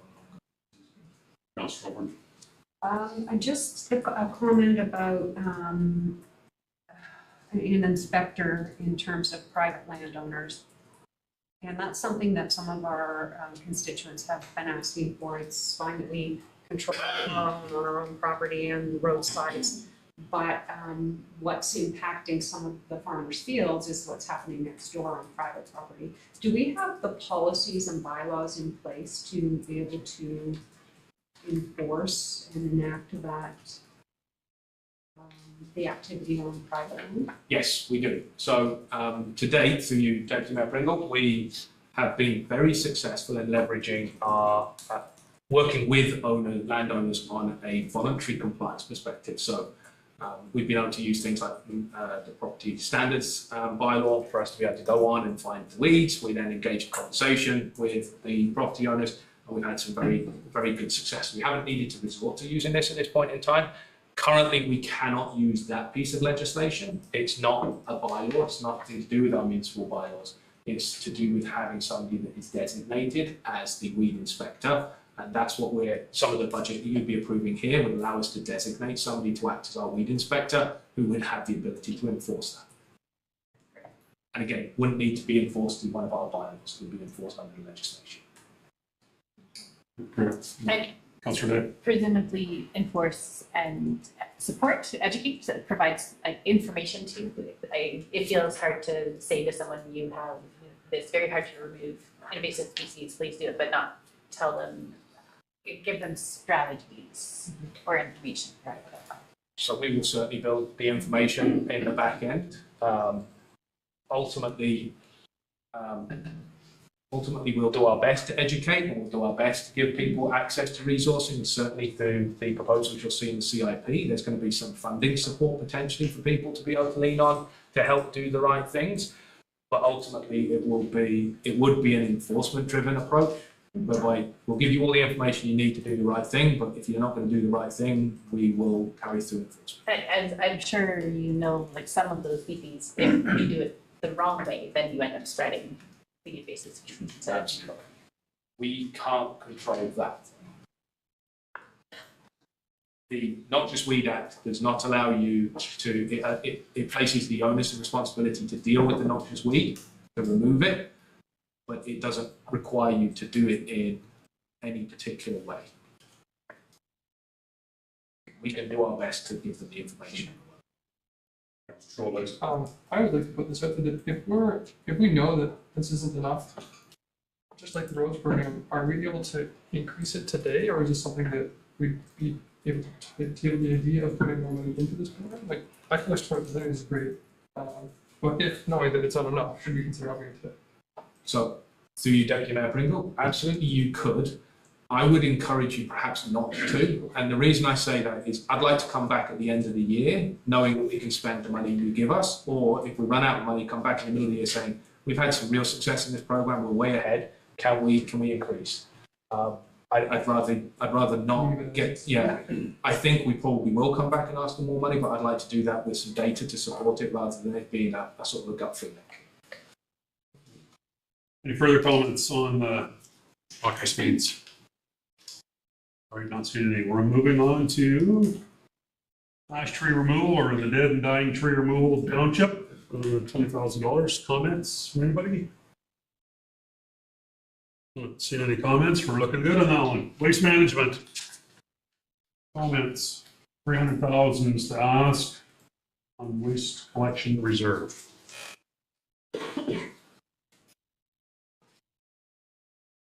Comments from anybody?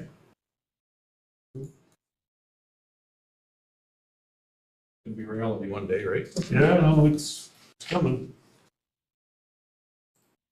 Everybody's good? Good. On to sweep contract changes. And I think there was really anything there that was. So we're adding to the current budget? Sorry. How much is the current budget? Through Deputy Mayor, I can answer that. It's going off memory. I'm pretty sure it's 45,000 currently is what the budget is. Yeah, so this would be an increase to the base budget. 20,000. Member Curl. Are we then responsible, I'm thinking of where we took over the roads in Cobble Beach, has that added then to the streets, right? So that makes a lot of sense. The main basis for this ask for the increase is currently we're taking it to our own property. And our own property is not going to be able to be utilized forever. And therefore looking to get this, to dispose of this refuse at an appropriate landfill facility. All right, further comments? I'm not seeing any. We are on to maintenance for L. $60,000, increase to base operating budget. I will briefly comment on this one. This is a little bit of us, you'll have seen us decrease the operating budget, now we're asking to increase the operating budget. That is a deliberate strategy to make sure that we're clearly articulating to both members of council and the community the change in service level that we're hoping to achieve through this. So this was an attempt to, I know we could have done this with a pen swipe in the budget, but I know that this responds very much to some of the conversations we've heard from members of the public in council chambers and council has raised. And so having this one clearly articulated that we're looking to shift that from a 1 in 5 to 1 in 3 year programme and seeking the additional funding to support that is to ensure we highlight that change too. Thanks, Tom. Comments? Yep, so, the maintenance growth program is a big one in the spring, that's for sure, I remember that in the spring. Is 60,000 enough to cover what? Yeah, so through your deputy mayor, this request for the 60,000 is purely purchase of more gravel. So our other program is paid for, or the time for the grader, the time for staff, all that kind of stuff is paid through different budget lines. Okay. This is like purely purchase of gravel. Just for purchase. Well, I support it, sure. Okay, further comments? Not seeing any. We're moving on to vehicle replacement. We're asking for 610,000 for replacements of a new 1-ton water tank and pump and single axle dump truck with a plow. Comments?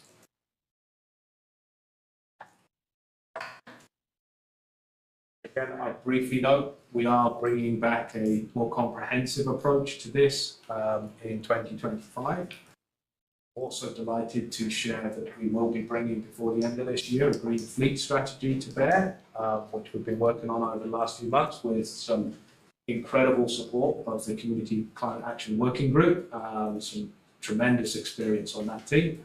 And so we will weave into that fleet renewal programme how we're going to be addressing council's commitment under the Committee to Change Planning.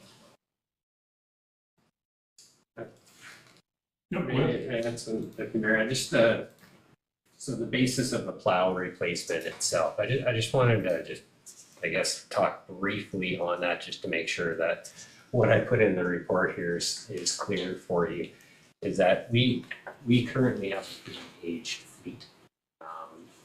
It's kind of been a little bit all over the place and purchase years in the past. Like we'll have maybe, if you look at the report, at 2007 and 2008, 2009, then we skip a year, then we do 2 together, then we skip 2 years, then we skip another 2 years, and then we skip 4 years, and then 2 years again, right? So this is trying to set a replacement plan that we can stick to, that you council can know and understand that no matter what the budget request is, to keep the replacement plan moving forward in, well, during your term, I guess, for sure, but hopefully beyond that.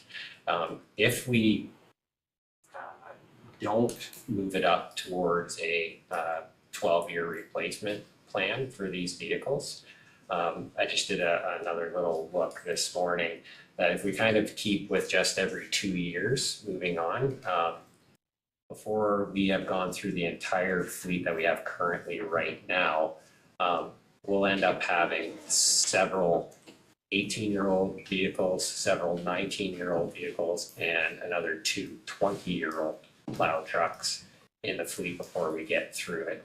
I just don't believe it's sustainable that we need to up our replacement time frame. I'll leave it at that. Thank you. Your 1-ton pickup you're looking for, it's not a dump box on it or nothing, it's just a straight one, Yeah, or 1 ton? it's a replacement for what we currently. Okay. No plow on it or nothing? No, not the box. Just straight pickup? Yeah. Is there consideration to the water tank and pump scenario there?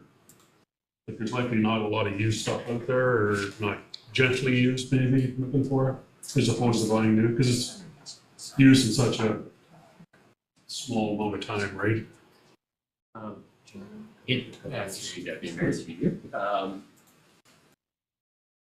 The proposal for the new unit would be that obviously we would increase the use. The equipment that we currently have is handcuffed a bit in what it can do. It really can just dump water. Right now, we can't pressurize it too much, like for bridge washing appropriately. You can neck a 2-inch hose down a little bit, but not the same fashion that equipment that I'm proposing we could do. The volume is quite small in the one that we have right now. We would like to like triple that, so we don't have to make so many trips. Yeah, of that nature. To answer your original question, is I am not fully aware of like what the used market would be on this stuff. Through that purchase, I could do some more research on that. But normally, when people get rid of this kind of stuff, it's holes in the plastic tank. The pump has frozen once or twice in the past, all that kind of stuff. So I'd be a little leery on that. But No, yeah, for me, it's just to make sure we cover all angles, I guess, and then we make run across the deal and do, right? So just two cents. Yeah, Councilor Toys. That was my question, was what about going to gov deals? You know, from government's gov deals? If you go there. I definitely could. Yeah. No. And usually when municipalities are putting that stuff on, it's very much well used, right? I can definitely. Second question would be, when you go to, if you were to go to sell these, where would you be selling ones that you're currently replacing? Yeah. Yeah. We use gov Gov deals. deals, yeah. So our equipment basically. Would be sold out. Yeah, so gov deals, my experience with gov deals is it's been an excellent avenue for getting rid of equipment. In fact, this year we used it as an avenue for bringing in equipment, because I think the chip was on gov deals, wasn't it? But technically, it had to be sold through there, and we have to, via our purchasing policy, put it through government anyways. We cover it. Unless obviously it's utterly garbage, then we would. That's all I have. Thanks. Councilor Winters. Yeah, I mean, I'm very much through you to Jerry there. I'm much about looking at innovation and stuff. I see other municipalities are switching over to roll-off cabin chassis to allow for sander units, water units, storage bins, that sort of stuff. And my conversations with a lot of those municipalities that they're quite happy with the performance they're getting out of that. Is that something we should be looking at here? You know, replacing this single axle plow truck with a roll-off truck of some sort. We have a roll-off water tank. We have a roll-off bin for moving brush. Different things like that. It is something I think innovative where we can do more with one piece of equipment. For sure. For this particular one, I did not go down that route though, because that would be a more expensive route that I'm talking about for this particular one, but because this is a slide-in tank into one of our existing trucks. So we are, again, trying to propose using dual use for one of our tandem trucks to have this slide-in tank. Right. Further comments? Not seeing any. All right. We are on to the Office of the CAO, Corporate Services, Economic Development Program. Comments?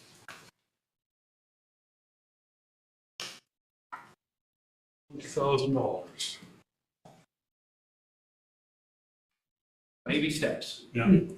Again, you know, this was something that I don't speak too much. Yeah, that's okay. It's baby steps. We know. I'm going to keep speaking. We saw that this was one of the things in the last strategic plan we didn't necessarily get our ducks in a row on, and this one wouldn't be before you if we hadn't heard that this is something which was important to council, and it came through as one of the things that was important through the community engagement work which we're going to share on the strategic plan. So really, we know that people would like to see us in the game. We don't exactly know what that footprint looks like, but this certainly is the baby step towards finally identifying. Comments? Moving on. All right, we are on fiber internet administration building. Ask is $100,000. And if I may, the $100,000 is included as an absolute maximum. an absolute maximum cost that we would even consider spending on bringing fiber internet to this building. We know that it is being installed down the road, so the large bulk of the cost, if it's even necessary, will be running it down this roadway to the office. I don't anticipate us having to do that. I believe it will be brought down and we'll simply connect to it.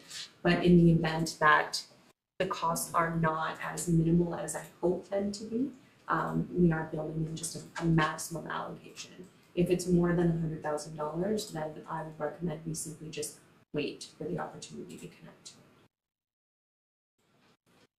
I would have thought fiber would have been down this road already. So we believe that there are fibre lines down the road. We're also working with ATEL obviously on a broader rollout across the whole township. So there are some opportunities that we can explore as we just haven't had anyone knocking on the door yet saying you can connect in. So we're not quite sure why we need to do something. Further comments? There's fiber down the road, but it's at capacity. We've been approached by Eastlink a number of years ago, but when we reached back out to them, we were told that it was at capacity. We've been down this road once before, and the reason we did not pursue it when we originally asked in 2021 was because we would have had to run the line to the office and it would have been just astronomically expensive and not as so if that is still the case, we will. I really don't want to, but we will push it off again. No, that's good. Good. No further questions. Move on to, we are on cemetery works, $45,000. Questions from council? Carly, have any comments? So not really any comments from me, just concerning the $10,000 that is requested for Mount Pleasant Cemetery. This is work that has been put off for 2 years now.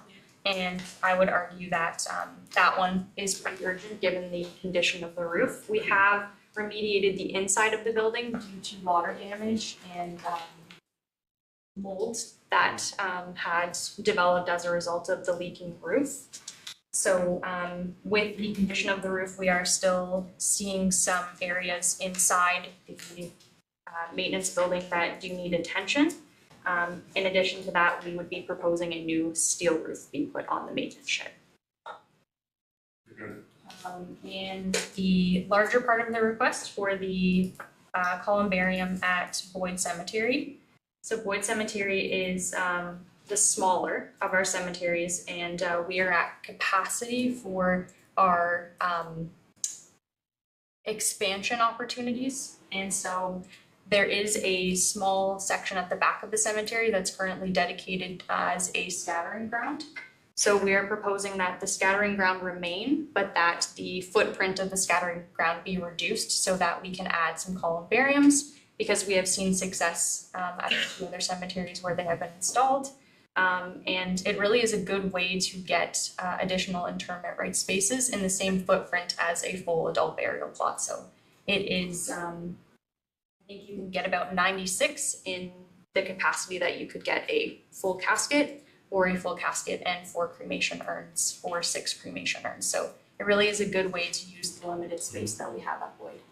Very good. Mayor Carl, have a question? I do, and it's around the fact that the columbarium would go in an area that's been used as a scattering ground, and we're now gonna go into that area and we're gonna dig that out, or no? It is designated as a scattering ground for the purposes of our cemetery plan, but it has never been used as a scattering. Thank you. Yeah. I think that's over. Sorry, not at all related to the budget, just curious, what do we charge for the scattering?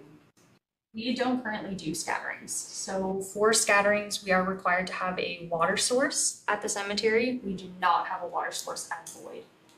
We also do not have a water source in the section of Mount Pleasant that is dedicated. So we don't currently do scatterings. Scatterings are, of course, different than your interments for cremation. So your interments for cremations are in ground or in the niche at this time. We have dedicated space for it, but we don't allow it because we don't meet the requirements. Right, so we do intend to do them in the future. We just have to make a few minor tweaks. And as mentioned in the report, the columbariums actually complement scattering grounds very well, because at the end of each columbarium is a memory wall. So there is capacity to memorialize the scatterings that take place. So as we're working on expanding those projects, we're also looking at how we can fully implement the scattering grounds and make use of the space. I'm just curious to know why you need a water source that has scattered. Yes, it is a regulatory requirement, and ashes do take off in wind. So we want to be sure that the remains do stay within the scattering ground. I have heard horror stories about that, where Yes. people go out on a boat and they think they're gonna scatter and, it comes back up. All right, further questions to the cemetery works? Okay, we'll move on to eScribe closed captioning. $20,000 ask and Harley's. Any comment to that? So the eScribe closed captioning is kind of phase 2 of the council chambers upgrades. As we discussed earlier, we're making tweaks to the audio and trying to make the experience as good as we can for everybody. So this is just an added layer of accessibility for those who are watching our live stream council meeting. So the closed captioning would display the text in real time as we are recording. So it would just be an added mechanism for accessibility for, hearing impaired individuals to participate in our council process. And for those very few days where the audio quality might actually be able to relax and be able to mention caption. Well, not anymore. Yeah, go ahead. I think it's a great idea. I'm just curious if it's probably just generated automatically by voice to text voice to text. Yes. So this, as well as plugging into our council chambers upgrades that we've just done, you may recall a few months ago, council approved the eScribe webcasting solution. So this is embedded by eScribe through the audio that's going through our eScribe application.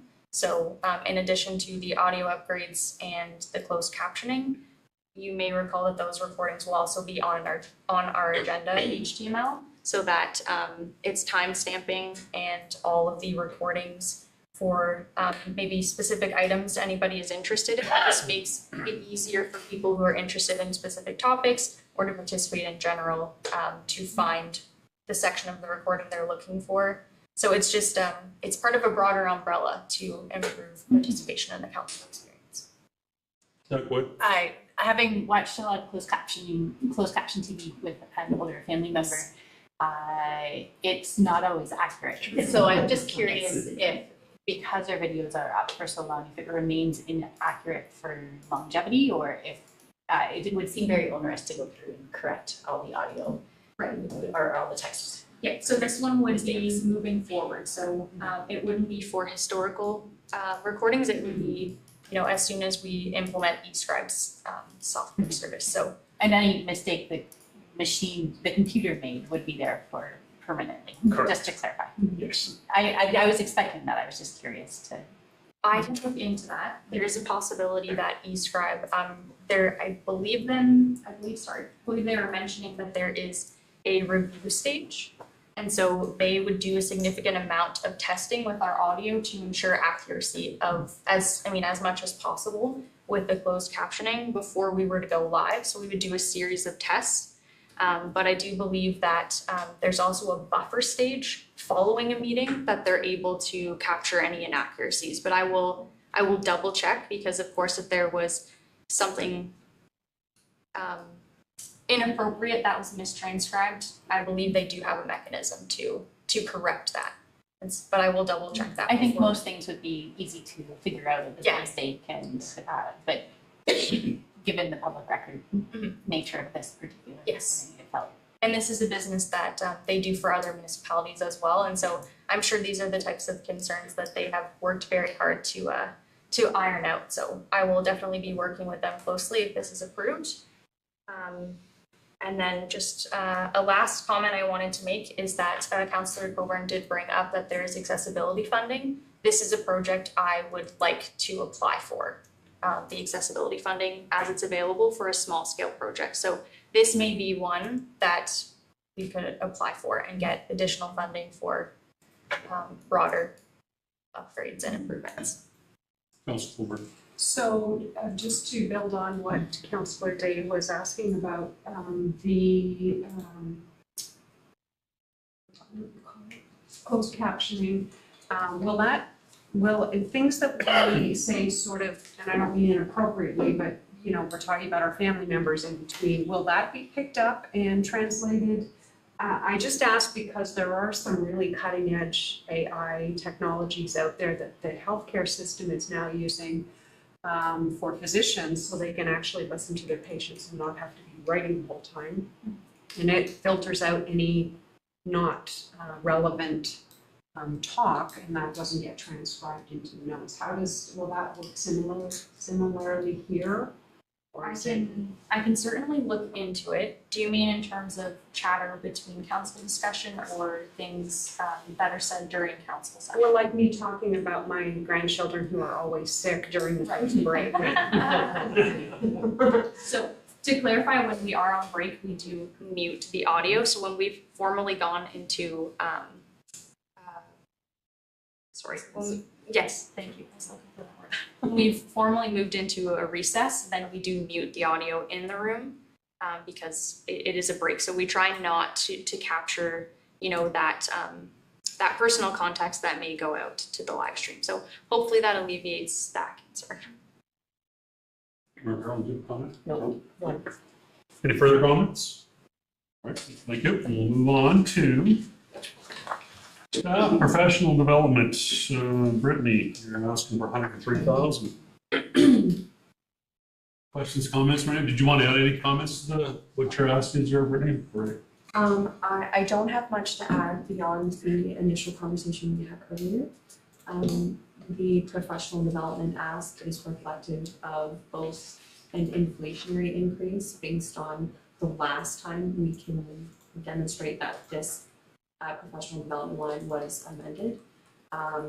It's also presented to increase training opportunities for our staff members and to fulfill legislative requirements from a health and safety perspective and other mandated training opportunities.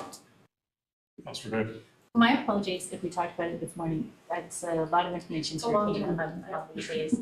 I believe in the email about this particular line in the agenda today, there was a question about comparing this to other municipalities to see from them, like versus like a municipality of our size, is this similar to what other municipalities are?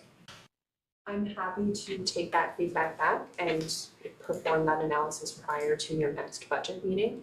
When we established this allocation, we strictly looked at our internal needs and our training needs and those needs that are corporate wide. So not even considering job specific training, just looking at our corporate needs as a corporation and ensuring that we are arming our staff with the right amount of training, not only to be safe in the workplace, but to also fulfill our legislative requirements. Yes. If I may, I can add to that. So based on the feedback we already had to try and get that information, assuming this question might come up. So I've already contacted my Grey County and a couple of Bruce County colleagues to try and get their numbers. I haven't had a complete and comprehensive response. Some of my emails this week may not have trickled through to people's inboxes for reasons unknown. But we've started that process. I think from the two responses I've had so far, the first question back has been, it's very difficult to compare like for like. So different people cut this up in different ways. Some people keep their travel and start time separate. Some people embed it within. Some people keep conferences separate from workshops, keep them separate from professional development opportunities, and keep health and safety training, for example, may actually be delivered by somebody they bring in. Actually, some municipalities pay somebody to deliver their health and safety training. So it's going to be a little difficult to compare apples and apples on this one, but we've started the work to look around locally, and as Mr. Drury said, we'll bring it back for final budget. Any further comments? I'll also just highlight that in our base budget discussions, we did note that there was an overspend on professional development this year. And the training that we saw this year was mainly cultural based. It was not, mandated legislative requirement based. So I only anticipate those costs to further. I think they're only going to go up as we continue down this path. We also did talk about doing a phased in approach. We won't do all of the training in 1 year, thereby having a massive impact. We will spread it out. But I think if we don't look at it from an individual based perspective in the way that we presented it, we do have to look at it from a corporate based perspective. Either way, there will be an increase necessary in our professional development line.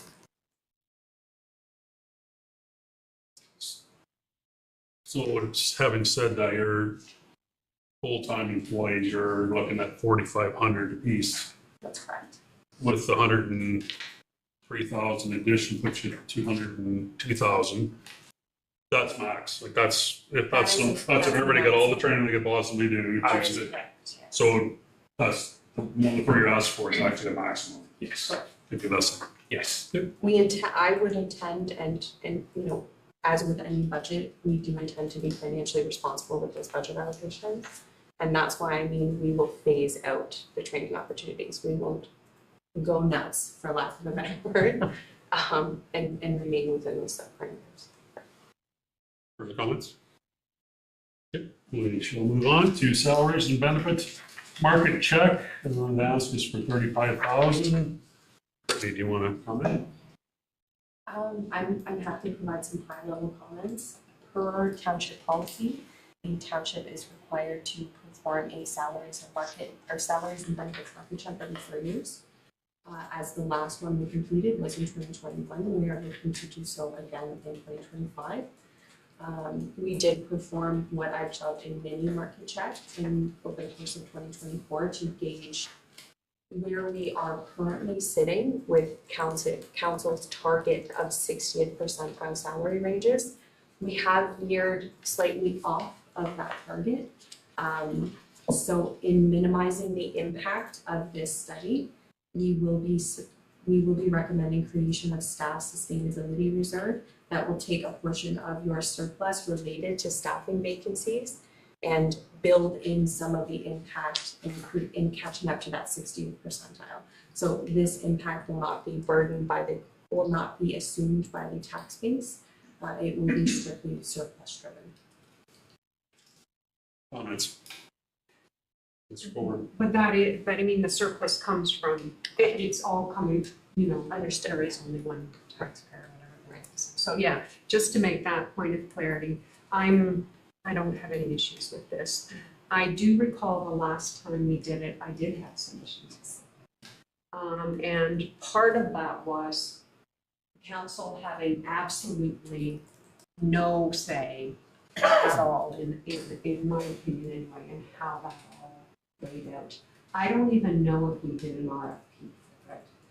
So I'm happy to see that's in here. I don't know how restricted we are with our RFP and the policy associated with that, but I think it would be nice to be able to look at consultants who do work in this area anyway, for the county, for other municipalities that are known to provide good quality work and who have some understanding of this area. And I can think of one in particular, but there must be others, and I wonder if that could be taken into consideration when we choose a consultant. I found the last report we got to be extremely confusing. And I'm struggling with how to word this. I hope that the report we get back next time is maybe more succinct and more understandable for council as well as senior staff. And then there was one other point that I wanted to make, and it's gone from my head, so we will just respond to them now. Thank you for the feedback. I can say that council will be engaged at every point of this process. We will be engaging through a formal RFP process that involves council in awarding that, and I'm happy to take that feedback. We can certainly make the RFP be specific in making sure that references and past examples are generated from locally. And I think to echo the point you say around the 2022 one, 2021 report, I think you'll find that it was equally confusing in some places to start, which is why the report in front of you today notes that not all of the recommendations from that have been implemented, because it didn't land in a good way. Right, gotcha. So the other point that I had forgotten to mention was, I've been involved in this process with a previous employer as a staff person, and it's an interesting process. It's a necessary and important process. But one area where I think we missed the mark last time was having some input into criteria that define a comparator. And so what we saw were a lot of comparators that in my mind were not comparators, or at least if they were, I couldn't see the parts that made up qualifying them as comparators. Does that make any sense? Yeah, can I just sort of, again, because this is a great time to ask these questions so we can build the RFP in the right way, in a good way. In terms of comparator, position to position comparator or municipality to municipality? The latter. We will definitely make sure that through the RFP process, we ask them to identify who the comparators were and why they've identified those as comparators to us. Yeah, and I mean, as I say, when I've done this work in the past, the committee, and in this case, council and senior staff, were asked, what do you see as criteria that would together would qualify another municipality as a fair comparator? So even at that level, I think it's important to understand it's not just population. It's a mix of rural and small villages and all of these things that make up the criteria for a fair comparator. And even going outside of Grey County. So maybe what we can build into the RFP is we actually build in before the market check is done, they develop their comparative list. Yeah, very good. Very comments. Further questions?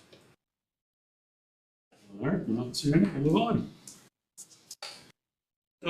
Summer students, the last one, seasonal summer students. Brittany's looking for 60,000 for summer students.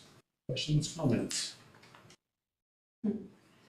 I'll just note that, as included in the report, moving beyond 2025 and acknowledging the collective agreement and the renegotiations that are happening within 2025, it is our hope and our intention to hopefully move this program beyond that of administrative positions and move it into our facilities departments and potentially our operations departments. I'm really happy to see this program proposed, and I just have one question. I particularly appreciate the inclusion of co-op positions as well as summer students, and wonder if, like in the paragraph about the collective agreement discussions, if I'm reading it right, it's only about summer students and not about paid co-op students. So I don't know if you would need to do the same negotiations for paid co-op students. I do know it can be hard for university students in co-op programs to find paid co-op positions. So if we can support them and grow our possible staff base, it feels like something to explore. I think the opportunity for co-op placements are largely sitting with the non-unionised functions of the team, and we wouldn't have the restrictions, but we can certainly look to see whether there's appetite for co-op placements in the unionised positions, and if need be, see if we can get that working in the clip. All right, further questions? That was the last one. Okay, so we're not quite ready to go. There are some rounding up slides to get through. So if I can just briefly recap from the scribbles I've got down, we're a little bit of a conversation around the water meter costs and how that will look, and I think we've got some work to do in terms of the water rate study and what that will look like. The area of key direction was in the doubling to about $2 million in terms of the road surface program. looking at the $20,000 that was associated with the Balmy Beach decommissioning of the washroom. Other than that, I saw, I think I heard broad support for much of what was put in front of us today. So thank you very much for that. What we will do based on this, before we skip on, I will come back, because I said we were going to. There was a slide earlier that said, have we missed anything? So now we've gone through it all. Is there anything that you're left feeling, you know what, actually I wish there was this. I'd like to see staff come back with that.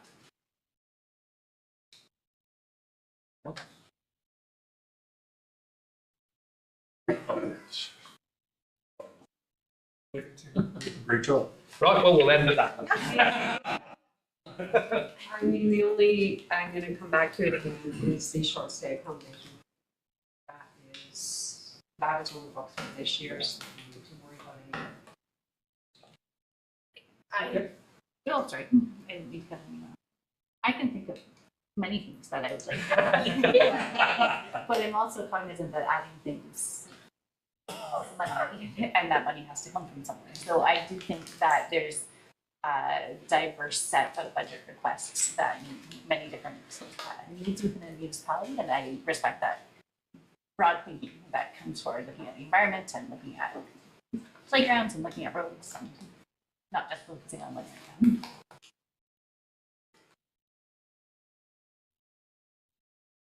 Oh, yes. I'm just processing. I want to hear what Tobin would add, because that might spur something else on. Oh, I do want to put more thought into that answer, I think, before I put anything on the official records. There is time yet. Yeah, I like the idea of playground account. I think that's a good idea, but I don't know if we can, that came through recently, but the map that was in that playground established it well that, the map that was in that email established it well that there is a vacant portion of that municipality that actually could benefit from having a playground. That's all I'll say. For the price of $250,000, I'm sure we could find it somewhere. That's all I have to say. I like the idea of it, but I advocate for that. So I don't mind saying, staff have already written the issue paper just in case this happens. So we can certainly package that up as part of the November the 12th conversation if you would like. And I know it would certainly make several people very happy people if we were to do that. That would not commit council to spending. That, that issue paper could be then deferred for subsequent years. Or it could just simply be a recommendation we bring that back for consideration in budget 2026. And that would be my recommendation. I worry that we're being very knee-jerk, right? So all of a sudden, we've gotten a lot of, petitions and letters and emails, and we're like, right, we need to do that. But what about the ones we heard from 6 months ago? Or what about the ones that didn't think to email us right before this meeting? I think our budgeting needs to be very thoughtful and proactive and not as reactive as we sometimes tend to be. You see the emails, you see the letters, you see the folks before you in chambers, and sometimes it's hard to say, we can't do that this year, but our commitment is to all of the taxpayers, and yeah, 250,000 here and 60,000 there and 150,000 there. At the end of the day, it translates into that magical percentage number that we need to talk about. So we do this, we want to bring things on board, and rightly so, because who doesn't want another playground?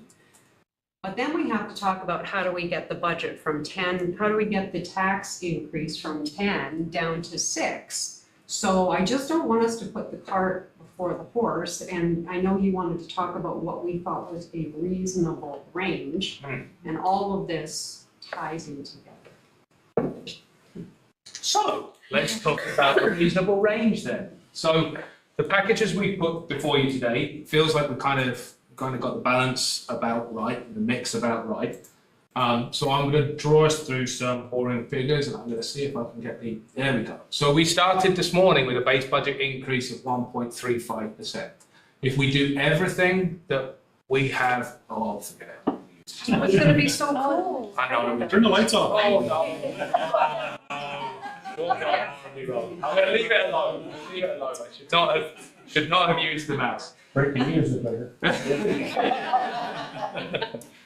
Oh, you clearly need to add your job description for the CAO next time. So we started this morning with the base budget being at 1.35%. If we build everything in the way in which we recommended at this point in time, this builds us to a 5.14%. I will note that we've added an extra $1 million in. That at this point would not change the 5.14% because it would be drawing from capital, not from the operating. What it does change though is what the numbers in the last two columns would be. So the last two columns, so the next column along from the 5.14, which is the 34.06% increase, that would be if we did absolutely everything we put in front of you this year without drawing on reserves at all. I.e. we'd take out from reserves what we would be putting in an equal and offsetting amount to the reserves. If we were to do that and add an overall increase to our reserves by 3%, that would require a 39.41% increase to the tax base. So right now, the way in which it sits before you today, we could achieve everything for 5.14%, and nothing you have done today would change that number. What it changes is the number that the 34 would need to be a little bit more for us to pay the money back into the reserves to offset. So if, for example, you wanted to say to us, no, 5.14 feels like really good value, we'd like you to come in at 6. In essence, what we would be suggesting doing is putting more money into reserves to offset the impacts of the drawdown on the reserve process at this point, given that you haven't given us any new instructions over and above the ones that are in there. So the sort of the last question really to the table is how comfortable are you at 5.14? Would you like to see that number come down? In which case, how would you like it to see come down? Heavier reliance on reserves or us trying to trim some numbers off of the operating to reduce the percentage? Or are you happy to see that number tweak up a little way to limit and to mitigate and offset some of the impact of reserves that we've recommended through this approach? So I suppose it's how warm and fuzzy does 5.14% make you feel right now? Councillor Coburn.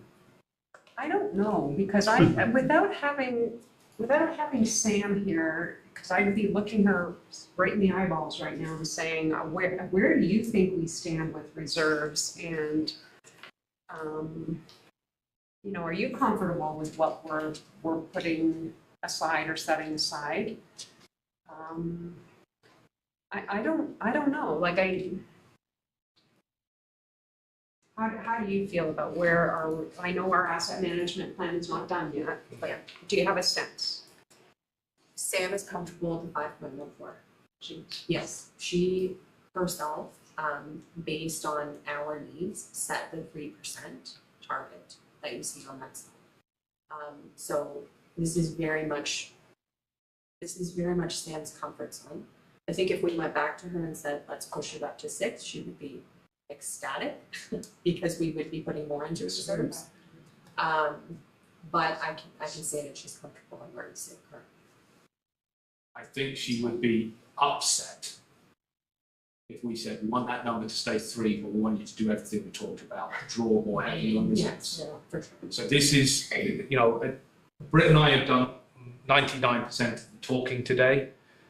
We have done 1% of the work getting into this room today. Sam has done the 99%. We have done our best to reiterate her. Sam is happy at the 5.14% and the impact to reserves. I think it is fair to say we are going to have a sustainability infrastructure gap. The early indications are it's not as bad as we thought it might be. That's not to say it's going to be a really comfortable and warm and fuzzy conversation when we have that conversation. But managing that gap is something which managed over years. It's not something we have to manage in 1 year. It's something which we manage over years. The 5.14, what was last year's number in that column? 8.68. That's right. That's what we landed on. Initially, it was 9.2-ish, and when we finalized the budget in February, it was 8.6. And I actually think on December the 4th, we started at 10. We started at 10. Yeah. So that number this year is almost double what it is this year. Mayor Carlin. I'm just wondering if this is a year where we go to that 6% and get a little more back into reserves. If it's an opportunity to do that. I don't think I'd want to look at going to 7, but I think 6 could be a comfort and get a little bit built back in there. Yeah, I'll comment there on that one. Go ahead, Councillor Day. I am also, my general inclination is to think ahead and not leave all our decisions for future years and maybe go higher than 5.14. I would like to see us come to a number we can stand behind. I remember that last year we made a last minute change and that delayed the process. And I think it would be great if we could choose something, and even if it gets hard with media or comments, that we have some confidence in standing behind the decision we made earlier. Yes, no. If I may briefly to that point, and so, I think if this is the first budget presentation, there are some big unknowns that we still have to face. So we haven't got the ITFD budget in here. We don't have the library budget. We don't have GSCA in here. They all become impacts on the 5.14%. So if, and again, not trying to second guess, but if I'm hearing we're not uncomfortable with the 5.14% and there might be a bit of wiggle room for us to think about appetite coming forward. Maybe this is a conversation we push now to November the 12th. We leave here today on 5.14. That gives us some potential wiggle room for that number to tweak up if we see pressures emerge from ITFD, from library, from GSCA, and so on and so forth, without getting into that uncomfortable position. I would fully agree that coming out of November the 12th, we would be very keen to have some fair confidence on what the percentage should be. I didn't mean today. Yeah, no. That was clear. Good. Anybody else comments? It's tough to make a decision today whether we're at like 5.14 or should be higher or lower. The part that I do like about it is that we've made great strides the past year from being at 8.8 last year where we were to where we are today. And it was hard to swallow 8.8, and we didn't get the feedback on that.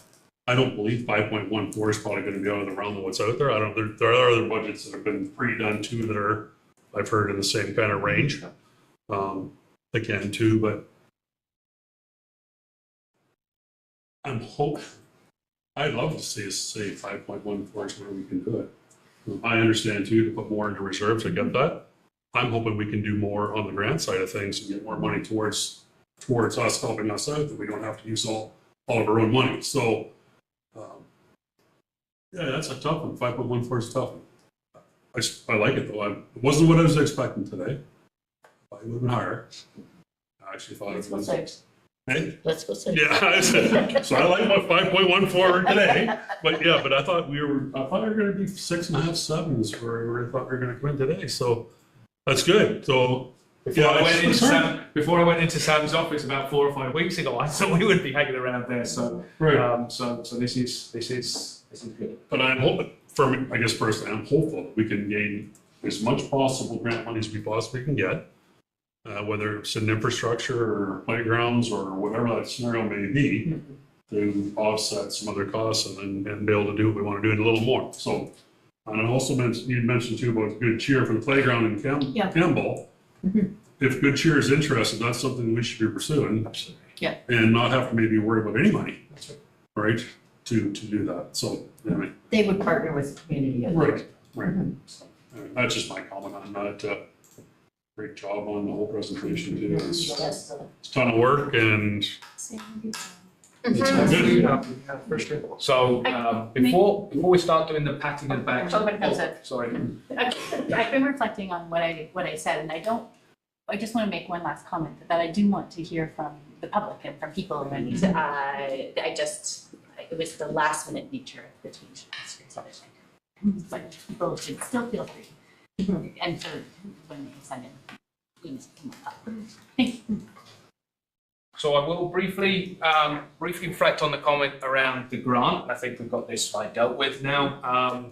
So on Monday, actually, we're meeting with Grant Match. We'll reiterate and reflect that point. I'll reach out to the Scenic Order of Good Cheer, see how they feel about the proposals that are in there and see whether they're in particular tied to a particular project.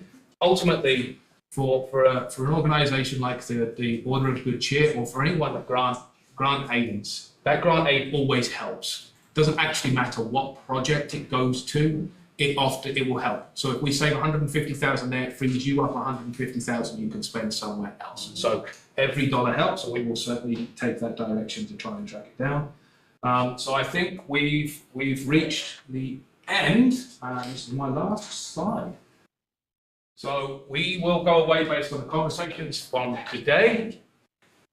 Later on in October, in about a month's time, you will see the budget survey results. We will be putting a press release out, media release out for this conversation, which will help inform people that may want to put in further comments once they've had a chance to see some of the conversations that have taken place around the table today. So there will be an opportunity for members of the public to add again if they've already been given feedback, but if they've been waiting for this meeting to give that feedback, then they've got time to feedback into the engagement survey. That will come back to you in October. In November, we will bring back a draft budget, which will hopefully have a little bit more information around some of the things that we didn't know about today.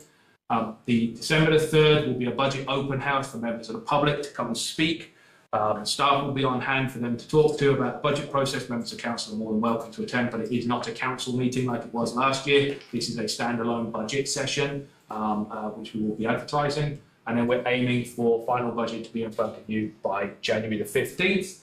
Obviously, we will start working on some of the pieces that are in here, and again, we'll take some direction in the 12th meeting as we move forward.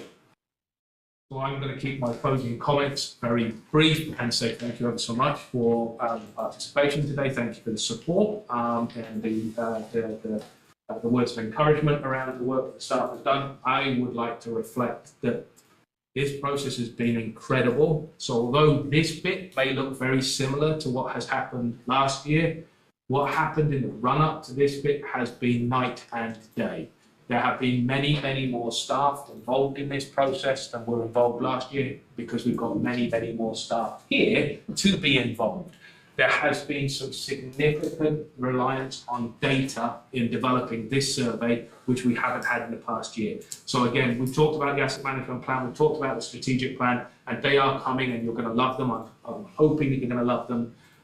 We haven't ignored the data that's come in helping to develop those, and that has helped to provide some of the direction towards some of these decisions. We are going to share that fully as we start to build those long-term sustainable forecasts with you in future years. I do think this is a fiscally prudent budget that staff have put before you, and thank you for the support as we've gone through this.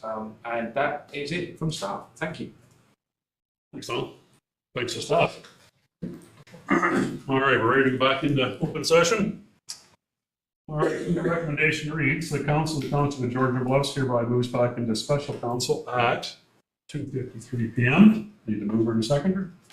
Councilor Sholes, Councilor Colburn, discussion. I'll call the vote. All those in favor? That's carried. All right, budget direction. Stop. Do I read this correctly? Sorry. This piece there.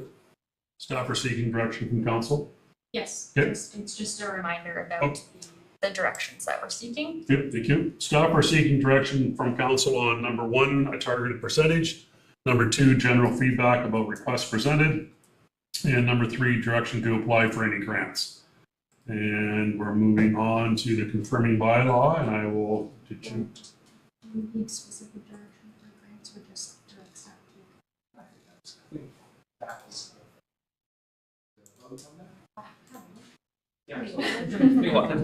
You say, I've currently not been adding things all together all day, so she has a long motion.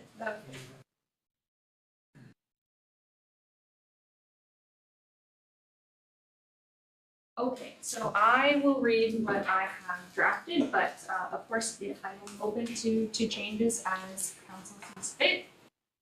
So that following the 2025 budget priorities presentation, staff be directed to present the draft 2025 budget at the November 12, 2024 special budget meeting with the following identified targets, revisions, and inclusions.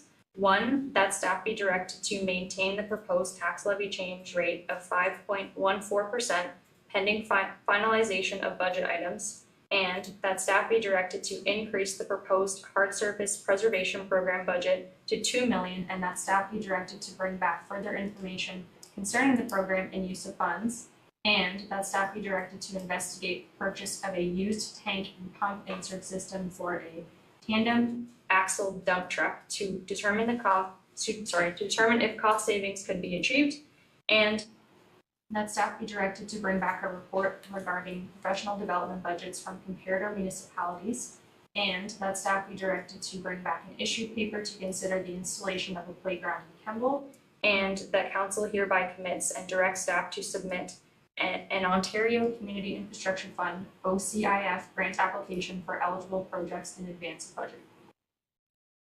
Thanks, Barry. Any additions? Yep, no. CSIF, I believe, Community Support and Infrastructure Fund. OCIF is what we already have. Oh, sorry, I can absolutely make that. No problem. You're up, right? Oh, you got both of us already here. Go ahead. Apologies. If I can't see it in writing, sometimes I don't catch everything. Should it say and other grants? Just to leave the door open for more? So there aren't, at this point, through you, Deputy Mayor Pringle, we don't have other grant windows that are open. The reason we're looking for that specific direction is it gives me the permission to have the conversation on Monday on your behalf. The Scenic Order of Good Cheer is not a grant as such, so we can take that as a broad direction. So the one I was thinking about, I thought something was said about around accessibility. This is the federal one. Yeah. Through you, I believe that usually opens around May, so I wouldn't need direction at this point. Following budget approval, I would be proactively looking for those grant opportunities. And for clarity, the reason we're looking for direction, we don't need direction to apply for grants. The only reason we're looking for that direction to be captured now is because really we're applying for the grant before you've finally committed to the project. That's the only reason we're looking in that direction.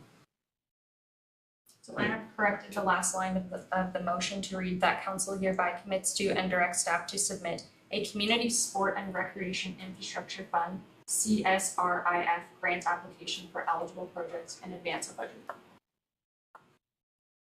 Thanks, Barry. I'll need a mover and a seconder for the motion on the floor. Mayor Carlton, Councillor Day. Discussion? I'm going to call for a vote. All those in favor? That is carried. Thank you. All right. Confirming bylaw.